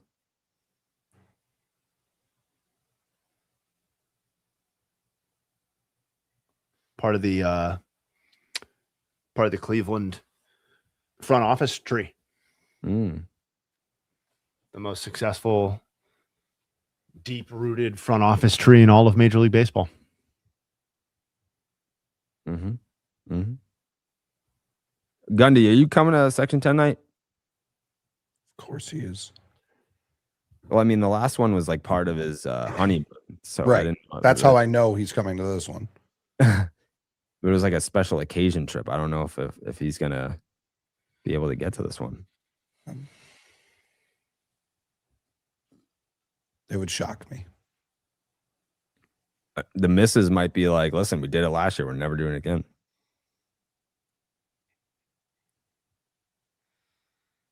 Dombrowski would be awesome on TV. Yeah. Just a couple of GMs with great hair. Are the A's gonna fucking tie this thing in the 9th?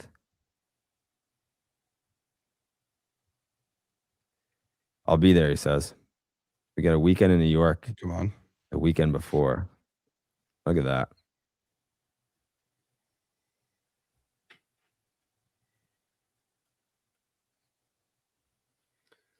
A's down to their last out here. Mm-hmm.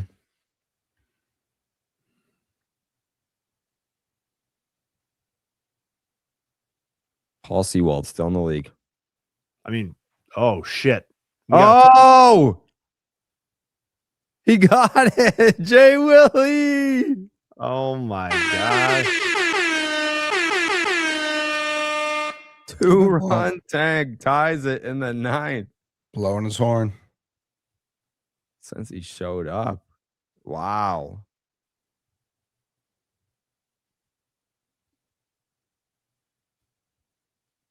Wow. Just when you thought we were going to bed, his eyes lit up.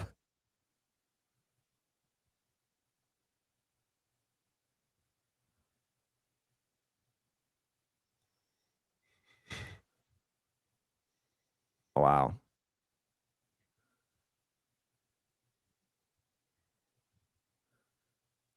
I kind of want to hear that Dallas call now.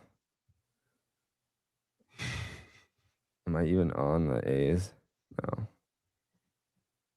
Wow. Let me see. I was on the A's. Let me.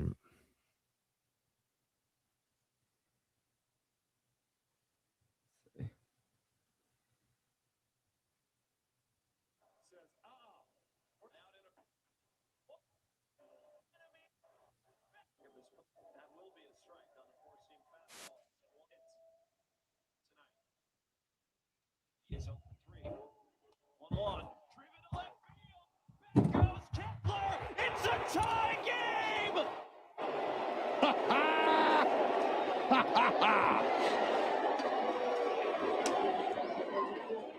With 1 out left to play, the man who calls Arizona home becomes public enemy #1 in the Valley of the Sun, 4-4.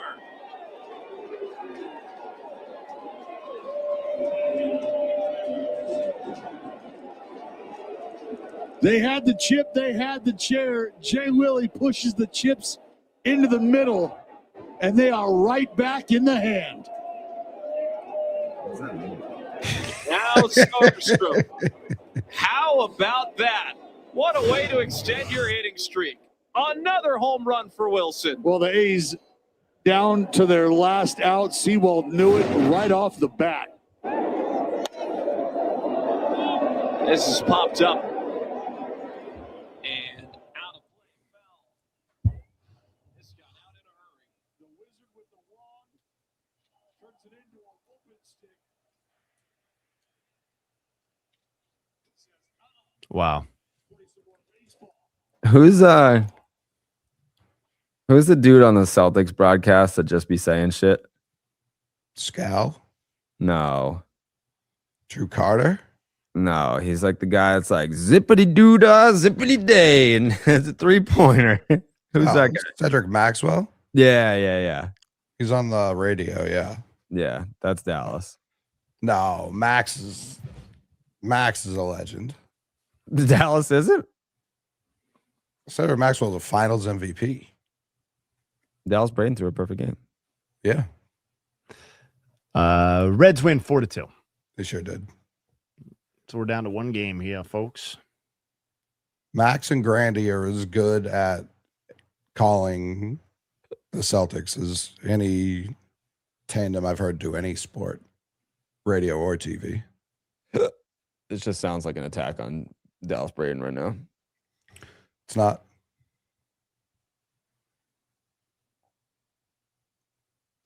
You weren't even listening to the A's broadcast.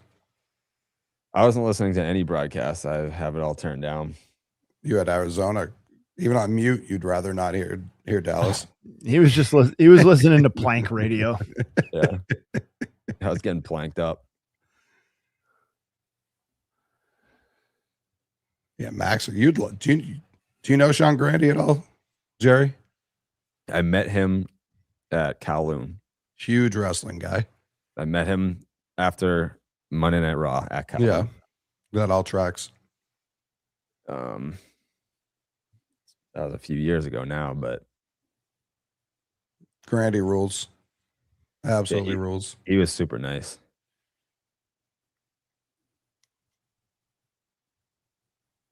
I thought when Tommy and Gorman retired, they were just going to elevate them from radio to TV. Yeah.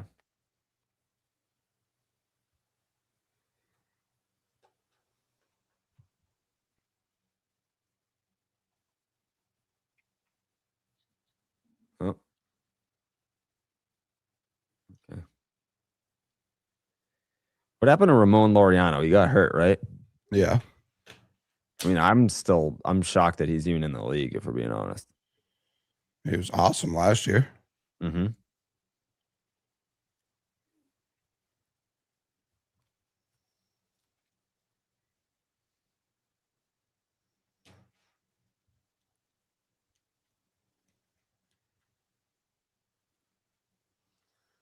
I'm getting age shamed on our TST from the All-Star game. People saying to dress my age. I was like, I'm wearing sweatpants and a t-shirt. Like, what? What am I supposed to wear? Wait, like, what are they criticizing you for? I can't find it now, but they're saying to dress my age because I was wearing baseball lifestyle sweatpants and just a plain black t-shirt. Seems weird. I don't know if I can place Grady off the top of my head, Gundy.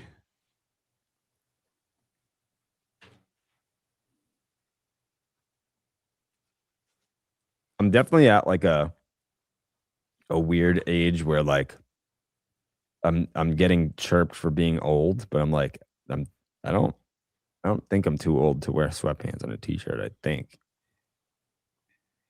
I mean, I wear sweatpants, t-shirt. I'm older than you. We also like just got off the plane and went straight to the team store. So I was like wearing what I was wearing on the plane to be comfy. It Straight wasn't to like Planktown. yeah, it wasn't like my fit for the day. But again, I don't know that young people can claim sweatpants and a t-shirt. I don't know that anyone should try and dress an age. That's when you look weird, is when you're like trying to fit into like a certain age group. Like, am I supposed to wear like khakis and like a button up or something? I don't know. No, I just throw on a cardigan, man. I don't even know that I own a cardigan. Well, that's That's your first mistake. yeah, that's probably you know what? priority one. I do own a cardigan. I wore it at FanFest a few years ago, and then I went in that mini baseball diamond where like the 6-year-olds were like trying to hit like the foam baseballs, and I hit one off the fucking back wall, did a full trot, bat flip. Probably still have the video. I know you guys want to see it. I'm getting it. Don't worry about it, dude. So you dressed your age and then did a children's activity. I think that's probably worse. I would say that it's never a children's activity to sock dingers. This is my cardigan, by the way. Mm-hmm. Mm-hmm. Yeah, there you go. I mean, why aren't we doing that?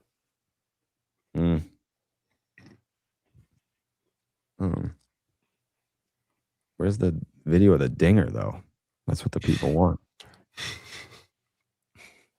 There's a clamor for it. Yeah, people are like, dingers, ding. Here it is. Bang. Bat flip. Smell you later. Full trot. Oh, yeah. Yeah. Celebrate. Elevate and celebrate. Yep. Point to the sky, kid. Yep. In the cardigan. Oh, yeah. That's what the people want, man. Who am I to say no? Can't. Nope.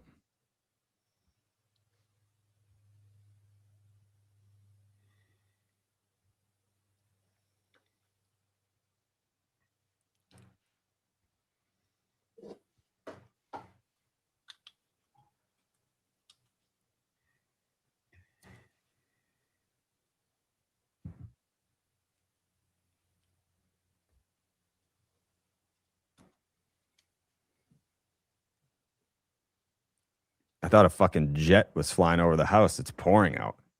Oh, yeah. Oh, is it really? Oh, yeah. It's all right. So I'll take my goddamn dogs out again. I wonder if that's a new band or if that's what we got earlier today. Did you guys get dumped on earlier? A little bit, yeah. This legitimately sounds like, I thought the AC was blasting, and I was like, what the fuck? I didn't turn that up.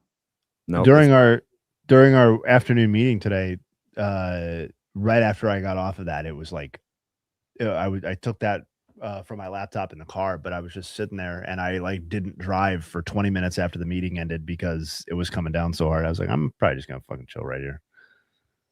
It feels like that's what's over my house right now. Yeah. I have a giant dumpster outside just getting filled with rainwater. Same. Not mine, though. I've been using it, though. Mine is mine. And I have been using it. What does a dumpster cost? $600 for a week.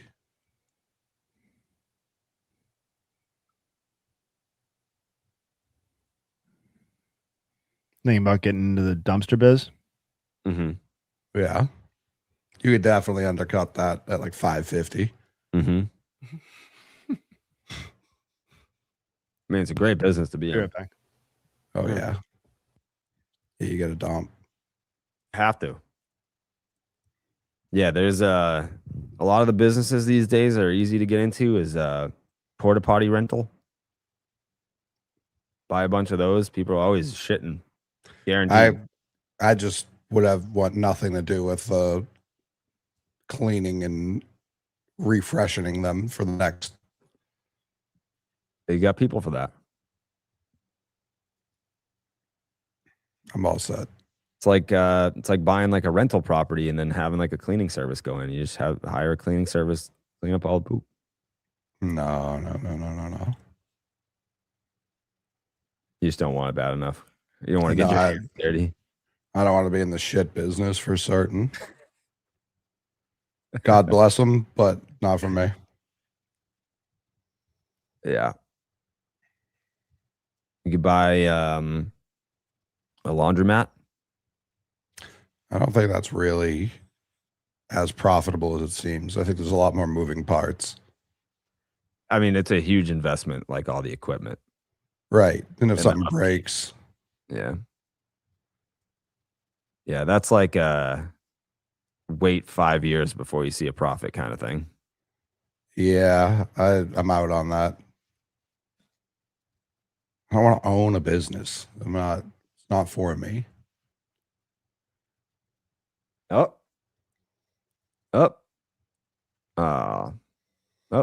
No, it's a run though. A car wash, no.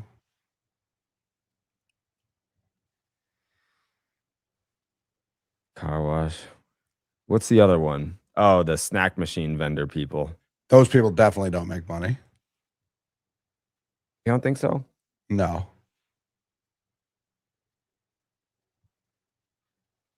You got to get them inside of like a business. No doubt. You can't just be plopping them anywhere. Mm-mm. I honestly think a card machine would be better than a snack machine at this point. Like Pokemon cards? Pokemon, baseball, football, especially if you were doing like blind box slabs, people would for sure just pop money in those. Mm-hmm.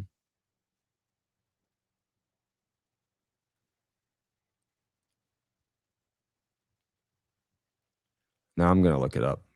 The big one on college campuses I've seen are like vape vending machines.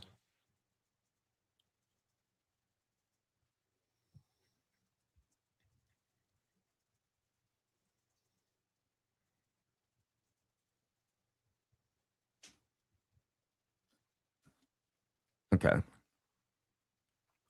The easiest businesses to buy that turn a profit with little overhead: laundromat, car wash, self-storage, vending machine. Is this fucking Claude? Mobile billboard advertising. Parking Definitely lot. not. Parking lot. Yeah. Self-storage is the gold standard. Month-to-month recurring revenue, few employees, high margins, customers stay for years, rent increases are easy. They are expensive to buy. There's I can see that. competition. This is what we're doing now. Mm-hmm. Yep. You thinking about getting into it? You really are? No. Oh.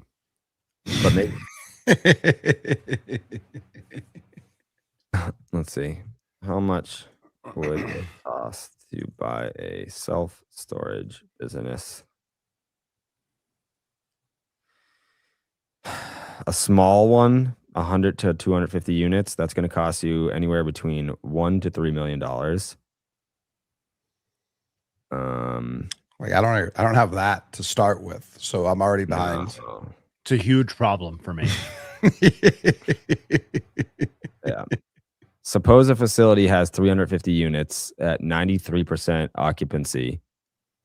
You can bring in 55 grand a month in revenue, but then it's like 18 grand a month in operating expenses. That leaves about 445 grand in annual revenue.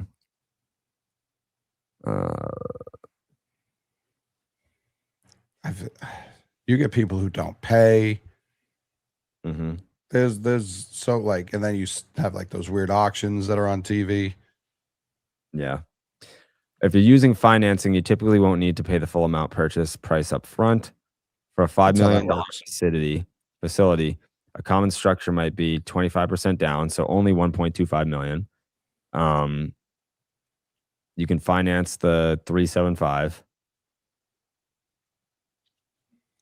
Thank God. Yeah, so you need about 500K to $1 million to invest. So you need a partner.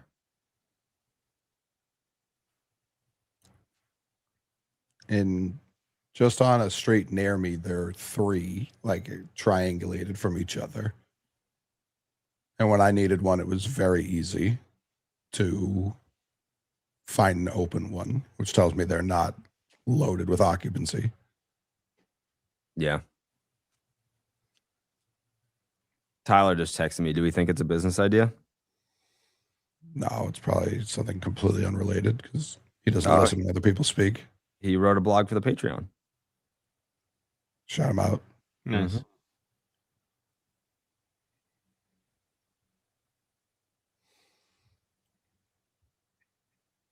And then he said vending machines, gold mine. No.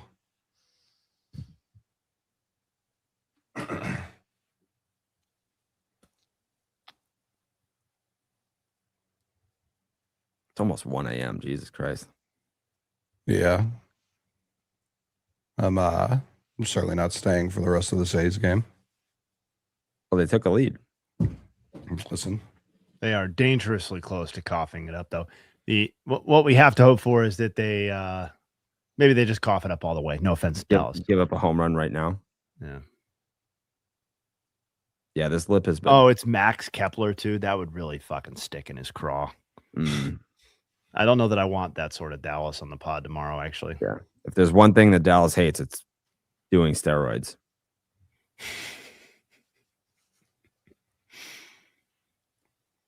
What am I gonna do after this? That's the next question. Yeah, like I'm ready for breakfast. I'm like kind of ready to eat. I'm a little nervous that if I eat now, I'm gonna upset my stomach though. No, that's the best. Kind of want to write a blog myself or finish one. Kind of want to read a book. Kind of want to go to bed. Got a big day of drafting and blog and podcasting tomorrow. You got any video ideas for me, Jay? Ooh. So what type of videos do you see yourself doing? Like are these quick hitters? Are these It's a social video. So like, I don't know, like a minute and a half, 2 minutes.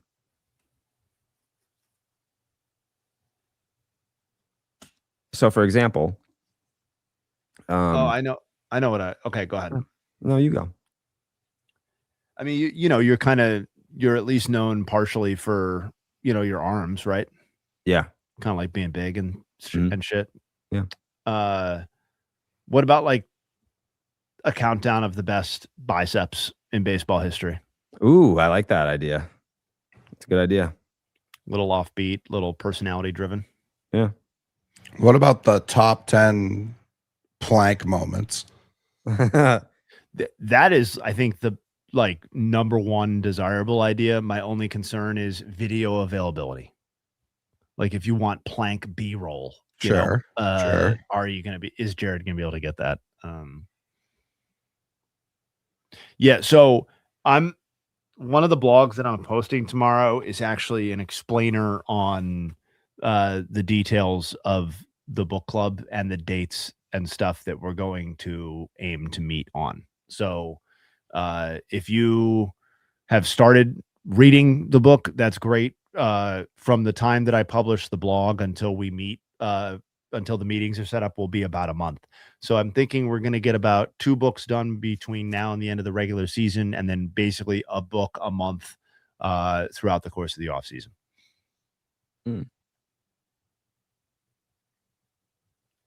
And then, as I said, we'll do there'll be like 3 different opportunities to meet per 2 to 3 opportunities to meet per book to give people day, night. I know people work all sorts of different schedules. And frankly, if people get to the point where they still have not been able to meet, given multiple opportunities, I'll fucking just meet with you and we can talk about the book. So Talk about the book, man. let's talk about the fucking book, man. That's what it should be called. Let's talk about the book. Yeah. Yeah. The Baseball is Dead book club. Yeah. I mean, I probably will now have to start every meeting off with like a here, let's talk about the book. Or maybe even better, maybe I can try and find that audio. I mean, I think the episode is up. I think it is too. I think I have it on I think I have it on a hard drive. Yeah, because I don't even know at this point if we left that part in where he was an asshole. I thought we did. I honestly thought we did. I could definitely be mistaken, but oh my God, this fucking dickhead has loaded the bases with nobody out. Yeah, Dallas I'm not is a big gonna- Medina guy. All. Yeah, I had to make a dummy video for my lesson today. Mhm. So I just made a video talking about I compared Nomar and Jeter. Yeah. And that just like added a bunch of stuff. God fucking bless you, man. God bless. Thank Christ. Yep. Shout him out. Yeah, so I did a practice video on that. But I think I want to talk about more topical stuff. Like I think if the Red Sox, whenever the Red Sox winning streak ends, whatever number it's at, like say it's at 16, I'll do like a top 16 moments of the winning streak. Yeah, that's smart.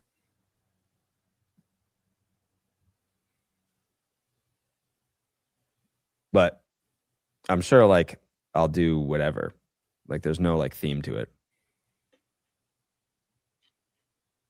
Like I would have done a video about like Dombrowski and Bryce Harper going back and forth or whatever. Yeah. Yeah. Whatever the news element is. Yeah. It's just like you want to be able to turn it around quick, but the way that I want to like edit them, it might take a little bit. Not like it might take like an hour or two, but it's like, all right, Rafael Devers got traded. Like you're taking out your camera and just recording and then posting. Like you're not going to add a bunch of fancy shit to it. Is Nolan going to be the hero tonight? That'd be kind of cool. Yeah. Yeah.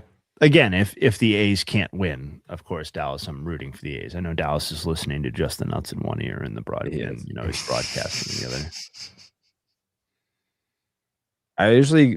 I didn't congratulate Nolan on 2,000 hits. I feel like I should have, but I always congratulate guys on 10 years. I feel like that means more to them than a lot of things. Isn't that when you lock in the pension, lock in health insurance? Yeah, I mean, Yeah. fuck yeah, that means more. Mm-hmm.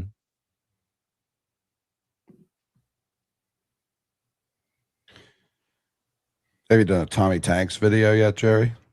No. I feel like that's where your bread will be buttered. Oh yeah. That was the Brett Anderson story. The 10 years.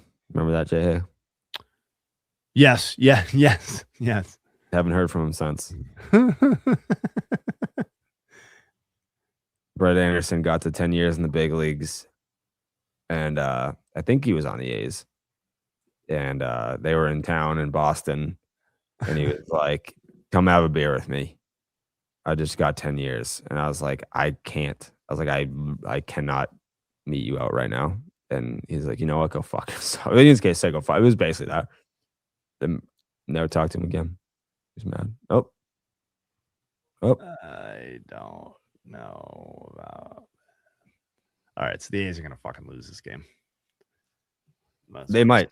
Stay here for the walk off. Do I still have that text message?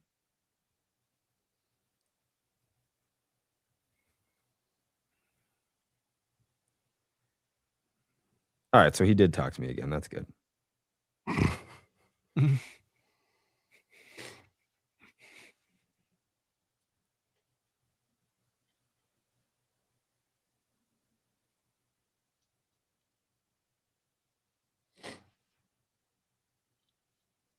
I mean, it's been since 2021, but Shoot him a text. I'd be like, dude, what's up, man?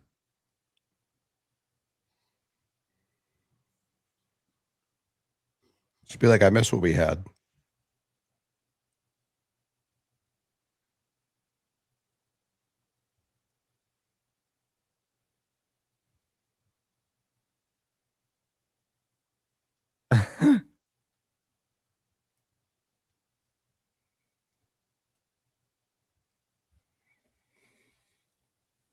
Bum, bum, bum, bum, bum, bum, bum. I still have the text. April 28th, 2019.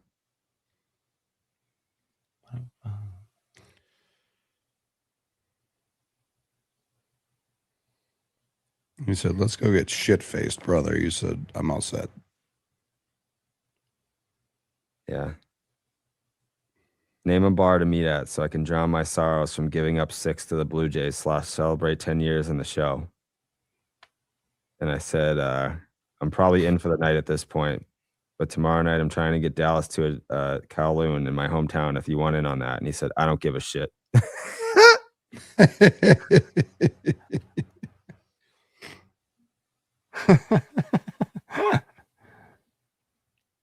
He said, "What if you drop dead right now?" Yeah. So he How wasn't about with the A's. 2019, what a year.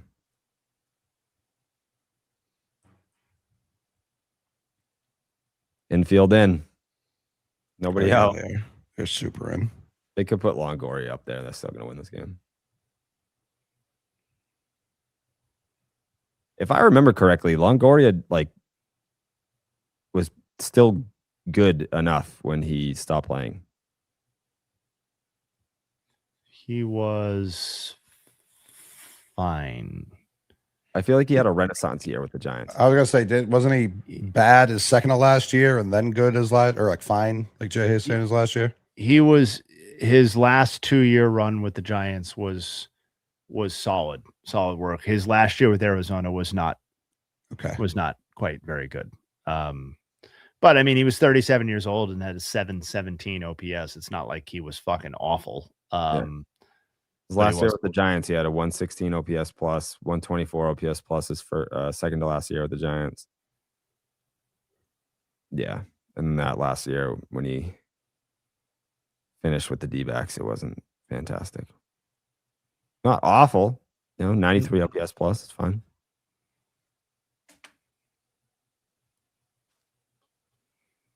No, he just wasn't able to generate as much value out of like his middle back end prime years as you would anticipate from a guy who was on the Hall of Fame track that he was.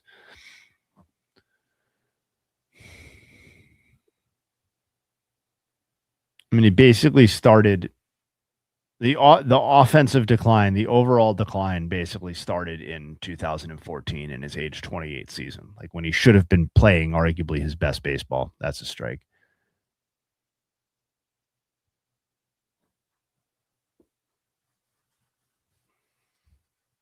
I think it was like the first maybe 2 months of the season, looking at the data of like ABS and like catcher challenges, batter challenges, and pitcher challenges. And it was like very obvious that pitchers were horrendous at challenging. And I looked at the last month and like teams have basically told pitchers to not do it anymore.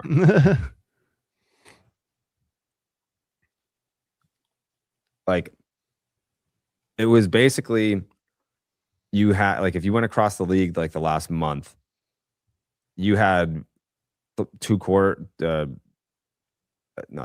probably 2/3 of the league didn't even have a pitcher that challenged. And then like other teams, it was like 2 challenges, 1 challenge. So word has gotten out that pitchers are bad at this. I think pitchers agree. They're like, my head's moving. Like how can I accurately assess it? Yeah, I was looking at the fucking dugout and then I just see where the catcher's holding it. That looks like a strike now.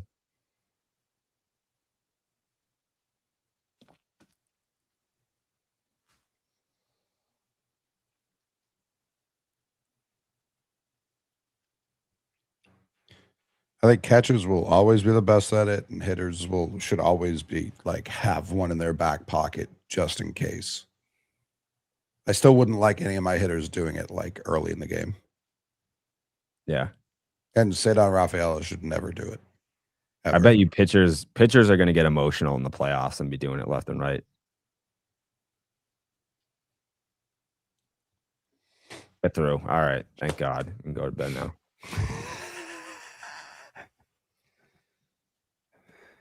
Sweet merciful Christ. It's over. Medina. Not good. Not funky enough and not cold enough. Whoa. Jesus Christ. I'm dude. sorry. I was thinking Tone Loc, Right before people are going to bed? My bad. Shit. Tyler wasn't here to enforce it, so I got like carried away. That's crazy. This is the kind of rabble you hang around with. No, I don't endorse it at all. I didn't see him get banged. Everyone was. I don't have the capability. Everyone was right about to lay their head down on the pillow, and Jay Hay just ruined everyone. Yeah. I was gonna say great nuts. I can't say that anymore. No, it was the best. Ended it on a high note. Wow. Walk-off loss for Dallas and little F word. Yeah. Maybe I'll read. Maybe I'll watch something. Maybe I'll commit an act of terrorism. Who knows? Who knows what I'll do? Jesus. All right. Jesus. Thank you, everyone who hung in with us all night. We appreciate you guys. And apologize to you as well. Just under 5 hours, huh? We're very sorry for the language that was used during the stream. We don't condone it. It's not who he is. I'm not sorry. It is who I am. We'll be back tomorrow with Baseball is Dead, a doubleheader for the Sox, Section 10 tomorrow night with a Thursday morning drop. The patreon.com/baseball is dead for the bonus draft. Fucking movies, man. We're going to be talking about them. Any movie. Yeah. That'll probably drop on Thursday. Thank you guys for watching, and we'll see you next week. Another episode of Just the Nuts. Good night.